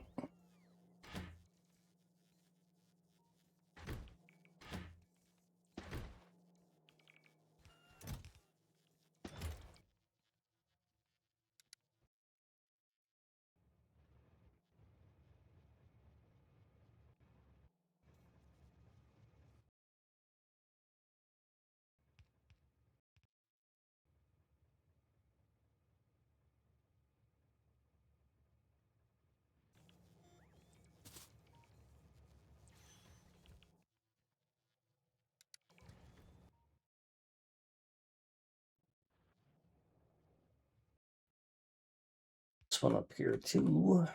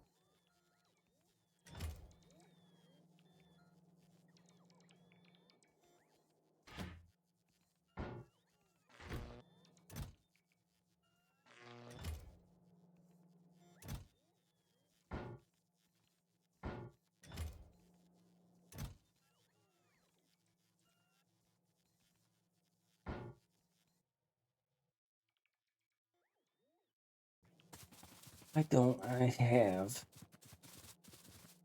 on frames. I'm pretty sure I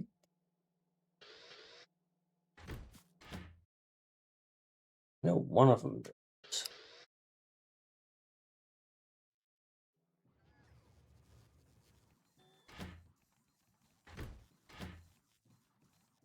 Nope, just deciders.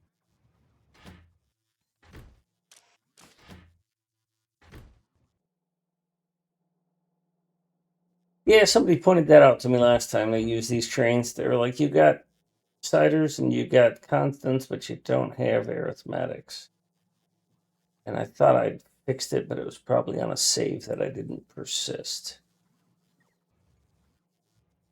They belong on this train, but I don't really have the bandwidth to put them on this train.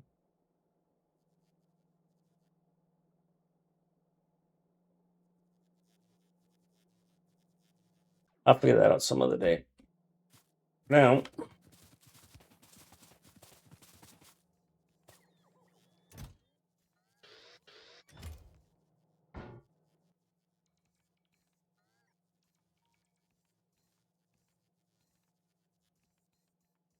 ain't that about a bitch? That's not what I want to do.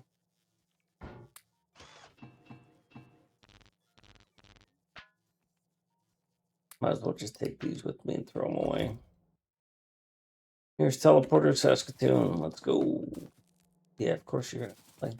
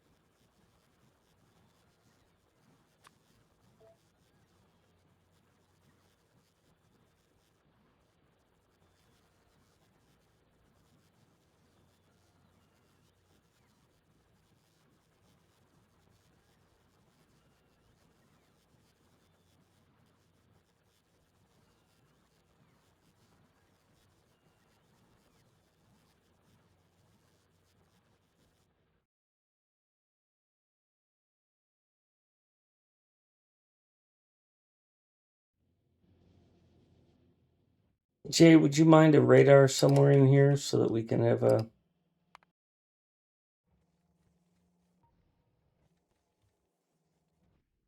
line of sight on what you've created?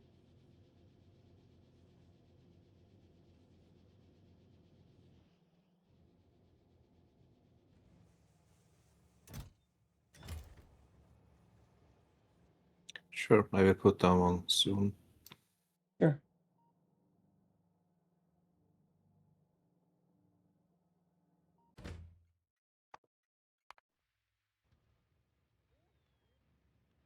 Why are we using the train for rockets and satellites for moving shit around? What do you mean? It's kind of an important train. It's the one you're on. Are you guys both in? Oh, you might. There was some refueling conflict. Hmm.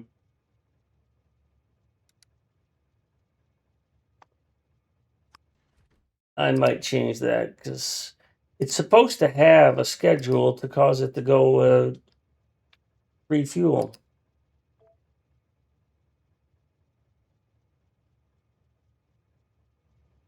And now let me go back to Saskatoon, which isn't that where it is too? What is going on here? You have got this.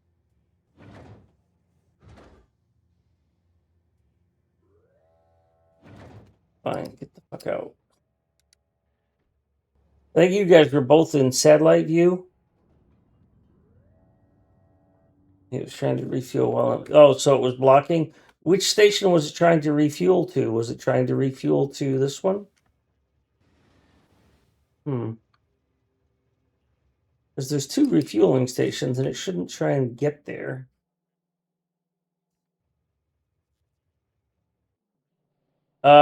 Yeah, that's one place, and then there's another place over there. I usually put the trains down on the far side because nobody goes there. What I do is Michelle and I came up with an idea is I turn this combinator on so that a train can't get out. Because what happens is the trains will automatically try and leave as soon as they get 2 fuel in, and then they run out of fuel halfway to their destination because it's fucking stupid. Stupid trains. Yeah, so I turn that combinator on, which basically locks the train in there. And then once it gets placed, I tell it to go to its refueling station, its first interrupt. And then it basically goes and nuzzles in. Because if you're off by half a pixel, it's not at the station and it's going to leave. So, and I don't know how to program it so that its first station is the refueling. It's just fucking annoying.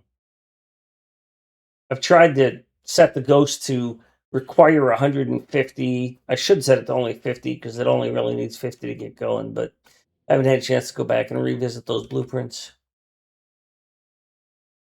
What was I doing? Oh, yeah. You launched, didn't you? Oh, no, you're locked already, so no point in even filling you up. Oh, this is where I wanted to be anyways. Yeah, so something as simple as that can handle your fuel loading.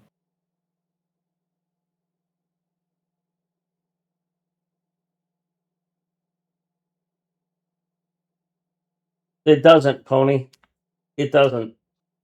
It fucks off. That's what I tried at first. It tries to go to its loading station. It doesn't try to go to a fuel station.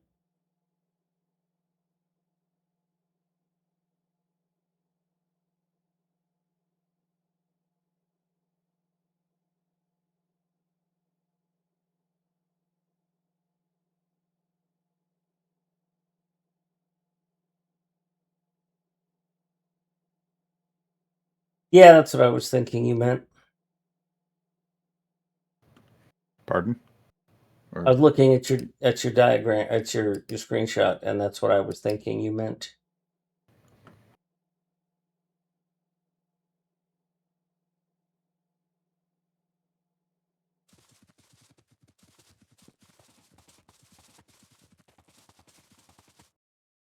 mean, actually, there's a real simple way to improve this, actually, come to think of it. Well, is that actually going to be better?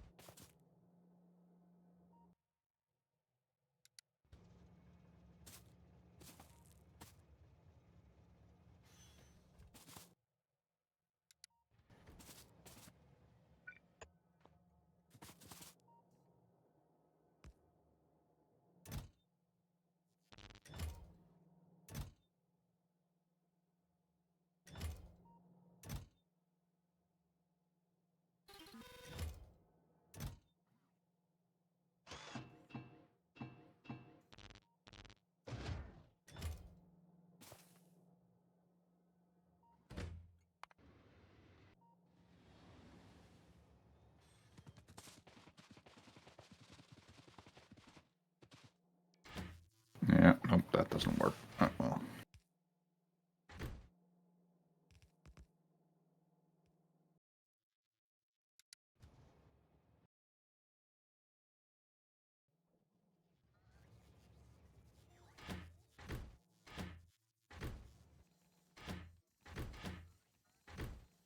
You've got a lot of landfill. You get up here.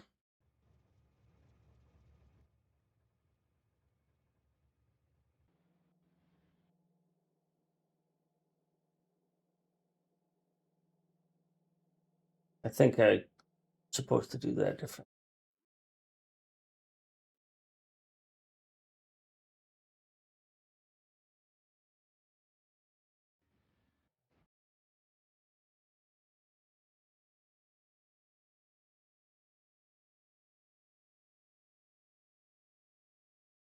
Yeah, Fairy Editor Extensions is fantastic.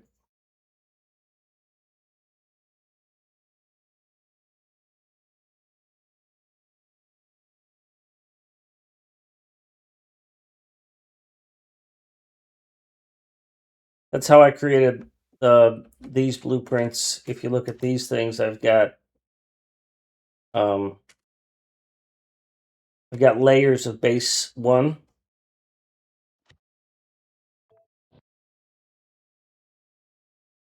So it goes base 1 partial with just some belt, and then base 1 with fluids, and then it just gradually grows bigger and bigger. Those are all individual blueprints.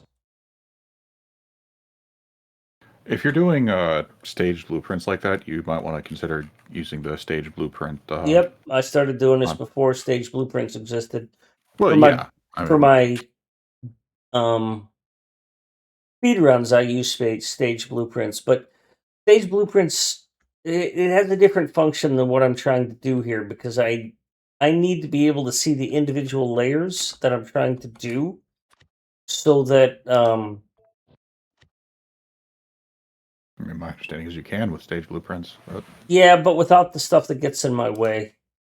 I've tried it both ways, and I didn't really care for how this worked in stage blueprints. And I can't remember exactly why, and I don't really want to revisit it, but this works all right. It's kind of heavy on the base 1, but base 2 works well. And base 3 I haven't redone yet.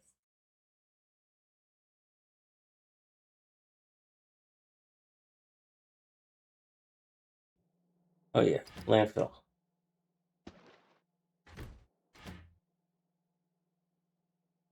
Might as well grab these two.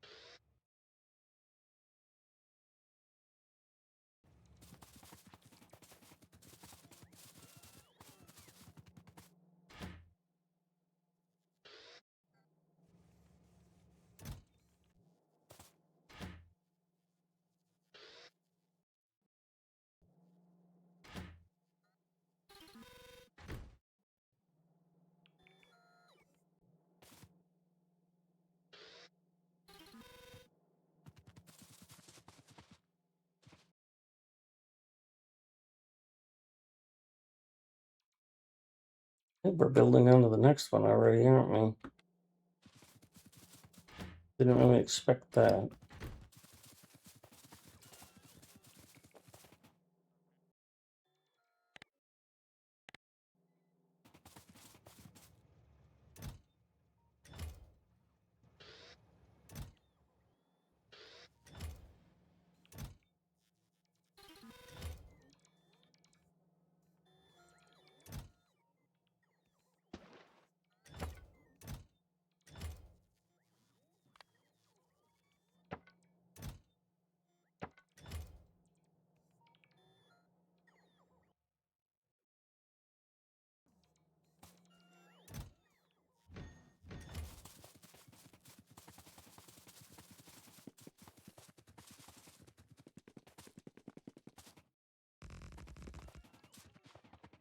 I'm going to be wrapping up soon, guys. Probably less than 10 minutes. I'm gonna duck out and play something else with a friend. So, catch you later. Have fun, man. Thanks again. Good advice.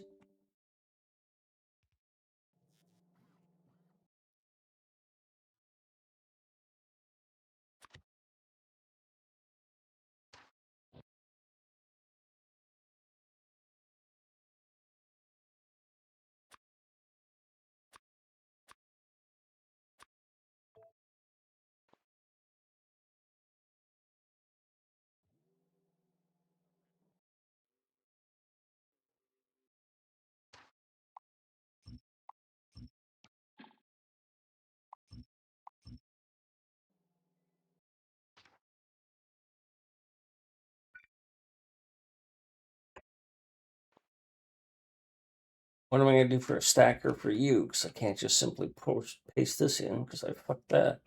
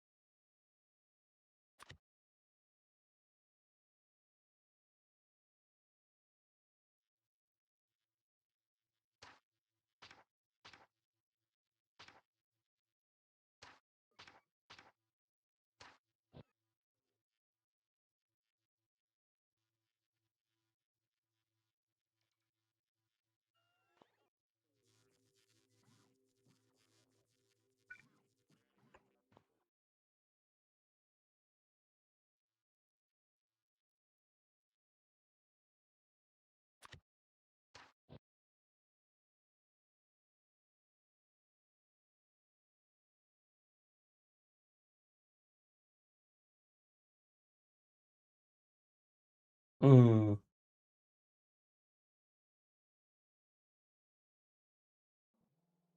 You wouldn't go that way anyway.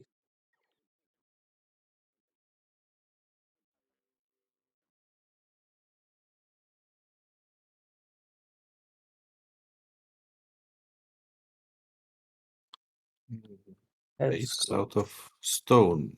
Why are we out of stone?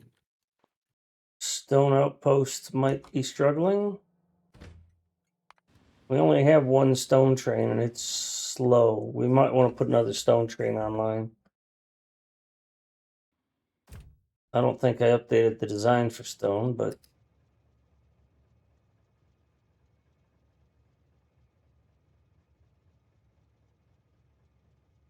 why is this guy stuck?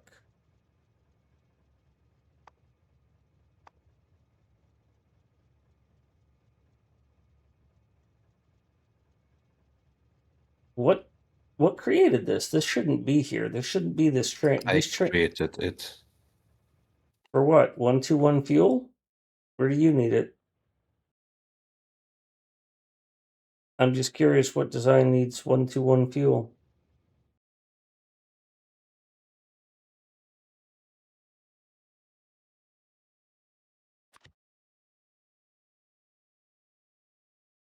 Or did you just take the 1-2-1 fuel and try to reuse it for something else? I just took the first one that looked sane. Yeah. Well, do be careful with that because the way the groups work, if you put that down and change it, you'll change all the ones in the group. Also, we now have a train that is a solo head running off to do weird things.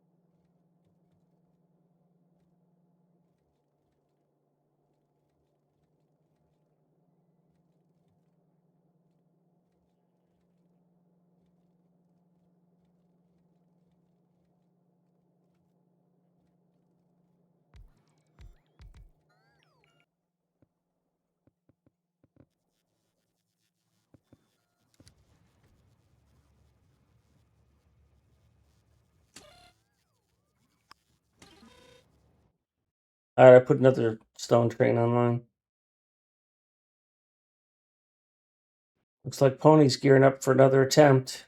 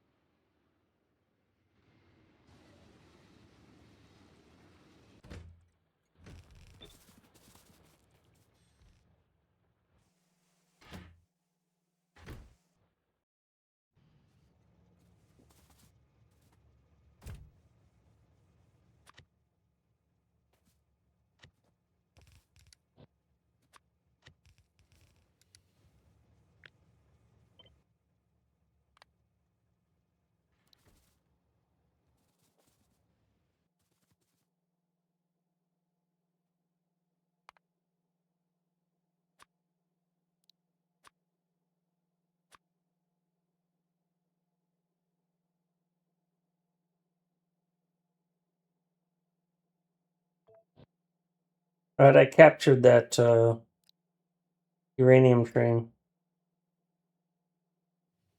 in the blueprint.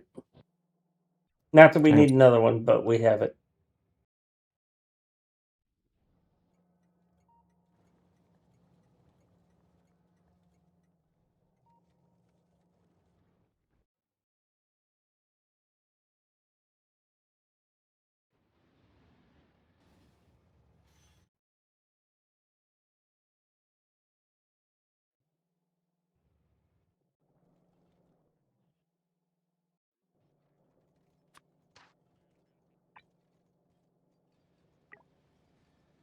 Hi, kitty cat. And she walks away.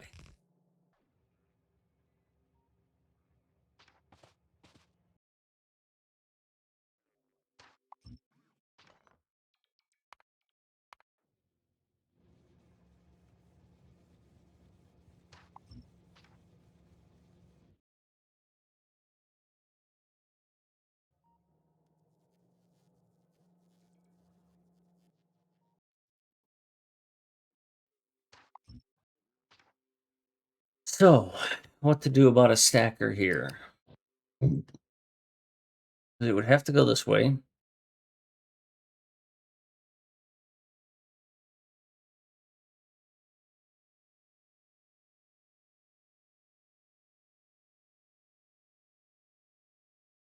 All right, later, Pony. I was hoping to see how well it did. But you've got some good clearing done. Nice work.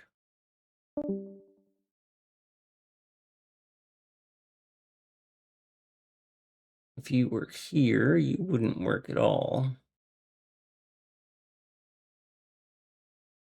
You kind of have to back up to here.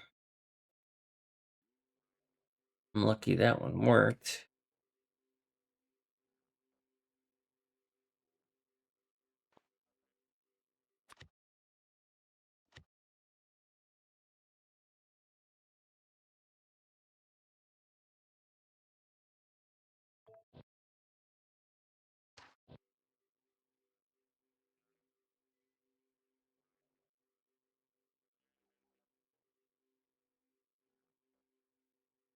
And I don't want... That doesn't work at all, and I can't flip it.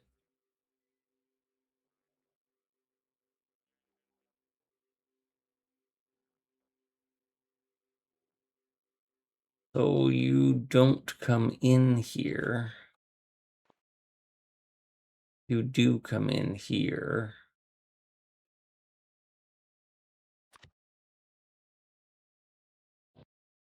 I don't know if I can make this work. Because this is where you would come in. But I would have to flip it for that to work, and I can't flip things.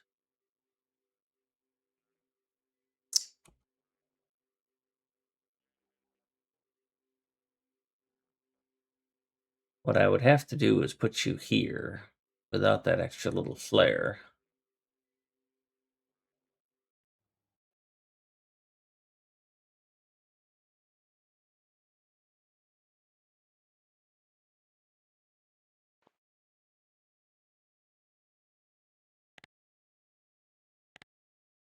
Need all this stuff out of my way. I don't have a good solution here.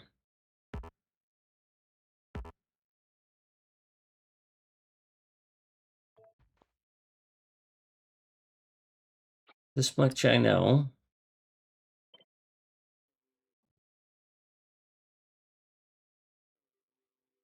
If that were a T-junction, then that would just be a stacker, and that would be just totally fine. Because I wouldn't care. T-junction down to a single.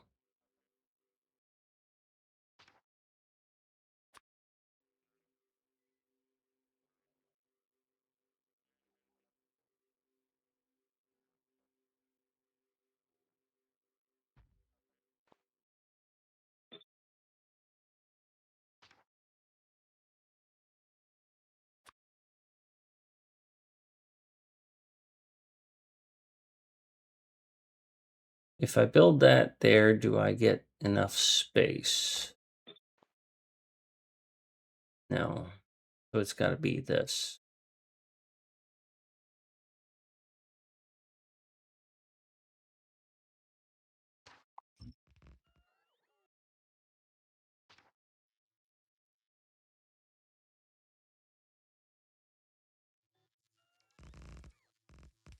That's outbound. It'll look better. It's on the inbound line, I think.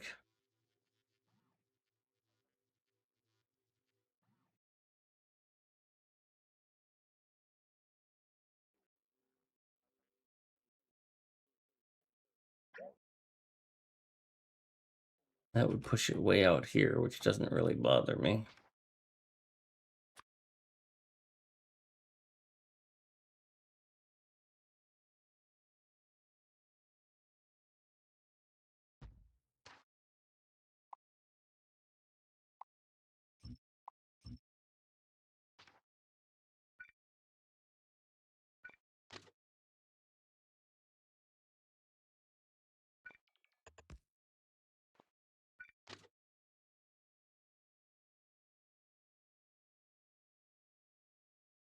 God, I hate this stuff. Hey, Keith. Hobbit slaps.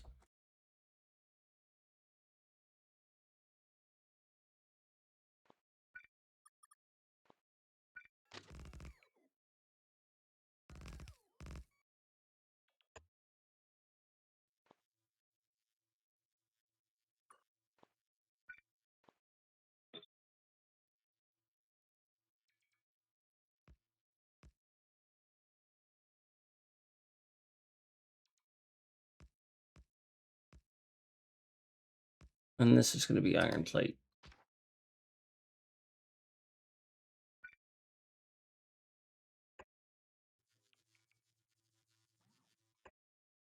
That should get it all built. Back in a moment.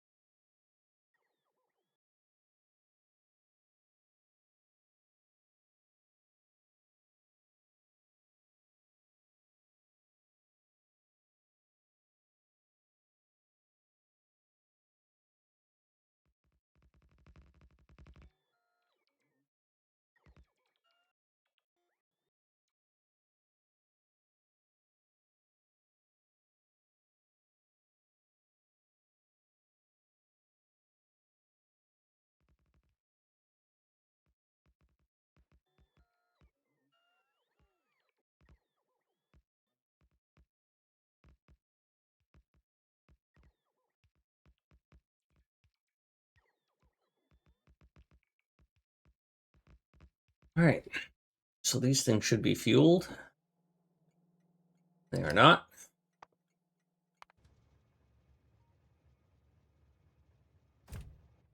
Don't have enough fuel, but these things are all built. Now I'm supposed to build a second one here.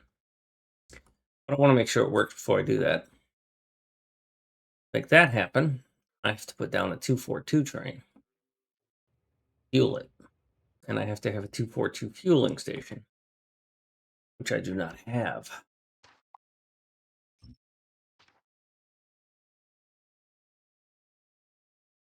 Normally I would have it up here.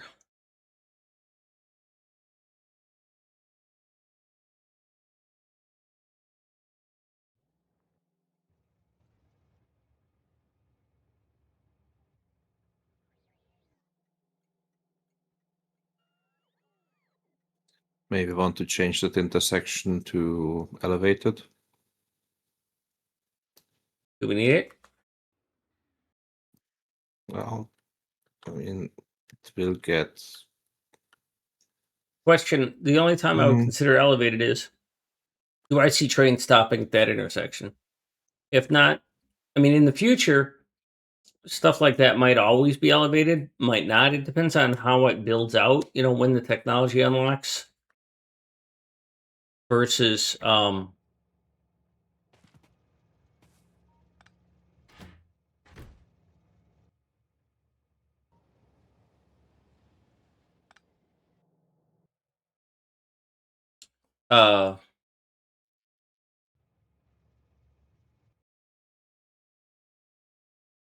I can't remember what I'm trying to say. Versus the needs for, do we need more throughput or something,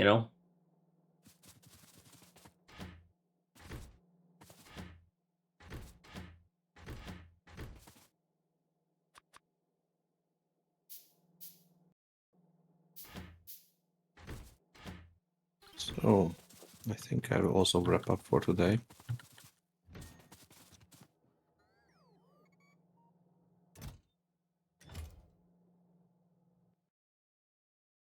Because it's already tomorrow. Yeah, I don't know what my schedule is. Well, if I'm going to be able to stream this tomorrow, I don't know how I'm going to feel after work because it's new, so much new to me. I don't know how tired I'm going to be.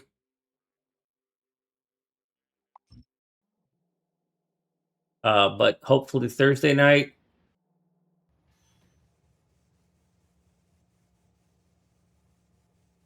And then, of course, Friday, Saturday.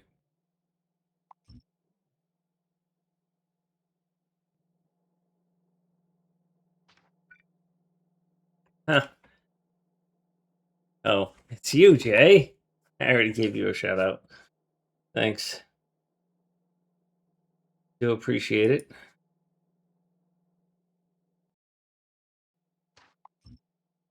Yeah, it'll take care of it. I missed a RoboPort here in my blueprint. I've got to fix that. Now they'll go away.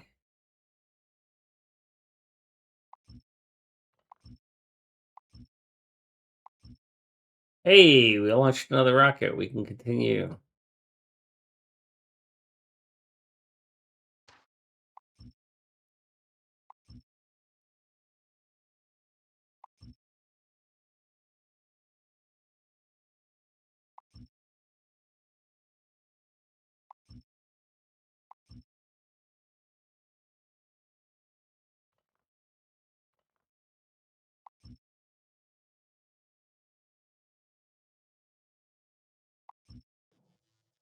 Do I have a radar? Can I make a radar?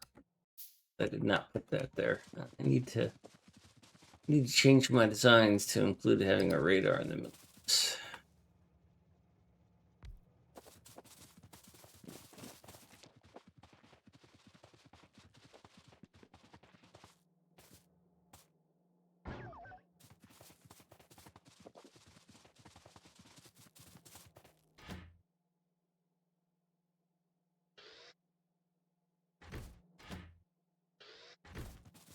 All right, you go home. I'm gonna throw the rest in scrap, and then I'm gonna go home, and then I'm gonna go to bed.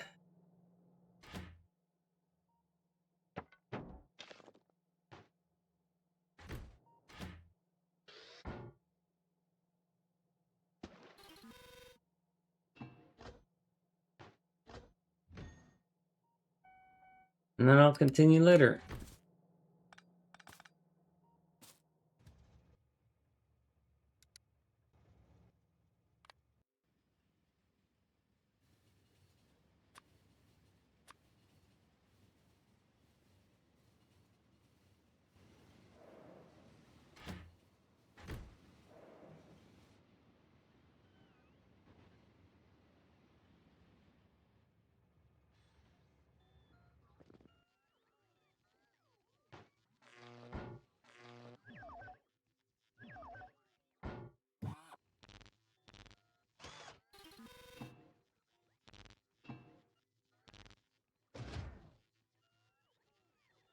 Good.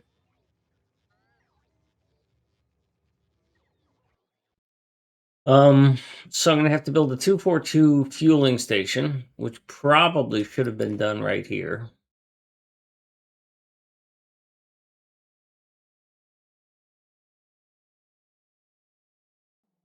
Because that's what that is. And I kind of fucked that up.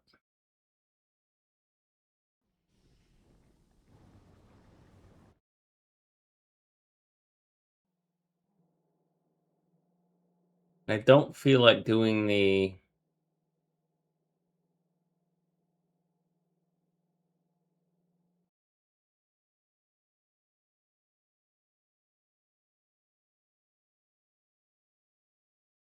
Nice work on all that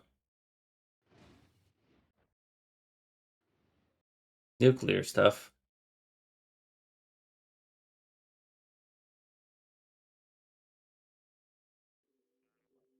Tony's ready to go out and rock and roll.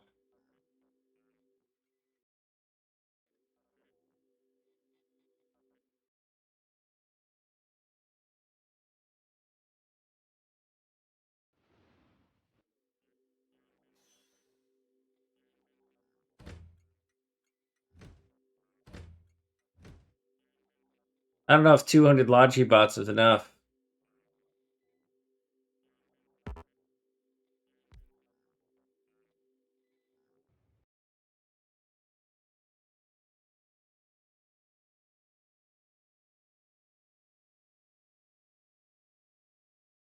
Quick enough? Okay.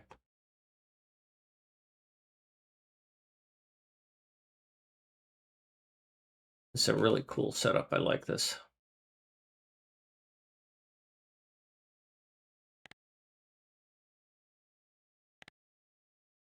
Oh. Well, I missed a couple of those. So I'm probably going to have to build a station here.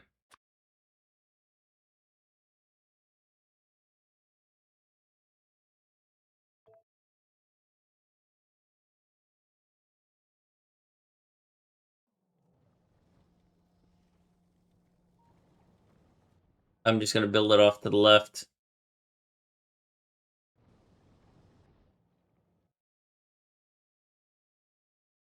It'll get kind of busy. But more on that. I got to find somebody to raid. I'm tired. Thanks, everybody. I will try and stream tomorrow. I just don't know what I'm going to do.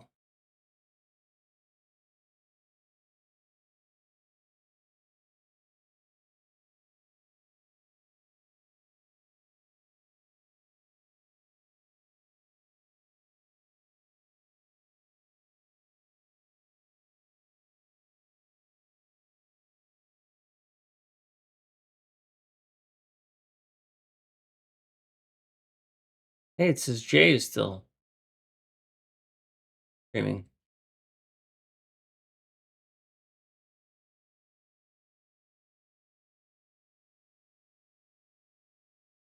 We're going to see if Justin is interested.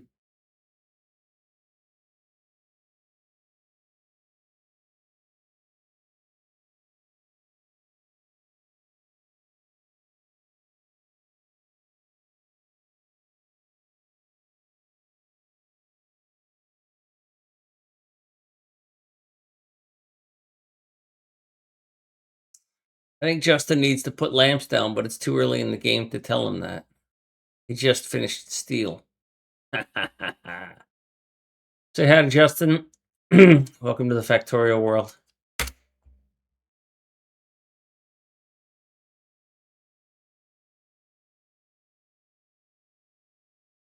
Looks like he's got a couple of mods going on there.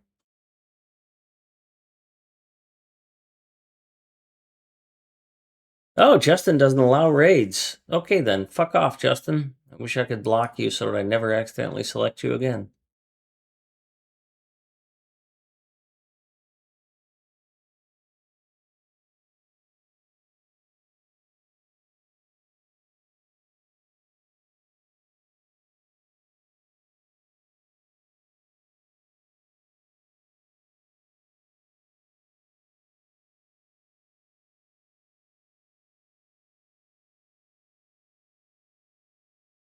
Oh, well, Morley Complex has nuclear power.